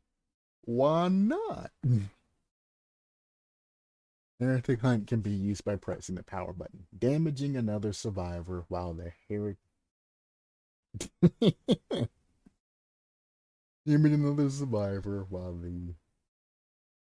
Wouldn't it be Heretical Hunt? But now Heretic Hunt is active and can be used for result and resetting the cooldown of this ability in which you can use it. So you can just chain on forever as long as you can. It's like a Legion chain where you can just keep going and going and going, except for Legion can't. You can only use Heretic Hunt on the one survivor. It's almost the most recent survivor. You have damaged weight. On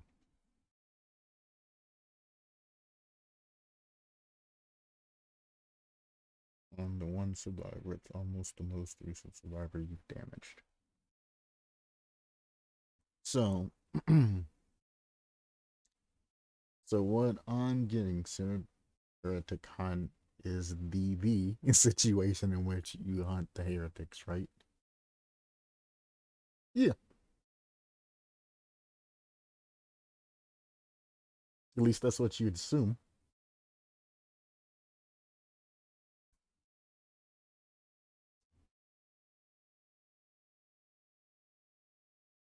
I just made a bad joke about past tense, present tense, and everything. Nah, you did good on the translation. You did good. It's me. I'm the bad one here on that situation. So the first survivor you hit, you get the heretic hunt and you activate it. However, if you hit that survivor and then you hit another survivor without activating the power, you get no activation because it has to be activated only on the first survivor that you hit in that particular time.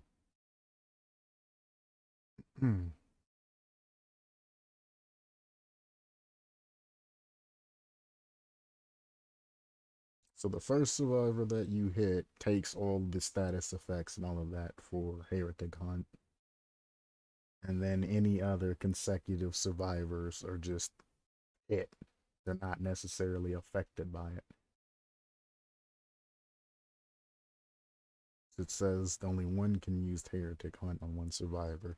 Only the most recent survivor you have damaged. No, it's the most recent survivor you've damaged. So the last one. Got you. It's not the first survivor you hit, but the last survivor that you hit that takes on the effects. How the hell have I just forgotten the word recent and how it works? Wow. So if you hit Survivor 1, then Survivor 2 will have this effect.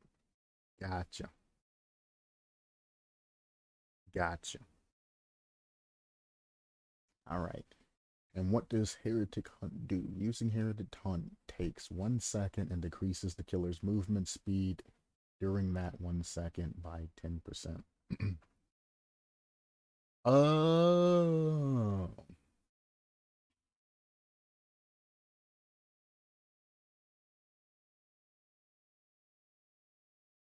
I get it.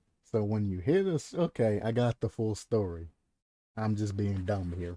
So when you hit one survivor, you have 15 seconds to hit another survivor, or that survivor takes on the effects of Heretic Hunt. Gotcha. And if you hit another one, it just passes on to the next ones you hit. I got the full story. Okay. It's not anything about translation or anything. I'm just a moron when it came to that. Some things I do have to read 2 or 3 times to comprehend, but I got the full story and I wanted to make sure I had the full story before I moved on, which is why I always break these down and read a little bit at a time and add more and more to it till I can get a firm grasp. Got it. It shouldn't be strong, this tier 1. I wonder if it's made at least fine. Also, May didn't explain it well. No, no, no, no. You explained it fine. I just had to read it a couple of times to fully comprehend.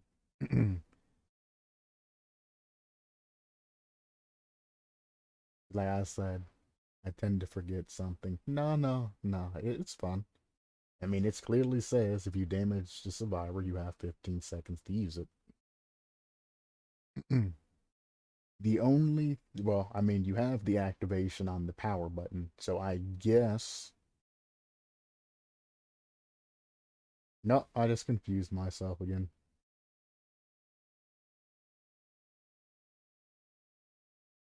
So,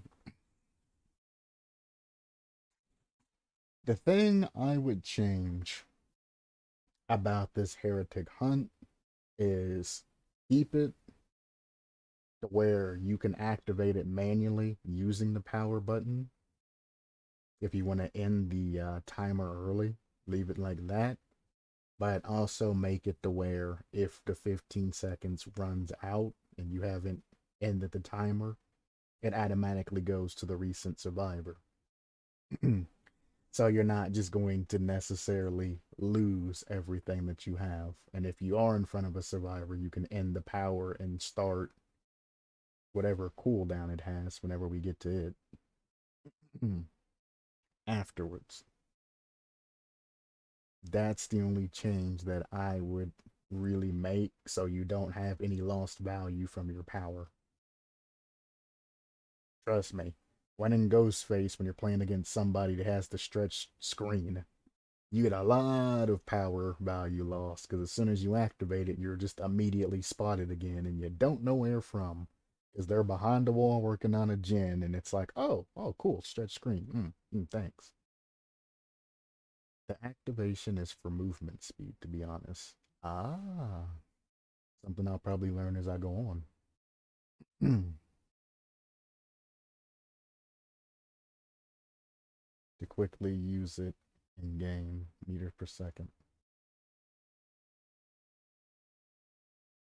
So you're going to run into the same issue that I went over with Critties. That constant chain of back to back to back to back hits. Because you're going to have that increase in speed, if what you're saying. For example, in jungle gyms or shacks. It's possible. Yep. Yep. I think I know where this one might be going to, but we'll see. Innocent until proven guilty. Who am I kidding? I'm from America. You're guilty until proven innocent.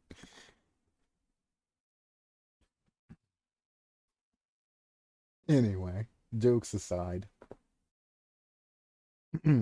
I definitely would add in the fact to be since you can or activate it whenever you want. Even if you don't activate it, I'd still give at least the status effects or whatever. Just deal them out. I mean, I ain't never heard of a killer saying, "Oh man, I got haste." That's bullshit, you know, or anything like that. Yes, I'm reading ahead a little bit. Sue me. All right. Especially in false accusation from women in cases of, oh God, that's the worst, bro. That is the worst. I told you guys about the two people from my particular school it happened to. Yep. Yep. Using Heretic Hunt takes 1 second and decreases the movement speed of the killer during that 1 second by 10%. Very sad. Life gone. After use, Heretic Hunt gains the killer a haste effect of 5% for 6 seconds. So many lives ruined by something like that. Exactly. Now, we're going into haste increases and buffs and thefts like that. Now, before this point, I would like to have killer data, you know, how fast killer moves, at least being put out there, so I have something to reference from. Since there is no speed or tear radius defined, I immediately default the trapper and go with the default 32-meter tear radius and 4.6 meters per second. If it's anything different from that, then list it. If it isn't anything different from that, I'm not going to harp over it because I always go with default. If it's default, you generally don't have to change it. It's just assumed. So yeah, if you don't mention it, I'm going to just immediately assume 4.6. Okay. 5% of 4.6 is...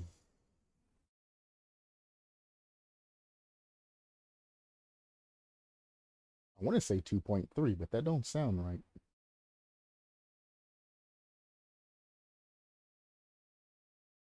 4.6. Yeah, it's 2.3. You'll get 2.3 added into 4.6, which gives you 4.89.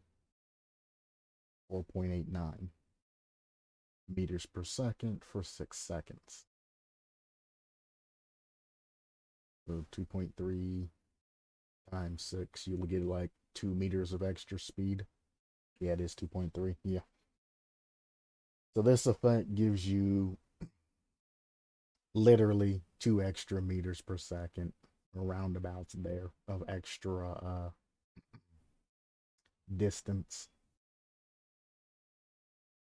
after it goes. It's not really that beneficial. However, if you use this immediately after slapping a survivor, then we get the stacking effects and things like that. Luckily, you stopped at 5% and it can go up to 10%. And you're also decreasing by 10% and then gaining 5%. So you're actually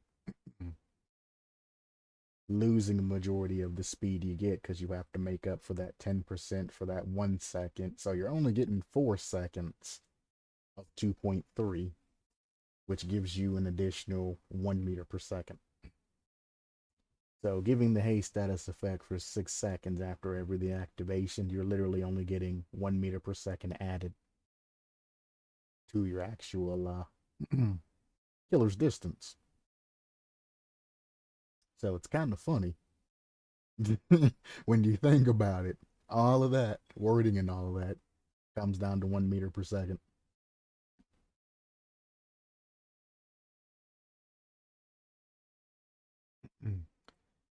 Ciriti Hunt has the following effects on the survivor for 60 seconds. See, I think the thing that, and if Critty, you're still here, that made it bad for Critty's killer is that he didn't just take from survivor and give the killer. He did both. And he took that, 1 meter per second difference, and he took from both and buffed the killer 10% and then took away from survivor 10%, which gives you a hellacious distance between the two. So Critty went too far and going both ways 10%. And you essentially just covered the distance and gave a little 1 extra meter of distance by the end of it.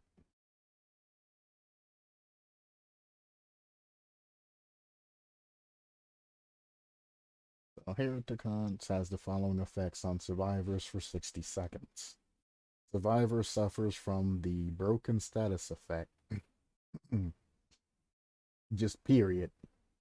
60 seconds of broken status effect on their most recent survivor that you hit. That is absolutely insane. And that is on damage that you can end whenever you want. And that's still tier 1? Or did I skip and we go into tier 2 and I wasn't paying attention? Is this still tier 1? Yeah, this is still tier 1. Jesus Christ.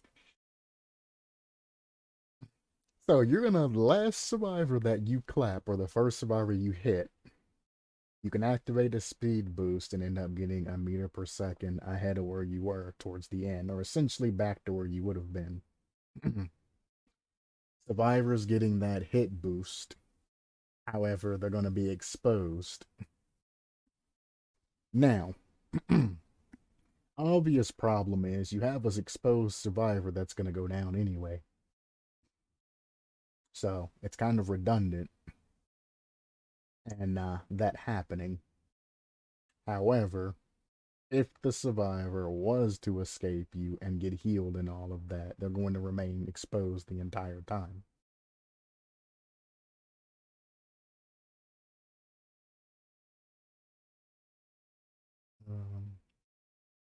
It is insane, but you have to catch them on your foot. So if they will heal fast, with Boone, for example, you won't escape early game. That was my thought. And only one survivor has this effect, not like a plague case that it's spread.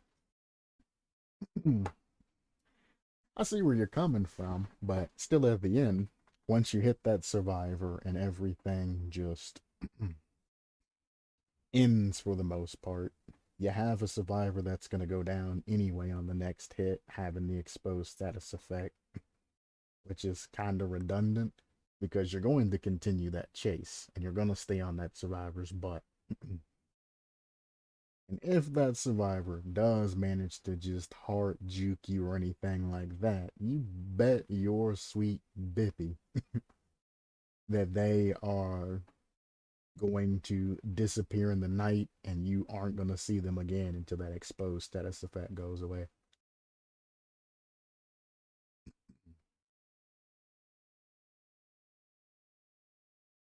So 60 seconds still is kind of crazy. Then on the second form of that, or equation of that, if the survivor escapes from you and you reinitiate chase with them, they haven't had a chance to heal anyway. So it's kind of meh that side too. Now what you could do is sow the seeds of chaos and make it to where either if the survivor heals themselves, they get exposed for a couple of a set of seconds, or if the survivor's healed by another survivor, they get exposed in the future. So instead of having a redundant timer running, have the effect activate after they heal. So the survivor that has this heretic hunt gets marked for the future, and as they go through and they escape and all of that and heal up, the mark then activates when they're back to a healthy state, and boom, now they have to deal with the exposed status effect for however long. So you don't need such an egregious timer of 60 seconds. You can cut that down to a reasonable timer. And if you do happen to find that survivor in that time, it's clapping time.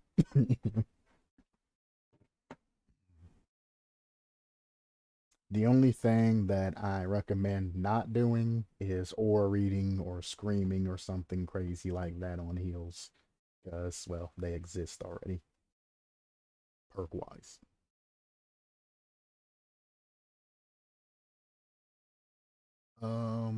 Let's see.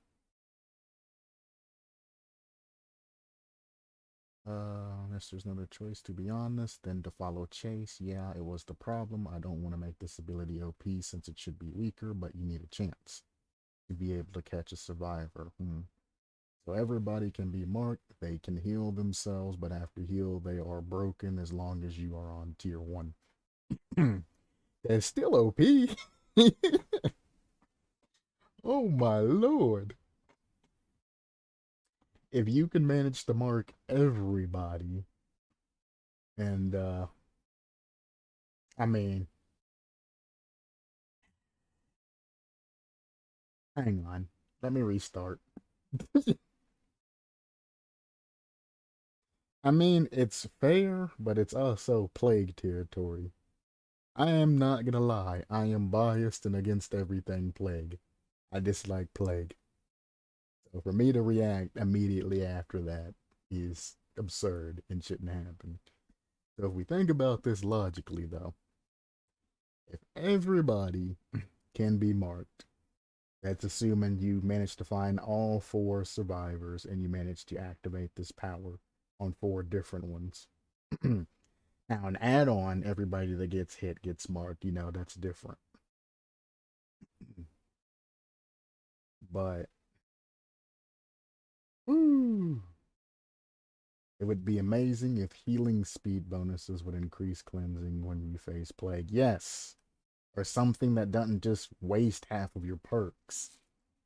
That's where plague gets power at. If you're running any type of altruistic build, you're just kind of screwed and perkless. Ooh, my blood pressure's increasing. I don't know what it takes to get to phase 2 as of now, so let me read all the way down to the rest of this, and then I will try to give you a more informed suggestion. Broken status effect. Not exposed, broken. Still same thing though, but survivor scratch marks will be seen for an additional 3 seconds after a survivor has stopped running. That's 13 seconds. Jesus Christ. When the survivor is hit during Heretic Hunt, all the generators lose 5% progress.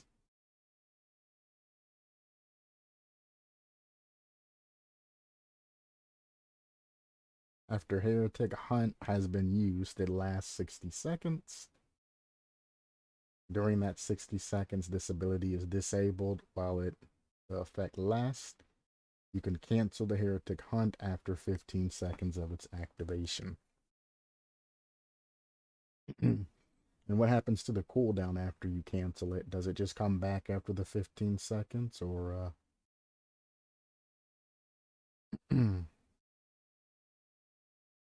what happens there? I have no idea. So, yeah, that 2 stuff may be too much, but I want it to make survivors unable to sneak out from Papa Frederick.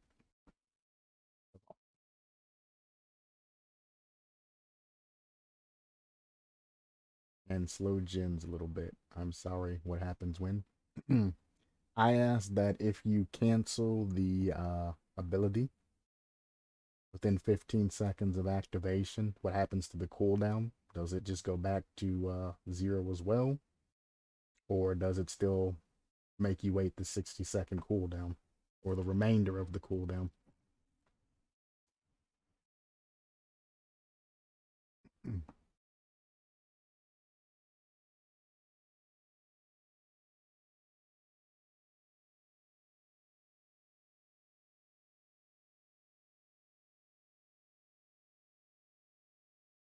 You can use it again.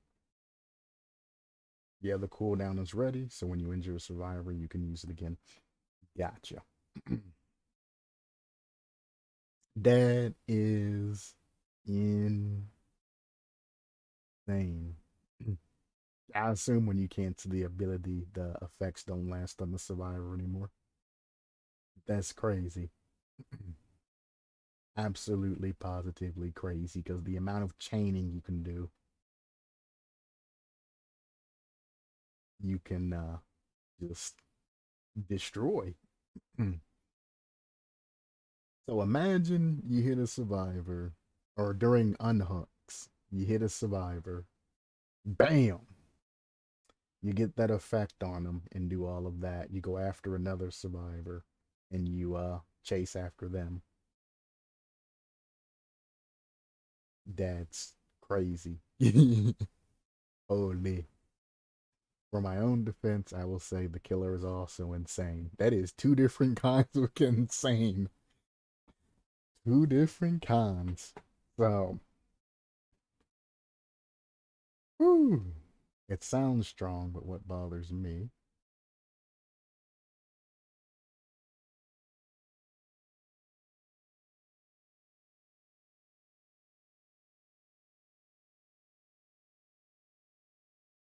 some good survivors can still loop the killer. I mean, good survivors can loop any killer, to be fair. It doesn't matter who they are, and he won't be able to catch them. Yeah, that's can come down to any killer. Can be looped if you know their weaknesses and things like that. That's kind of the game. Killers have to have weaknesses. Your killer weakness will be I don't know. I don't know at this point. I don't know if he has any fairly huge weaknesses that can be exploited as of now. The broken status effect for 60 seconds allows them to not be able to heal. How's about instead of just keeping them in the broken status effect essentially forever, how's about going a completely different path and saying survivors only remain in the broken status effect as long as they are within your terror radius? So if they do successfully escape your killer, that is 32 meters of, away from your killer, so essentially escaped, either a timer starts to tick down and they're broken for, a couple extra seconds, 10, 15 seconds after that, as the timer ticks down to 0, or the broken status effect goes away when out of terror radius. That's another way you could spin that. Scratch marks being seen an additional 3 seconds is crazy. I can't think of any situation where that would be beneficial at that point. Because imagine being 13 seconds behind a survivor. Everywhere you go that survivor's going, you're going to just be behind playing the catch-up game. Because you're only getting 0.6 meters per second on that particular survivor, and they're 14 seconds ahead of you. So every second, you're only getting 0.6 back on them, unless they double back or do something stupid. You're literally going to be following their tracks forever. Absolutely, positively forever. To try and find them and keep running after them. At that time, you should just cut your losses and find another survivor, because you ain't going to catch them for a long time.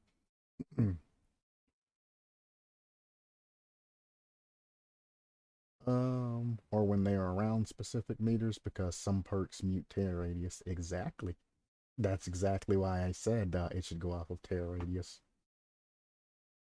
Because if you are running, any type of perk to where your terror radius disappears, I don't think you have the right to keep them in a broken status effect, because they don't know where you're coming from or where you're at. If you can't get a jump on a survivor who's injured that don't know where you're coming from, or you can't get a successful juke or something like that, that's an error in player skill. And that's not a knock on killer, that's a knock on player. Okay, I like it. Broken status effect around specific number of meters.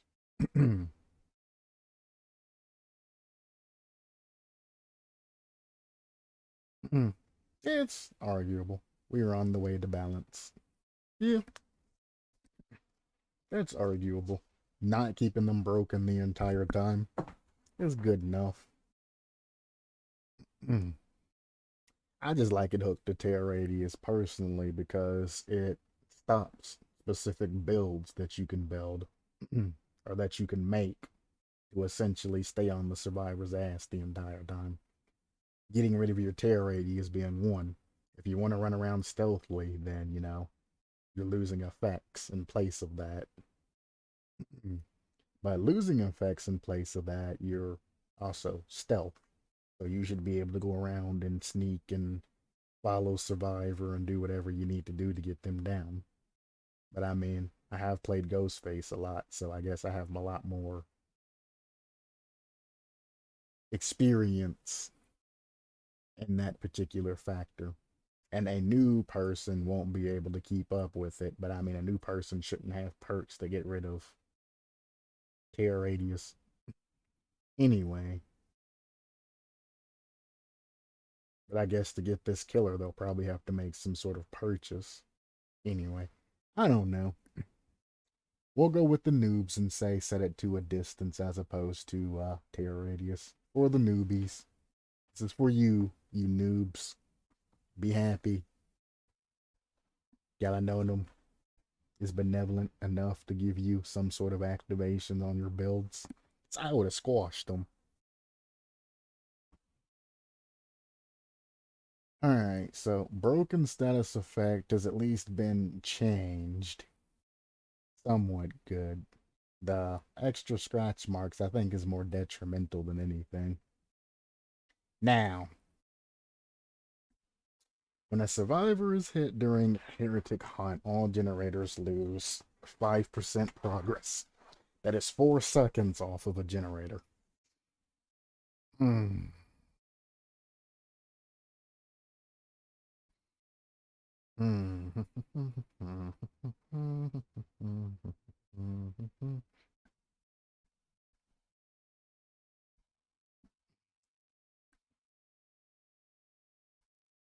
It cooldowns like what, 2.5, 3 seconds?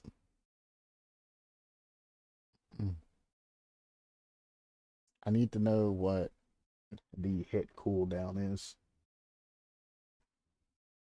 DBD killer hit cooldown. Successful attack is 3 seconds.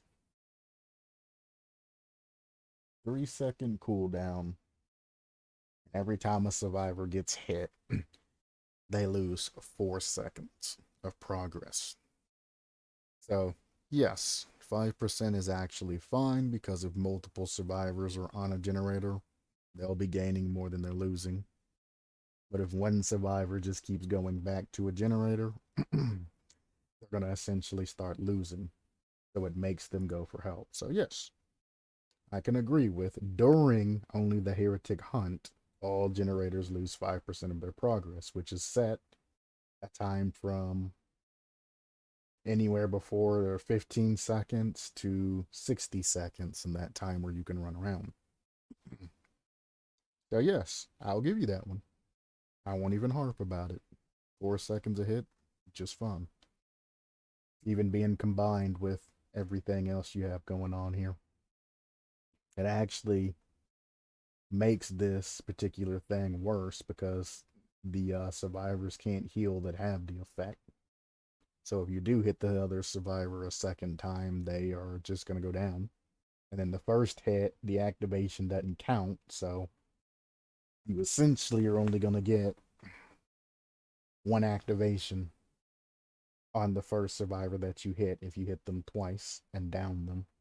And any other survivors hit, I mean, obviously will add to the equation, but you have to find them. So yeah. I'm glad it's fine because only scratch marks are left. You still have the broken status effect, or it's still there. It's just if they escape you, I think that they shouldn't be penalized forever because of it. Do you think it would be healthier to reduce it to just 1 second? Or remove it? What are we reducing to 1 second?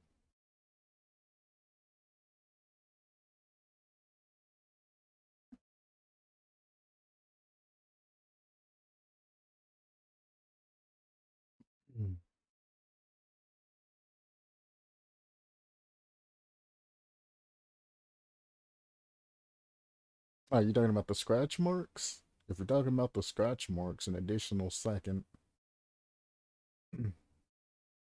Yeah, the survivors after they stop running will leave scratch marks.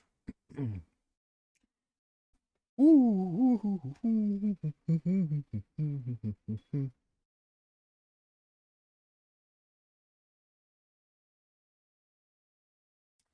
gonna leave it up to you. I mean, an additional 3 seconds, like I said, it's more detrimental to the killer than anything. Any killer that runs after a survivor at the end of their scratch marks, you're 13 seconds behind a particular survivor. Again, if the survivor doesn't make any type of double back action on themselves or anything like that, you're literally going to be chasing them because you're only going to get 0.6 meters per second per second. So 1 second goes, you're 0.6 closer. 2 seconds, you're 1.2 closer. 3 seconds, you're 1.8 meters closer. And it keeps going and going and going until you eventually catch that survivor. So the 3 extra seconds is fine. It's just if you're actually going to take the time to chase after a survivor, you're going to be spending a lot of time playing catch up. So that's on game knowledge and things like that. If it would be removed, the early game seems rather fine since it's supposed to be weaker, isn't it? I mean, whether it stays or not, that's up to you. I mean, it can stay. It's a tier 1 out of a tier 2. Even if the early game's supposed to remain weaker, you're not going off the standard tier 3 or tier 5 phase. So, getting rid of a particular phase, and I don't know what it takes to get to phase 2 or tier 2 yet. We ain't got that far. So, if getting the tier 2 takes, a significant amount of time, and it's not just, piecemeal easy to get at the beginning of the match, then I could see you being buffed in tier 1 because you're missing an entire tier out of them. Because as of now, even though you have all these effects, your killer is still a mouse 1 killer with just a couple of buffs to help him as of tier 1. Only difference is he ain't got a hook.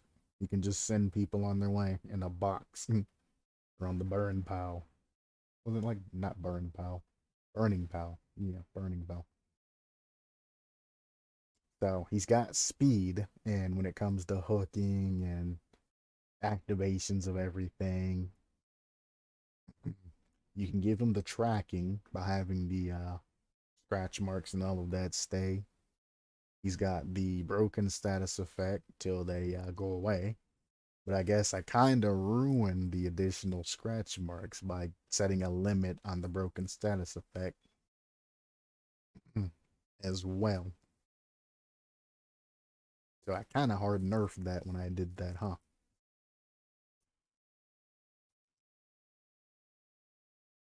I'd leave it. So the broken status effect, we're actually going to have to go back in and find a even better balance to the situation because the additional scratch marks aren't really super relevant if they're not necessarily broken. So instead of just removing scratch marks, if you elect to go that way, I would replace it with something.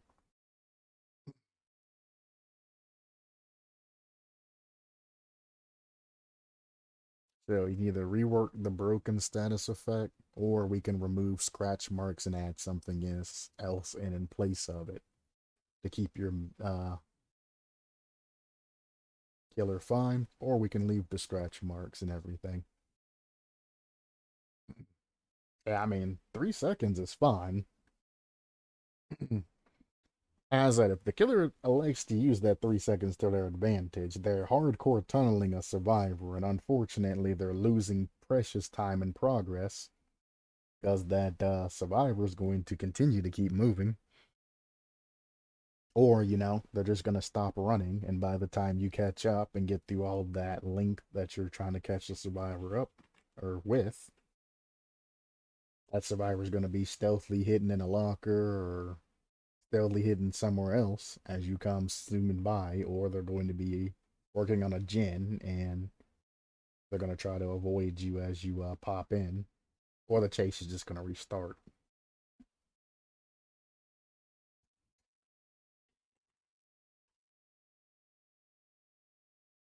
Hmm.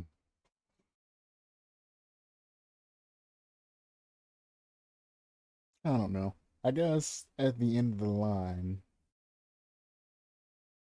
or at this time, what I'm trying to say is throughout all of this, something just needs to be either changed or altered between all of these effects you have stacking.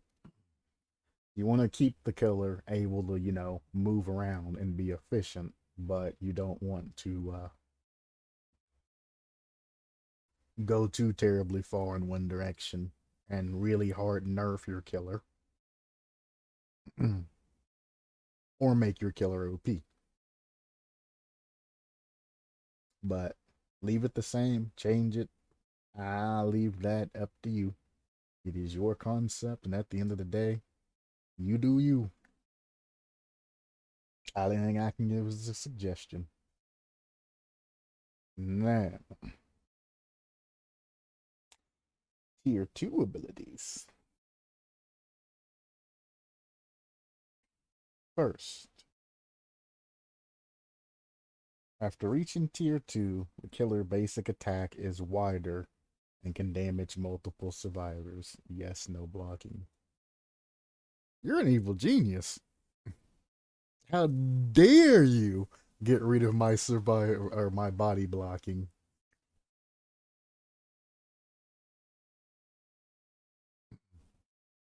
That's actually 110% disgusting because if anybody goes into the basement, they're just fucked.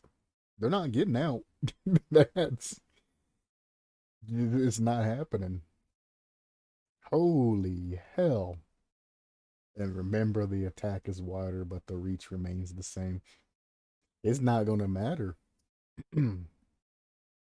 I imagine just all of the window fakes and the 360s and all of that meaning nothing because you're going to get that hit regardless of what they do because of that extra wide reach. So, Dead by Daylight with no 360s. If you go to the basement, you're done.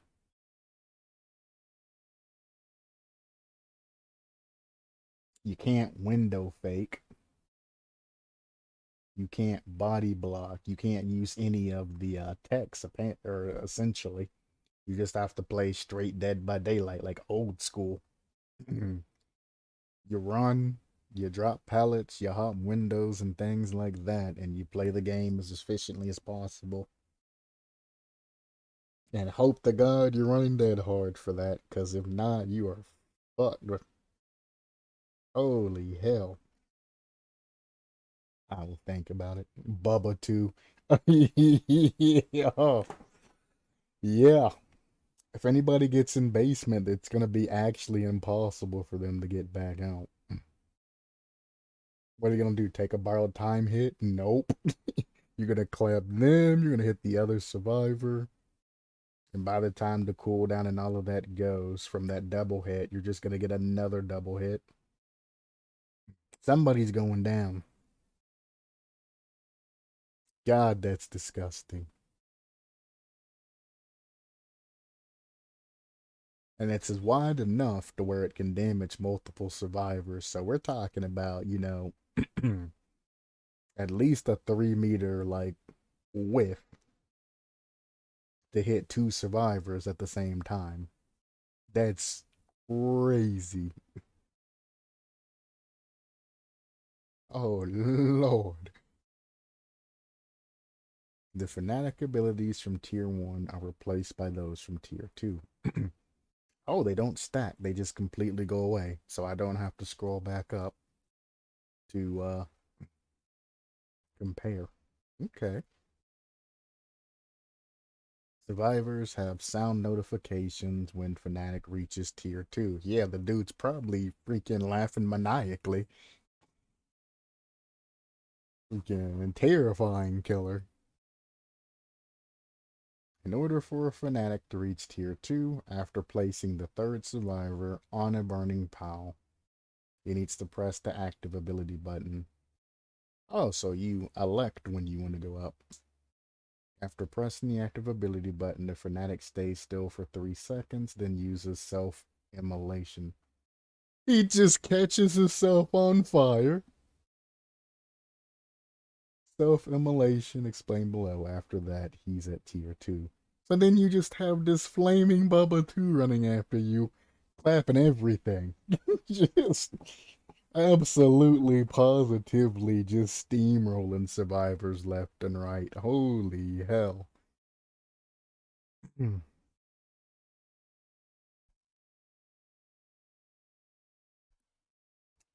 what I'm afraid of is a behavior dev coming in and being like, oh, we never made a perk to make the attack wider, and then just adopting that. That is so scary. Oh, God. Or a killer based off of that. I don't know how I feel about the wider attack. I really don't. I'm going to move past it. But I don't know. I have mixed feelings. It's the greatest thing I ever heard, and it's the absolute worst and terrifying thing I've ever heard, depending on how it's used. Imagine a pro with a wider hit. Oh, God. 3 seconds, phase 2. At phase 2, you get. Oh, hell. Ooh. Special ability of a wave of fire. Press and hold the active ability button for 4 seconds to summon a wave of fire. This is what you meant when you said that the powers and all of that were similar between yours and Critty's. You both have a wave of fire. I see. You can't move during summoning the wave of fire. The wave of fire is 3 miles. 3 miles. God help me too. 3 meters wide. A wave of fires moves straight at 7 meters per second, goes through all the terrain, stops when it reaches the end of the map, so it just goes. The wave of fire is visible for survivors and possible to hear when it's approaching them. Wave of fire can damage survivors and leave the fire trails. That lasts 6 seconds, which can also damage survivors.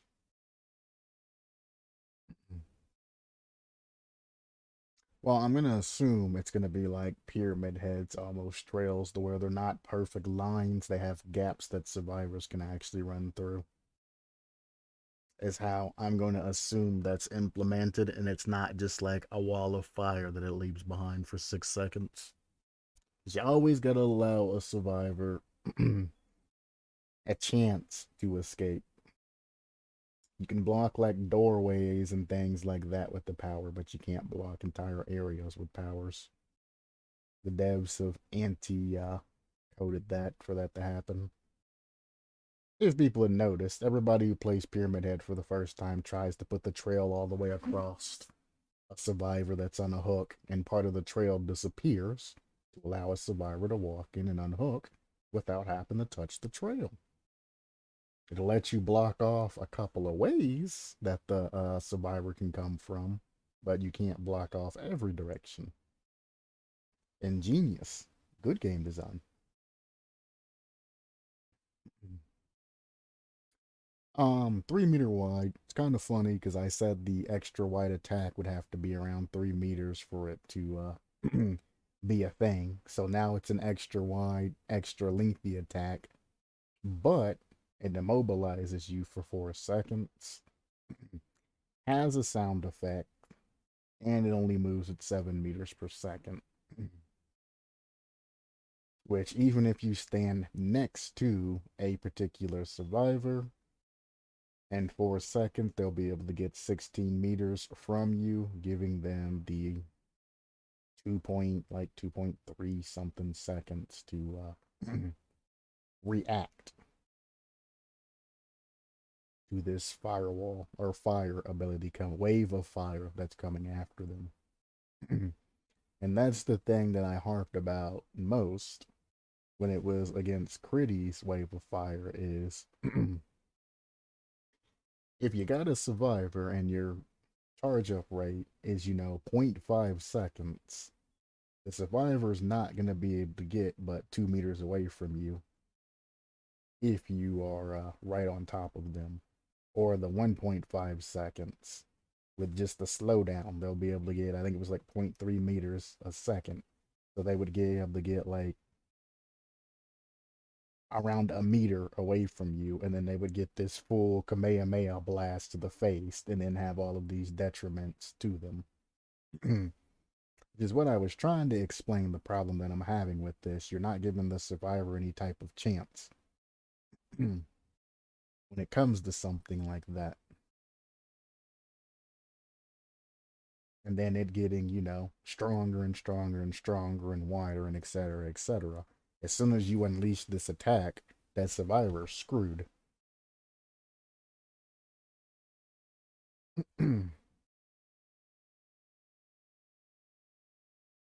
But the way this is implemented, because you are completely immobile,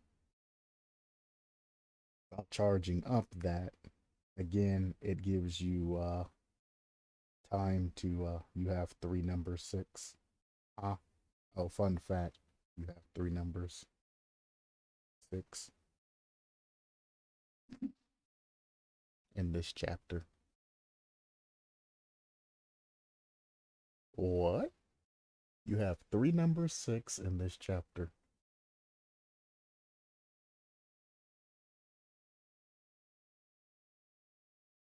Question mark? Oh, 666. I gotcha. Why did it take me so long to get that?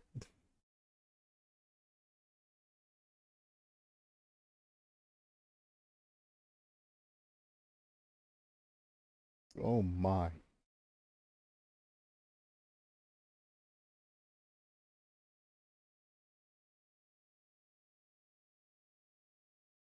I'm glad I did decent work on Wave of Fire. I needed it after Heretic Hunt. Yeah, Heretic Hunt. I'm sorry. That one had to get clapped a little bit. Your saving grace was the 4 seconds to where you're immobile. It gives survivors just enough time to where they have reactionary time and things like that. And if you decided to run add-ons and things like that to increase that power, because the 2 seconds plus is too much reaction time, if it comes down to it, you have that.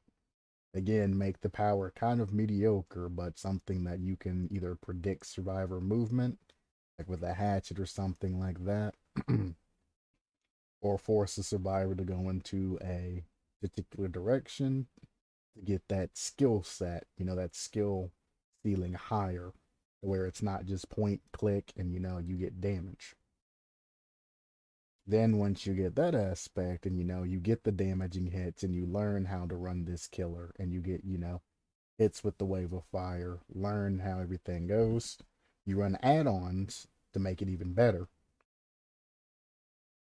The next thing you know, you're clapping survivors left and right with a good killer, with good add-ons, things like that.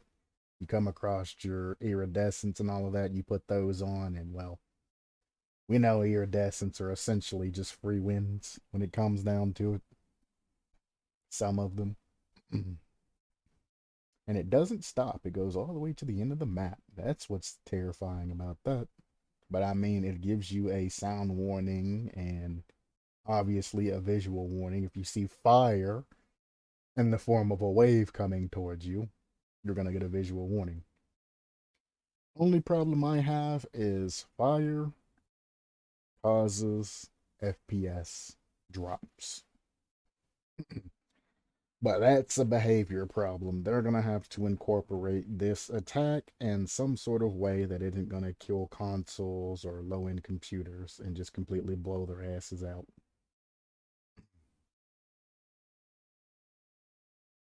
FPS and fire does not get along well. He's not firing games. But they'll find a way to incorporate it into the game. They're paid to do that. We're just, putting ideas out. Whether they use them or not, it's on them.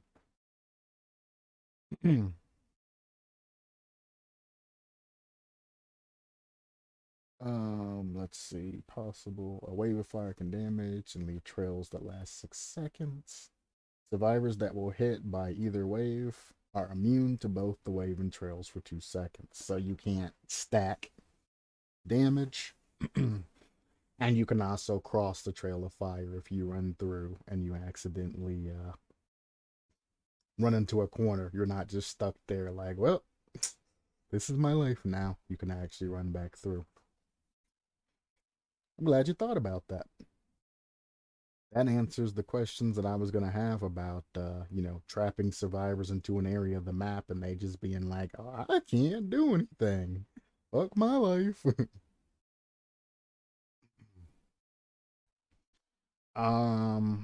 I do believe that the Dead Heart Dash covers through that 3 meters. So I think you can Dead Heart through that without taking any damage.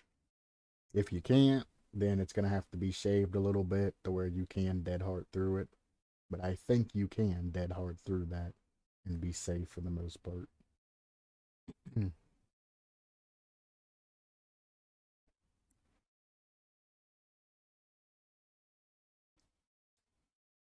um, Shit, I forgot about the self-immolation. Power, self-immolation. Press the power button to perform an act of self-immolation. Self-immolation grants the killer hindered status effect 10% for 1 second after it was used. It's a preparation time. Self-immolation gains the killer haste status effect 5% for 6 seconds after prepping time. uh,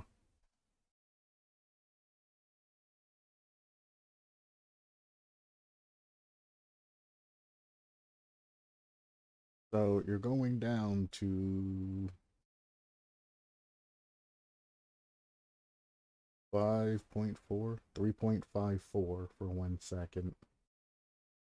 And then you're going up to 4 point whatever for whatever second.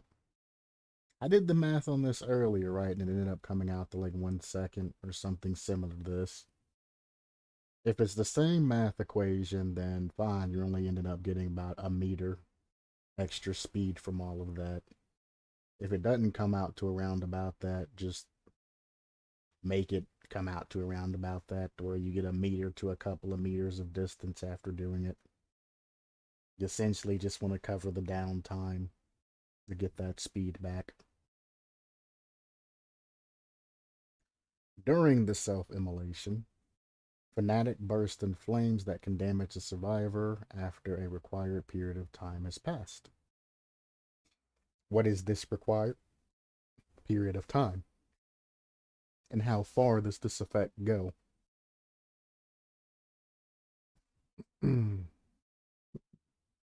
Jesus Christ.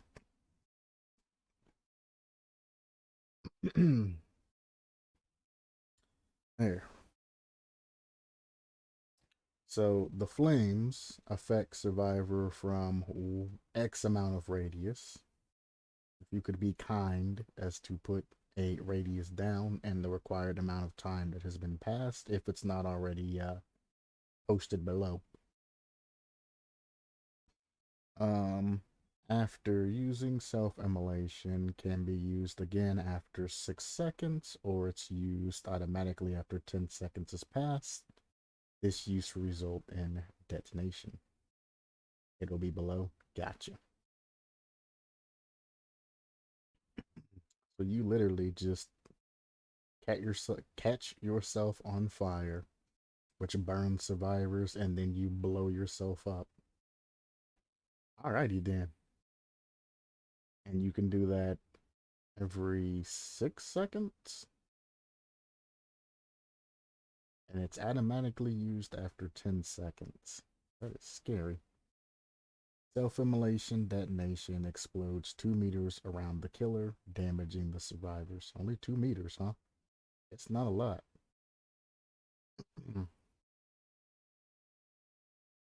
That's like really not a lot. Self-immolation doesn't go through walls. In a case, when a pallet blocks a survivor from the explosion, the pallet is destroyed. Self-immolation can damage multiple survivors. There's the key. Self-immolation is not stopped when a Fanatic performs a basic attack or uses a wave of fire. Oh, so he can attack and it just goes go boom, huh? That's why. I see. It's more of a kamikaze type thing where you run to a survivor and explode. So it's kind of a boost that'll essentially stop you from having to waste your attack. You can just run to a survivor, blow up, and then immediately go after them if the survivor isn't careful. Self-immolation is stopped after the killer has been stunned by either a pallet or a head-on rush, or just head-on.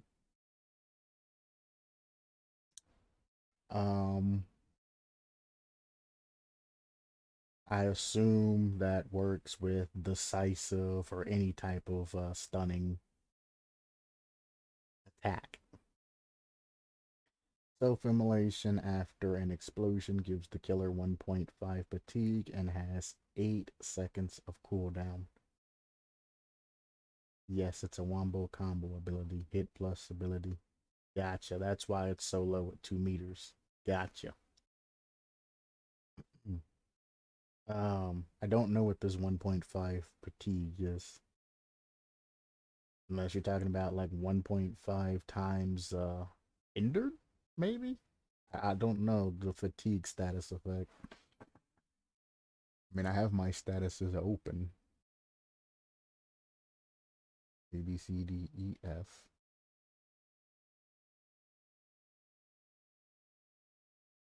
Also, why do I have 2?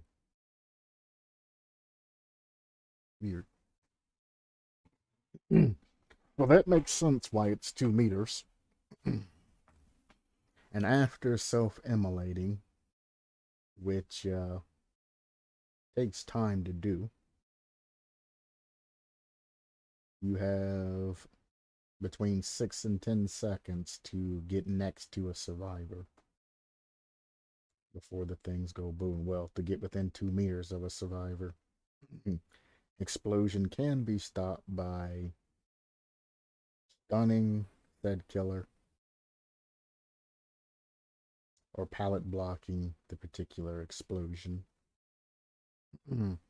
Doesn't go through walls, so I'm assuming if a survivor just jumps a window as you're exploding, you should be fine. The window will be blocking them from taking damage.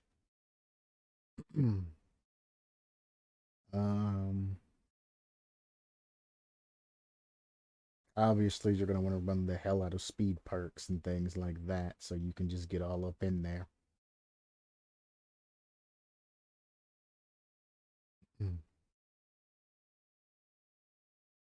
This perk essentially, I don't know. I need you to explain to me what this 1.5 fatigue is. It has 8-second cooldown. Gotcha. Because if the 1.5 fatigue, or 1. Oh, maybe it's 1.5 seconds. Duh. Maybe not try to go percentages and things like this and just use the obvious thing that's 1.5. Because if it was anything more, then it would just be faster to hit with a basic attack. So you get the missed attack cooldown essentially of 1.5 seconds, which gives the the survivor enough time to get away. See what happens when somebody uses brain instead of being an idiot like I just did? You can easily find out the information that you're looking for? Yeah, seconds. I eated seconds. Yeah, I gotcha. 1.5 second cooldown, or yeah, cooldown, or the fatigue and cooldown, and then an 8-second cooldown before you can immolate again. Mm.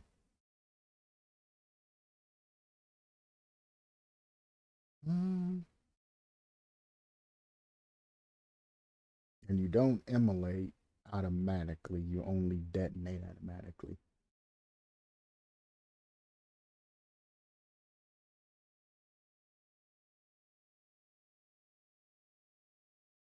Yes. Well, the second use is automatically, but it doesn't just automatically use it again the first time, only on the second time. Gotcha. I really don't have much to say because I mean the 1.5 second fatigue and then the 8 seconds of cooldown. You're essentially just going to be a running boy that runs around blowing people up.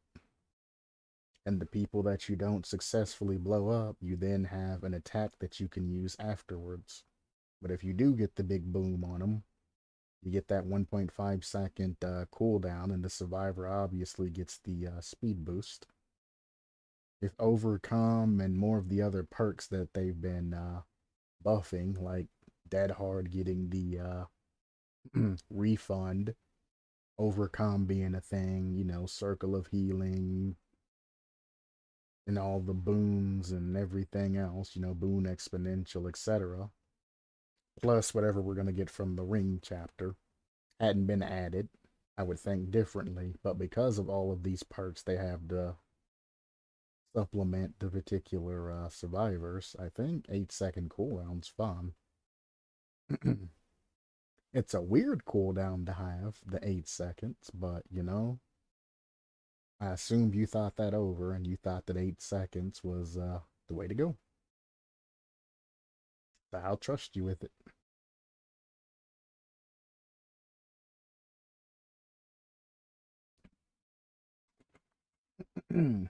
Where we at now? We are at 4 hours, baby. Let's go.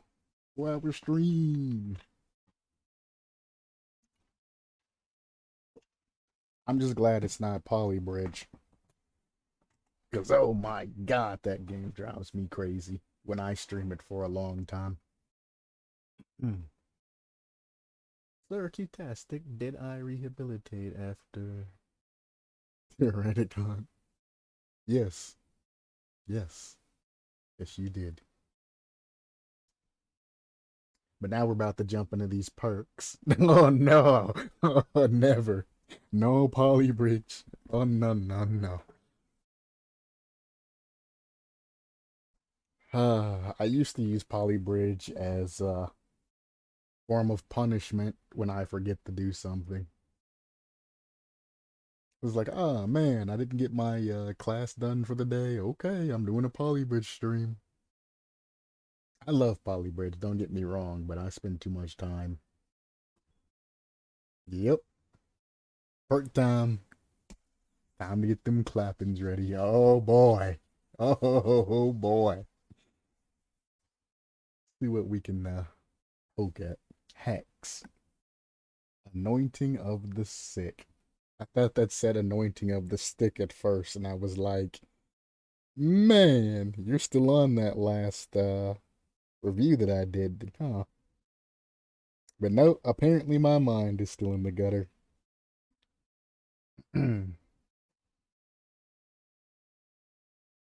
Probably punishment. Anointing of the sick. Sick. The survivors' grunts of pain are increased by 50%. Iron will negate that completely, because Iron Will, I don't know why they did that, but sure. A survivor that has been damaged by you, either by basic attack or ability, suffers from mangled and hemorrhage status effects. So louder grunts of pain and they get mangled and hemorrhage. When the hex anointing of the sick has been cleansed, all the injured survivors suffer from deep wound status effect. That's nasty. And all the survivors suffer from 15 seconds of exhaustion effect for each injured survivor.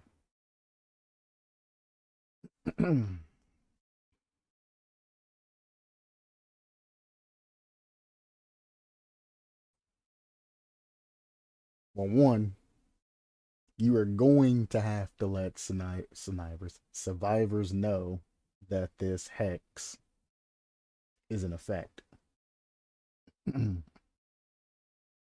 So, either at the start of the match, having this on is going to activate, and let the survivors know, or, when they complete a generator or something like that. You are definitely going to have to let them know that, hey, this is an effect. Everybody needs to play like scared bitches and hide till we get this damn hex totem cleansed. Because that is absolutely disgusting. It will be popped when one of them are injured. Fair enough.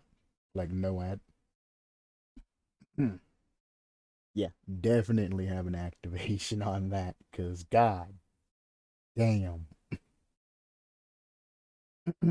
The only question I ask is why the grunts of pain being increased by 50% when you have the the effect of the injured survivors getting the deep wound status effect plus the exhaustion for each injured survivor.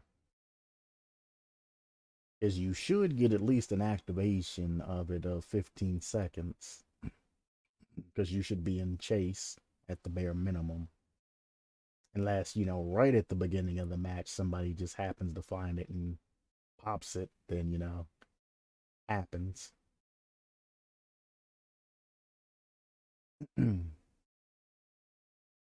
But Hex Undying's a thing for a reason. You'd run that with like Haunted Grounds too, and you could possibly get the double Haunted Ground activation with this. Oh my lord. Deep wound status effect. Bam. Right on top of you. And then being exhausted with the deep wound status effects. God. You're a mad scientist, and I want to say that it's unbalanced, and I want to yell at you, and I want to really knock your cookies to the ground, but god damn it. The only thing I can really say is the survivor grunts of pain doesn't really belong with this particular perk, but the rest, is fine. You don't really need to have the grunts of pain and have the mangled and hemorrhage status effect. They already got a 50% healing debuff and are leaving a blood trail. You don't really need to see or hear where the blood trail's coming from when you got your eyes. You ain't got to worry about them healing because they got that 50%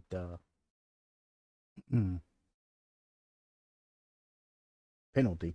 And all of this lasts the entire time that this hex totem's in place. So it's forever. And then all the effects disappear when the survivor's in a fully healed state. So it has no effect when survivors are healthy and haven't been damaged by you, but as soon as they've been damaged by you, it comes into effect. Did you kind of see what I mean? You have the grunts of pain being extremely loud. Then you have the blood trail that's going to be following them. Then they're going to have a 50% decrease in healing. So it's going to take them longer to get rid of the grunts of pain and the hemorrhage status effect as well. Then after all of that stacks, when the totem gets cleansed, they can get the deep wound status effect and the exhaustion status effect for each survivor. And if you stack the mangled status effect and all of this with like Thatanophobia or anything like that, you're going to be looking at an extremely long amount of time of healing to get rid of all of that. So this perk build's going to have to include Thetanophobia, so they can't heal out of that. So you'll always have some sort of tracking on them. 50%'s kind of insane because headphone users can already hear that shit from like a decent amount. Boosting that for 50% even more on that, you'll probably be able to hear them from quite a ways away. And as sad as it is, headphone users ruin the balance of any types of grunts of pain perk. Thought it was a nice addition, grunts of pain, so grunts of pain is overkill, huh? Well, grunts of pains, mangled, and hemorrhage, like all of them being ran together with the finale this perk has, is what makes it overkill. Plus the grunts of pain 50% just I thought because of fast and notification it would be a nice add-on. It would have been if headphones wasn't a thing and the game could be exploited by just turning your sound up a lot. It's the player base. Because this is fine if behavior ever decides to make, sounds being heard by a specific distance, put an actual bubble to where a killer can't hear that shit if a survivor's within X meters away from them, as opposed to just having spatial sounds. Because that's all people do is they turn the sound up real loud and you can hear survivors walking through grass, you can hear a grunting survivor in pain from way, way, way far away. It's a shame. Player base screws it. But yes, Iron Will definitely completely negate it. And No Mither would technically make it useless too because it'll already be injured. Actually, No Mither gets fucked at the other end of that, huh? Because no matter what they do, they're gonna get the deep wound status effect. And everybody's gonna at least get 15 seconds of exhaustion because of No Mither. Son of a bitch.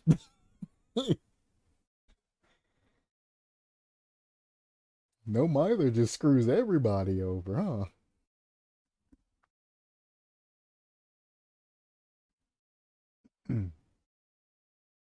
mm, might have to add in a clause to where broken survivors maybe don't get the deep wound status effect. Or make some unique interaction with no behavior will do it. Fuck it. Let behavior take care of it. If they want to adapt this particular hex perk, they can make it not interact with no either. Fuck that shit. The only thing I gotta say is grunts of pain. That'd probably be the thing I would knock out of there. If you want to keep grunts of pain and hemorrhaging, then I would use both of those and increase healing up, possibly instead of making it a negative. Yeah,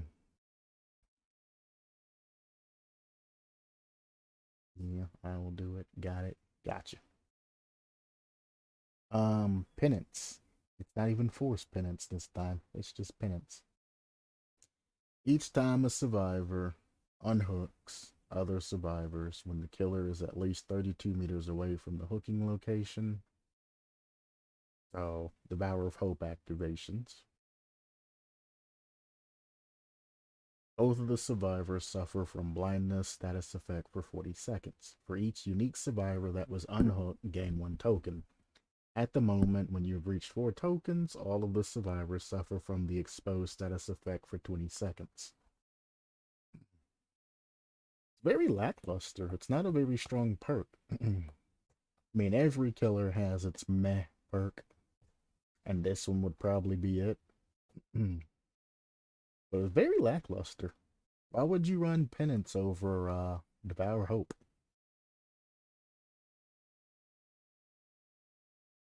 Because it doesn't stack well with it to run it alongside of it, because Devour Hope already gives you the exposed. and all of that, and then the ability to Mori. Penance ain't very strong. The blindness effect doesn't really do much because they're unhooking and then probably going to immediately heal. So 16 seconds of that is going to be used heal wise, which gives you 24 seconds of them moving around, doing whatever needs to be done. Might not be a hex, but it's a token perk based off of unique survivors. So you have to hook all 4 of the survivors, which means you have to find them, and chase them, knock them down, then hook them. So it is a token perk that relies on all 4 survivors being hooked. So it should be on par with Devour of Hope. This is where Devour of Hope loses its thing is it can be any survivor. You can tunnel a survivor, walk out of the range as soon as they unhook them, run back in, down them again, and hook them. Or find them again and hook them after they get unhooked. As long as you use your eyes and keep, that distance and keep looking at them to see where they're going. So just because it ain't a hex perk don't mean that it's necessarily weaker. If anything, it should be somewhere up there because you have to hook all 4 survivors.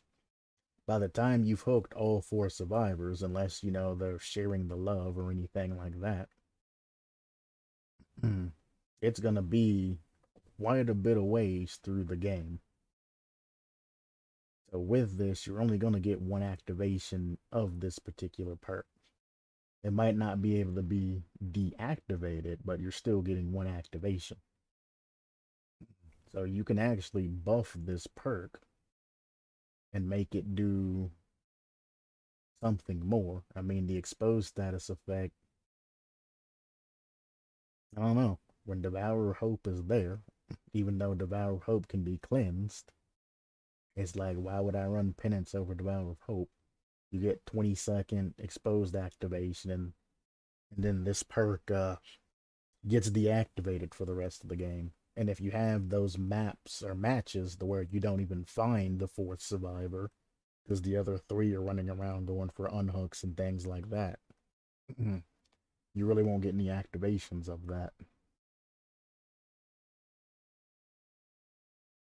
Oh, Penance just seems weak.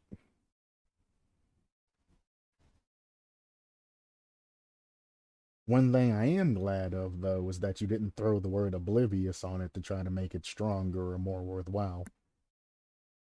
That's starting to irk me a little bit when people do that. I'm going to add all of this on and then throw in oblivious because I feel my perk ain't strong enough. I'm like, stop it. Stop it, people. Stop throwing on oblivious and everything. It's not cool. Well, that's it. It's a meh perk. It's completely fine as it is, and would be welcome to go along with the build. Every killer generally has a meh perk. Third one, Vows of Silence. When a generator has been fully repaired, all survivors suffer from the silence status effect for 15 seconds. During that status effect, all perks of the survivors are disabled. Maybe increase blindness. Blindness doesn't really do anything on an unhook. Maybe increase blindness and remove exposed and blind every time survivor that unhooks. I mean, it still makes it a meh perk. It's staying in the meh category because blindness don't do much. Yeah, it blocks aura reading, but it doesn't. What does a survivor need to read an aura of? They're making the unhook, so after that, I mean, what's a survivor need an aura on? What would they use an aura reading for? One, picking the survivor up, is going getting the blindness. After that, I mean, it goes to going to find a generator or healing and then splitting up to find generators and working on generators. I don't see where the blindness has a super strong effect.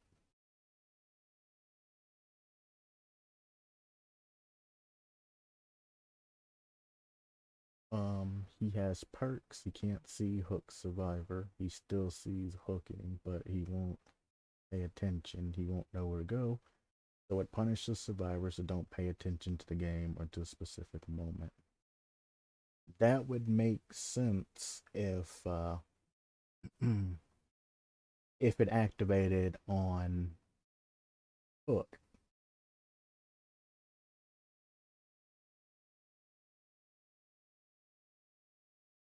Or am I misunderstanding something? Each time a survivor unhooks other survivor when the killer is in the location, both survivors suffer the blindness status effect. For each unique survivor that was unhooking, gain 1 token. At the moment when you have reached 4 tokens, all the survivors suffer from the exposed status effect. You only get tokens or activations after the unhook. So you're going to have the ability to see where the survivor is hooked at until you unhook them. The survivor that unhooks them and heals them, they're going to go off in a different area, things like that. If something bad happens and that survivor ends up going down again sometime somewhere immediate, it's going to be within the same area. So even if the survivor that just saved them runs away and they go down again, they're still going to know the general area that they're at. And if they don't, they can just go to a generator, and the other 2 survivors that can still see the aura can still go through and get the unhook and do whatever needs to be done.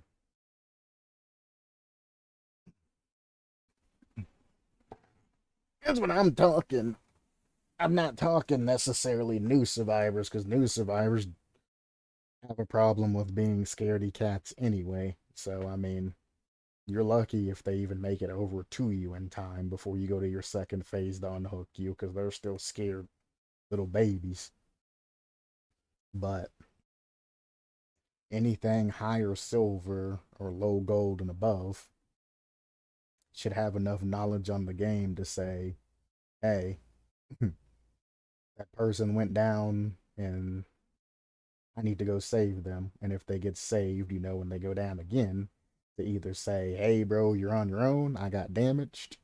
I need to go heal. And then the other survivor take over or something along that. But I mean, I personally don't value the blindness effect in situations like that unless a survivor specifically has like clairvoyance or windows of opportunity or kindred or something crazy like that. I mean, it would be a decent counter to kindred for that particular survivor that unhooks, but it's not affecting all the other survivors. If that perk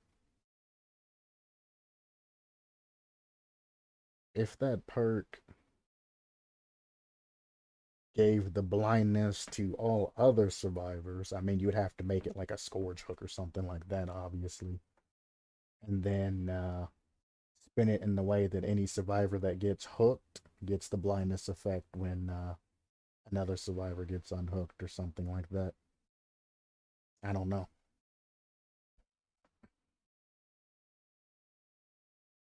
I wanted to make it 60, but even if I knew it wasn't a strong perk, I thought it's kind of too long. Yeah, use like the Scourge Hook curse, and any survivor that gets hooked on the hook when they get taken off, every other survivor that's been hooked on Scourge Hooks get blindness. Then I could possibly see the aura reading having some sort of effect, because you're getting group blindness as opposed to, just one survivor. Spinning it somewhere to make it more effective, maybe. I would spin it in the way to where they had to have been hooked on a scourge hook first before they're blinded, then just blinding every other survivor when it happens. Because I mean, technically, they have like the knockout perk and things like that, and the ore reading on that's very short. For that reason, you just can't see them when they go down and things like that to keep it harder for you to find that survivor. But I'd be on one for, after you've been hooked on a scourge hook, you're infected by the curse, and anybody else that gets hooked and or unhooked on it, bam, blindness. But as you said, in the future, you come back to this or later on down the road, think about it, leave it the same. It doesn't really matter. But give it some thought. You don't necessarily have to use my thought. You might think of something else even better than what I have. Just give it some thought one day when you got some time and see if you can come up with anything unique.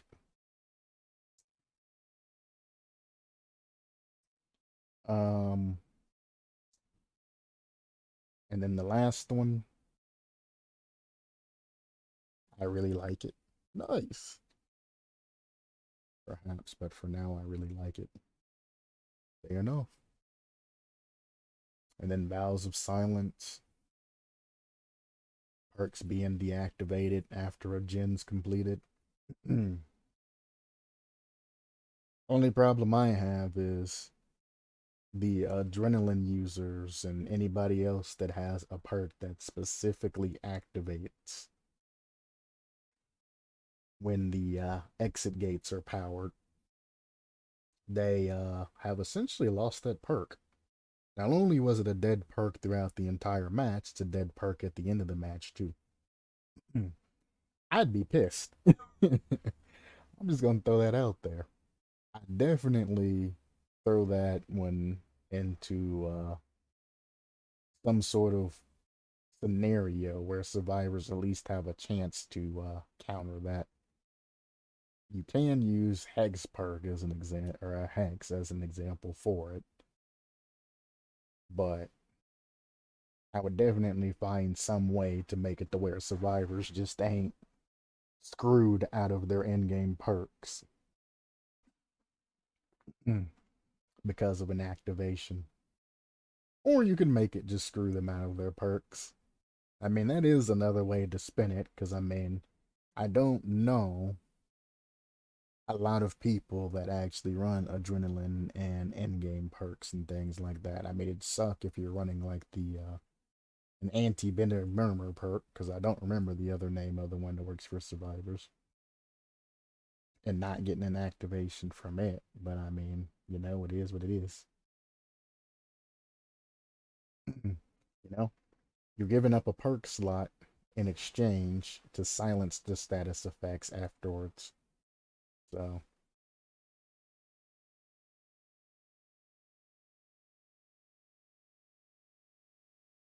no, I think I'd leave it what it is. It's tit for tat. If you go with the base balance of it being a 4v1, each perk slot that a killer gives up should technically be able to block one perk on each survivor to keep things, in an equivalent exchange type of balance.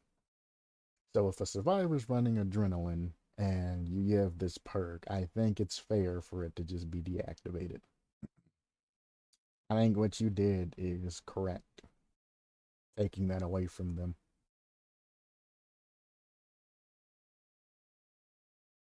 It's going to piss a lot of people off. There's a lot of perks that work very well towards the end game, but I mean, it is what it is. You gave up a perk slot for it as a killer, you should get value in it. Because if not, you could just run no ad too and go on a clap spree too. Yeah, that for sure. Yup, that's for sure.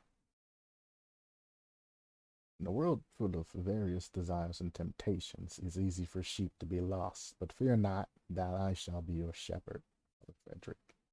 How about no? Don't really want to go on fire. Sister Jean. Or Jean. Jean.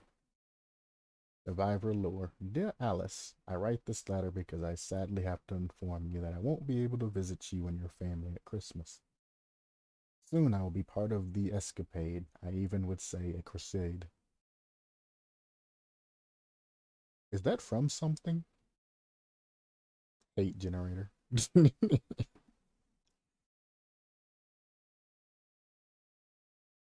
can't reveal more details about it, but the leader of this escapade, High Exorcist Leon. I just imagine a Leon skin from Dead by Daylight in a priest costume. Standing. Oh no. Oh no. Contain thyself. Oh.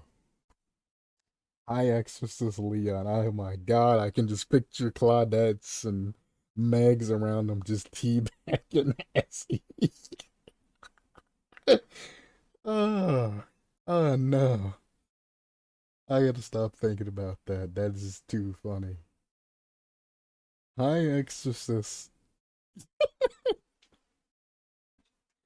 Oh no. He has a high opinion about me, so decided to choose me as one of the supporting members. All I can say is there is a sensitive problem with blasphemy in that of our fine country villages.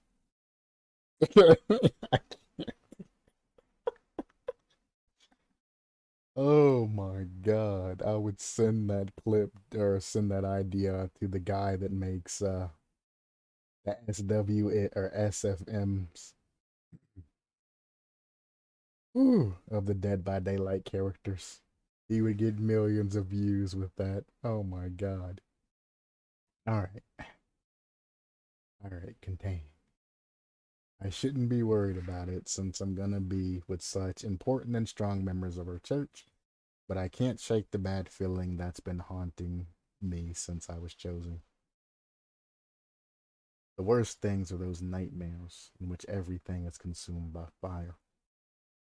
In those dreams, I'm trying to save people, but everybody dies in my hands. I'm helpless against all these odds. I have to ask.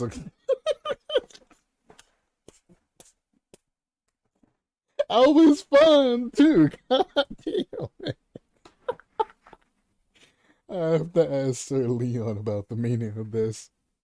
I shouldn't bother myself with it. I have to stay focused. Exactly. I wish you and your family all the best. Take care, Jean. Stop it. All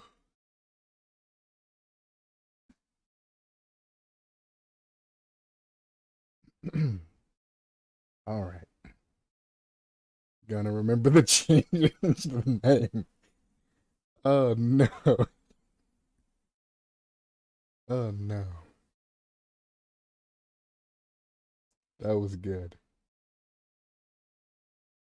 Ooh, the memes. Boone, inner peace.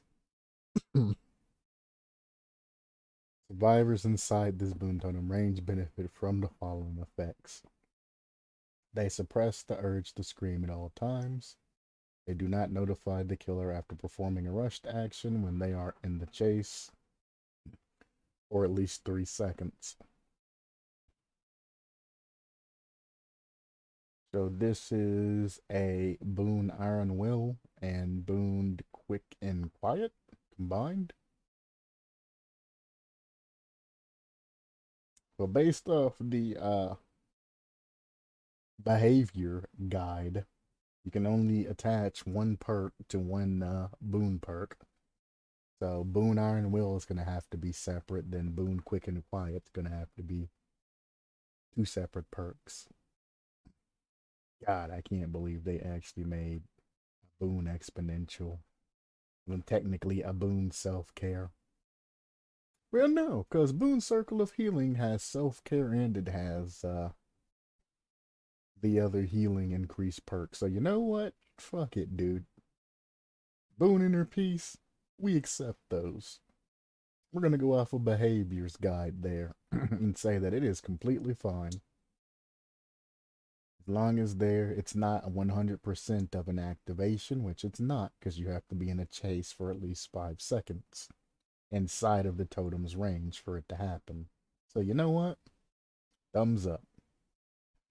There's nothing I can really say or do about it because it's what behavior does. Come on. I want balanced boon. Yeah, it's good. We'll call it good. Based off of what behavior says, that boon is something that'll end up in the game.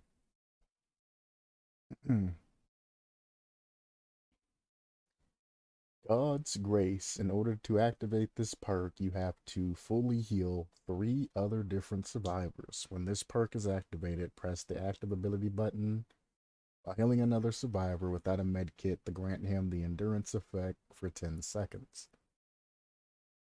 You can grant other survivor endurance status effect after he was healed for at least 4 seconds by you. After granting a survivor endurance status effect with this perk, God's Grace is disabled for 90 seconds.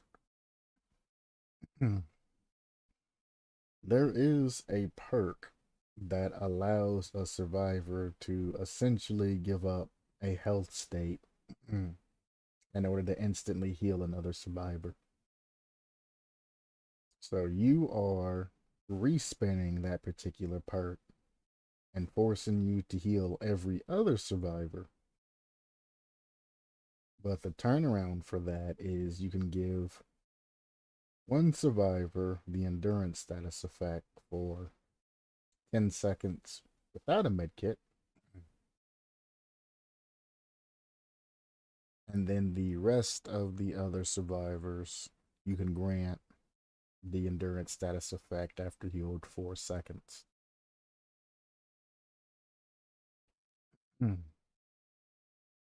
I would make that 4 seconds 8 seconds because it takes 16 seconds by base to heal a survivor with a medkit.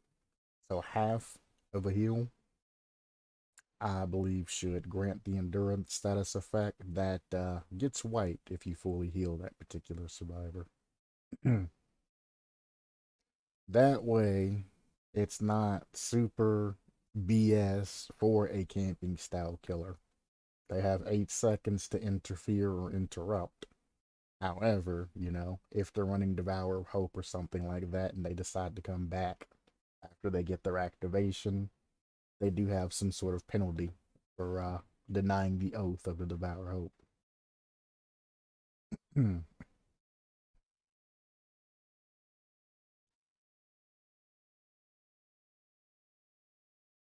Oh, you literally just straight up mentioned the perk that I just talked about.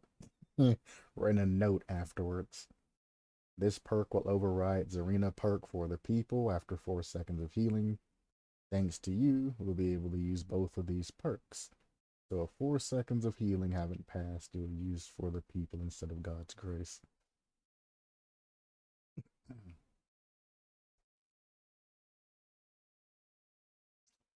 Hell, if you give me the name of it, let's pull it on screen for the purpose. For the people that are tuning into the stream, this is the one that we're talking about. You risk life and injury for others. For other people is only active while at full health. Press the active ability button while healing another survivor without a medkit to instantly heal them 1 health state. You become the obsession, and you also get the broken status effects for 60 seconds after using it. You cannot become the obsession at the beginning of the match, though. Now, broken status effect, for those of you who do not know, because I have my status effects open too, why not actually look that up instead of been talking about it the entire time and people be like, what the hell is he talking about? Broken status effect. Survivors affected by the broken status effect are heavily wounded and unable to heal back to the healthy state. The broken status effect is the equivalent of the injured status effect, but you cannot heal. So her perk essentially gives up her healthy state to heal another survivor instantaneously, and she gets broken and cannot heal until that time limit wears off. That time limit being 60 seconds, which is what makes the trade-off of this good, is that you can literally health state somebody. The word health state is what's important, and as you can see, there's three main health states. Healthy state, injured state, and dying state. Now, if you include the deep wound status effect that you can get from the killer, there's 4 health states. If you heal or use that particular health state mechanic she has to heal the deep wound status effect on a survivor, that's it. But if you heal a survivor from dying state into the injured state, that counts as one too. Or from injured to healthy, that counts as a health state. That's why the word health state is important to be included into the clause of this perk.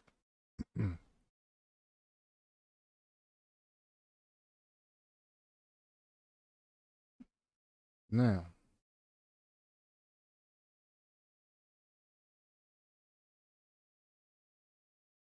with this new perk, which is kind of like a respun rendition of it, that makes you not have to give up your health state. However, to activate it, you do have to heal 3 other survivors, as opposed to the perk that we just went over. As long as you're at full health, you have this activation.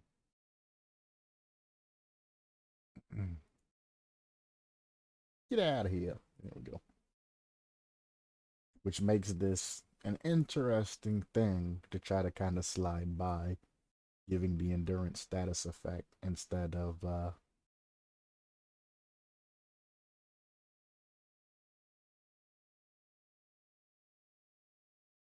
using the other perk. And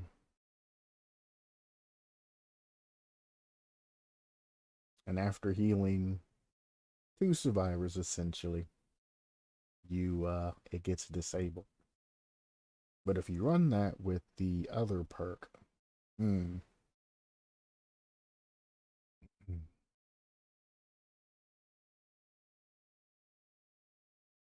I really don't want it to be used with her perk, because that's endurance status effect for essentially 2 survivors, and then with her perk, you'll have the ability to grant a full health state to another survivor.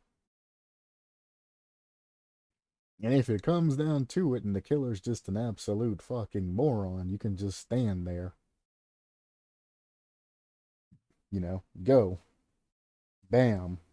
Give him the HP if you want to, or you can give him the endurance status effect, which if you have borrowed time, you pull survivor down, killer slaps him. You give him the endurance status effect. Killer slaps him again. You hop on the other side of him, and then you heal him up. You take a hit, heal him up the rest of the way, which would be about a second. Give him another hit of the endurance status effect, go around him, and he can take even another hit on top of that. Just tanking hits left and right for days. And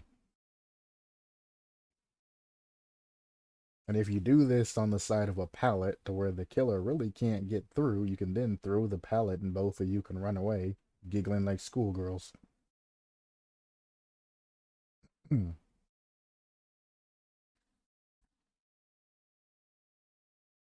I don't know how I feel about this. I feel as though this would stack way too heavily with like a heal build. Borrowed time, God's grace, for the people. and then some other OP healing perk, or even like just the boon of Circle of Healing or something. That's insane. But let's stop thinking balancing wise and let's think how we can exploit the shit out of this. If 4 survivors where to run this perk, activation is impossible. Because you would have dead survivors under third hooks, and all 4 of them would need a hook. So 4 survivors getting that perk would be pointless. 3 survivors getting the perk is unheard of because, well, each would have to get 3 other activations. So,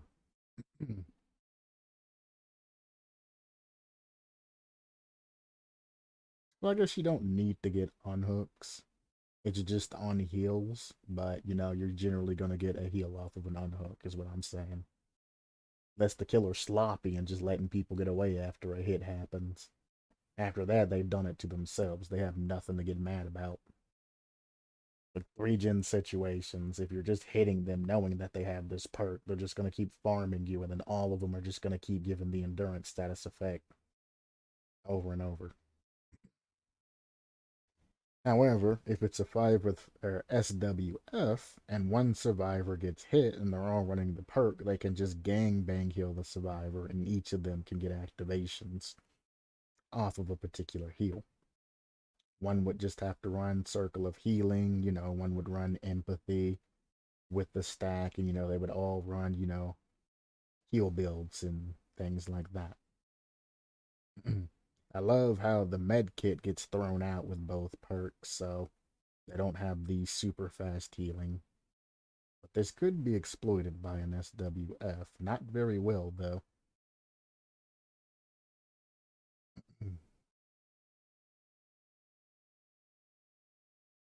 But it's also 3 different survivors, so each one of them would have to take their turn tangoing with the killer in order to get the endurance status effect, which in turn makes this perk extremely balanced because they got to go out there and get their asses beat, at least hit once, and then they have to either escape or get hooked, which getting hooks probably going to happen most of the time in order for you to get the heals on them.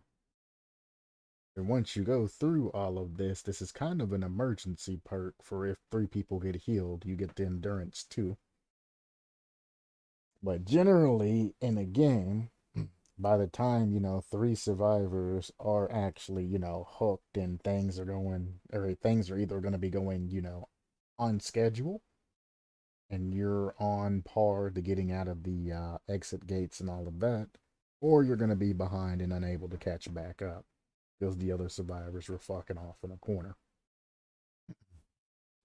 So after debating with myself for about like 10 minutes now, for no goddamn reason, I would have to give my own final suggestion verdict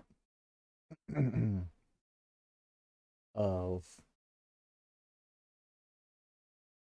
it's fine, but I would definitely change the 4-second heal to 8 seconds. Because if survivors are playing bad, you know, let them experience the consequences of playing bad and not reward them for making risky plays. If you can't get about 8 seconds of healing through a survivor, or even part way at 6 seconds instead of 4 seconds, just to stop the dumbasses that want to go in and trade, essentially. Killers on their ass, they unhook you, and then they want to heal you for the last couple of seconds, taking hits to give an endurance status effect, and inevitably go down trading. Trading is disgusting, and a lot of newer survivors do.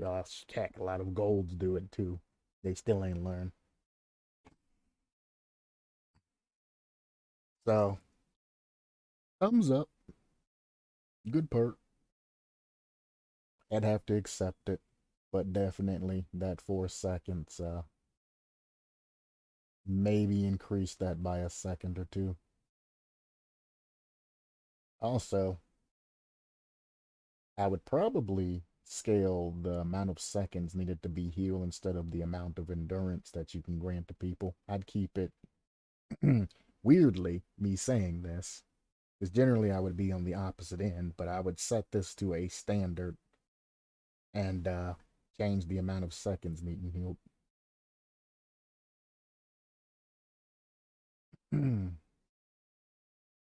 Yeah, I mentioned 8, but you could probably get away with like 6.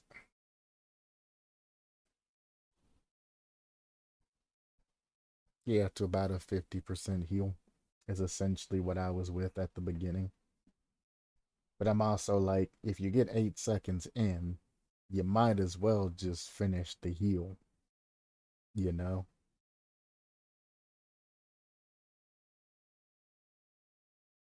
But I don't want the buff boon heal. Yeah, I know.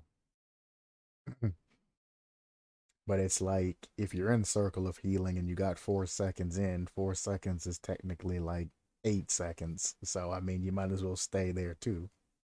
But if you got a 16-second heal, if you're getting, like 8 seconds and the killer's on their way, you're obviously not going to finish because you got another 8 seconds. But you might as well stick it if you have the time to get it done.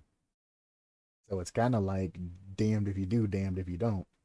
Healing perks and everything else really throws the odds of that particular perk. I don't really know what to tell you.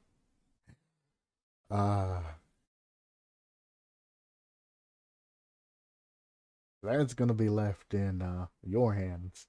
I gave my suggestion anywhere from like 6 to 8 seconds. And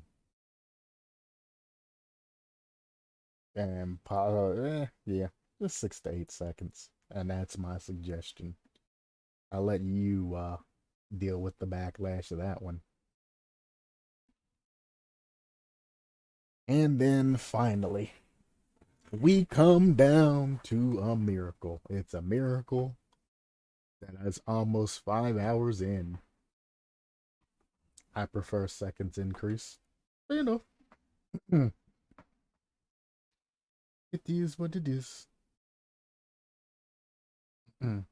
8, 9, and 10 works just as well.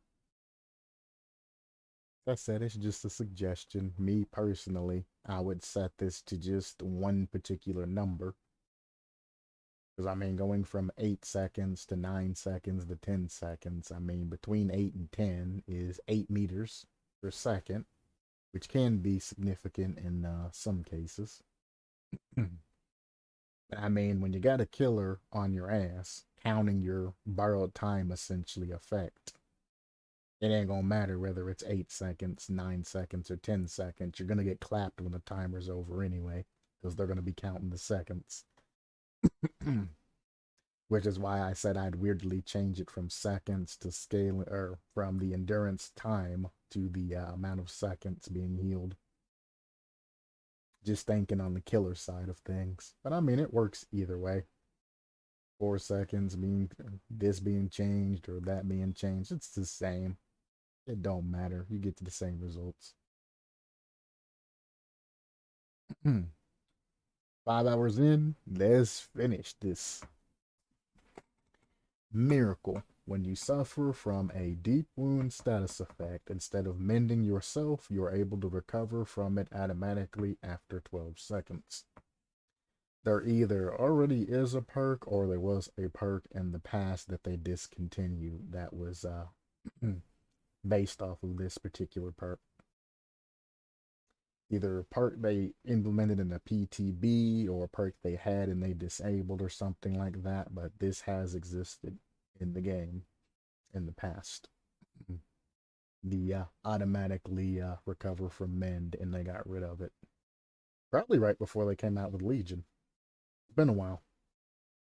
But this, it might have been implemented when they ran Legion as a counter to them.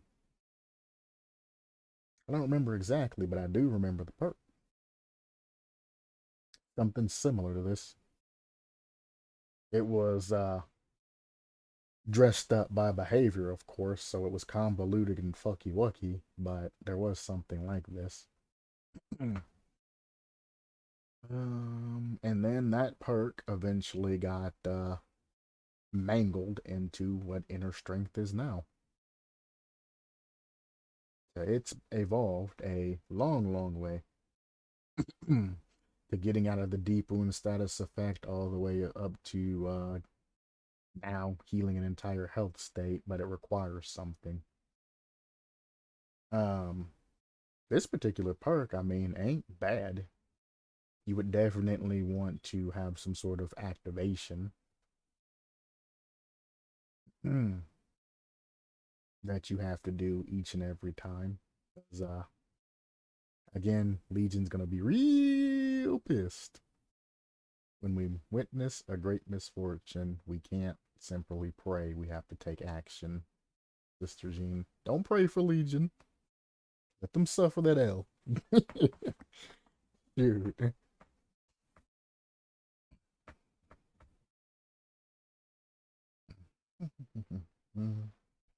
Yeah, just give it an activation where you have to do something to get this automatic mend effect. I don't know, like healing another survivor, butt touches, completing a generator. I don't know, something crazy. No, not something crazy.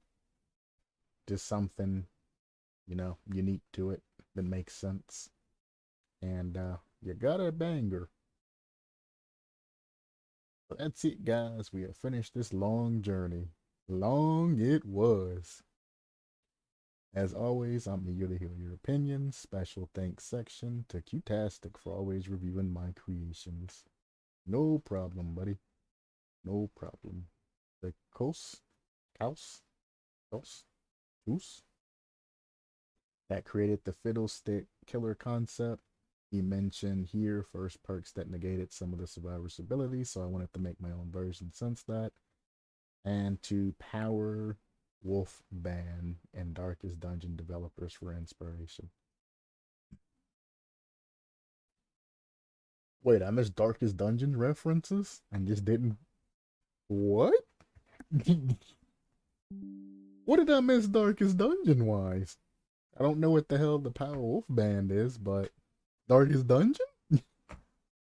Excuse me? Oh, the Flagellant and the Fanatic. Yeah. The Fanatics and the Flagellants and all of that. I get it.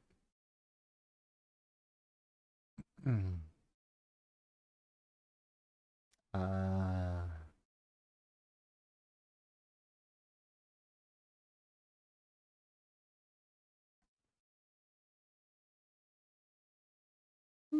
Yeah, I forgot about this. I read these before. There we go. Started off decent, ended strong.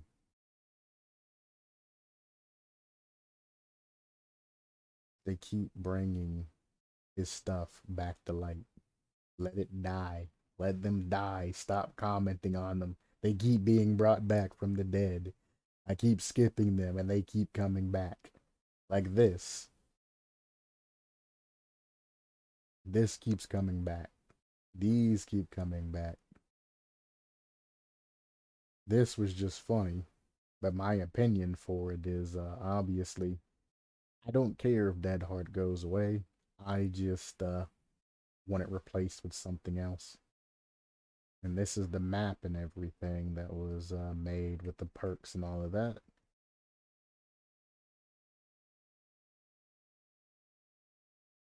Yes, those two, it haunts you. It really does. And they just keep being brought back to light. And the fact that people are still commenting on them when they've been there for a decently long time, it just blows my mind. Like, what were you doing with your time? The first, like, 8 times they were brought back to light. Either way, I still ain't slept. It's already 3 p.m. my time. Even if I did go and take a nap, I'd be back up at like 8ish when my alarm went off. 10 probably tops. And then I'd be up all night again. But best thing about that is I can sleep in tomorrow if I feel like it. I took out two very big bangers today and I have no obligations because I didn't wait till tomorrow. So I can sleep in as much as I want tomorrow and do whatever I need to do. um, First thing I'm going to do is I'm gonna change this scene because now that I think about it, it's not gonna take that long to change. It is. Oh, did I not save it? I didn't save it because I'm bad. Well, I'm a dummy. I have to show it off next time. Oh well, I'll fix it. Maybe not. It might just be the same. That discussing topic screen's kind of growing on me nowadays. At first it was temporary, but now I'm like, well, damn. I mean, look at that. It's all orange. It's got everything I need to say. It's bright enough to where if anybody's just skipping through the video to get past it, they can easily identify it. It's nothing crazy. Not too shabby. Either way, I am going to get off here. We are past the 5-hour mark. Whoop whoop. I survived. A little bit traumatized. But I made it. Cursed hour.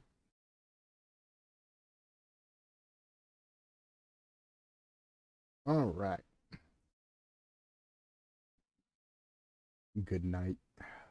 Sad thing is I probably won't even immediately go to bed. I'll probably be up for another couple hours. I know I'm about to get me some food because Jesus, I'm on low E. But heck, I know it's about time you go to bed too, right? That you usually are done for the night, maybe within the next couple hours or something like that. So we've been in this together. You just got out of school, hopped in, and all that. But yeah. Thank you for the long review. Till next time. Till next time, friend. As always, supplement your lifestyle, and I will see you next time. Yeah, 1:30. Yeah, I gotta go. Definitely.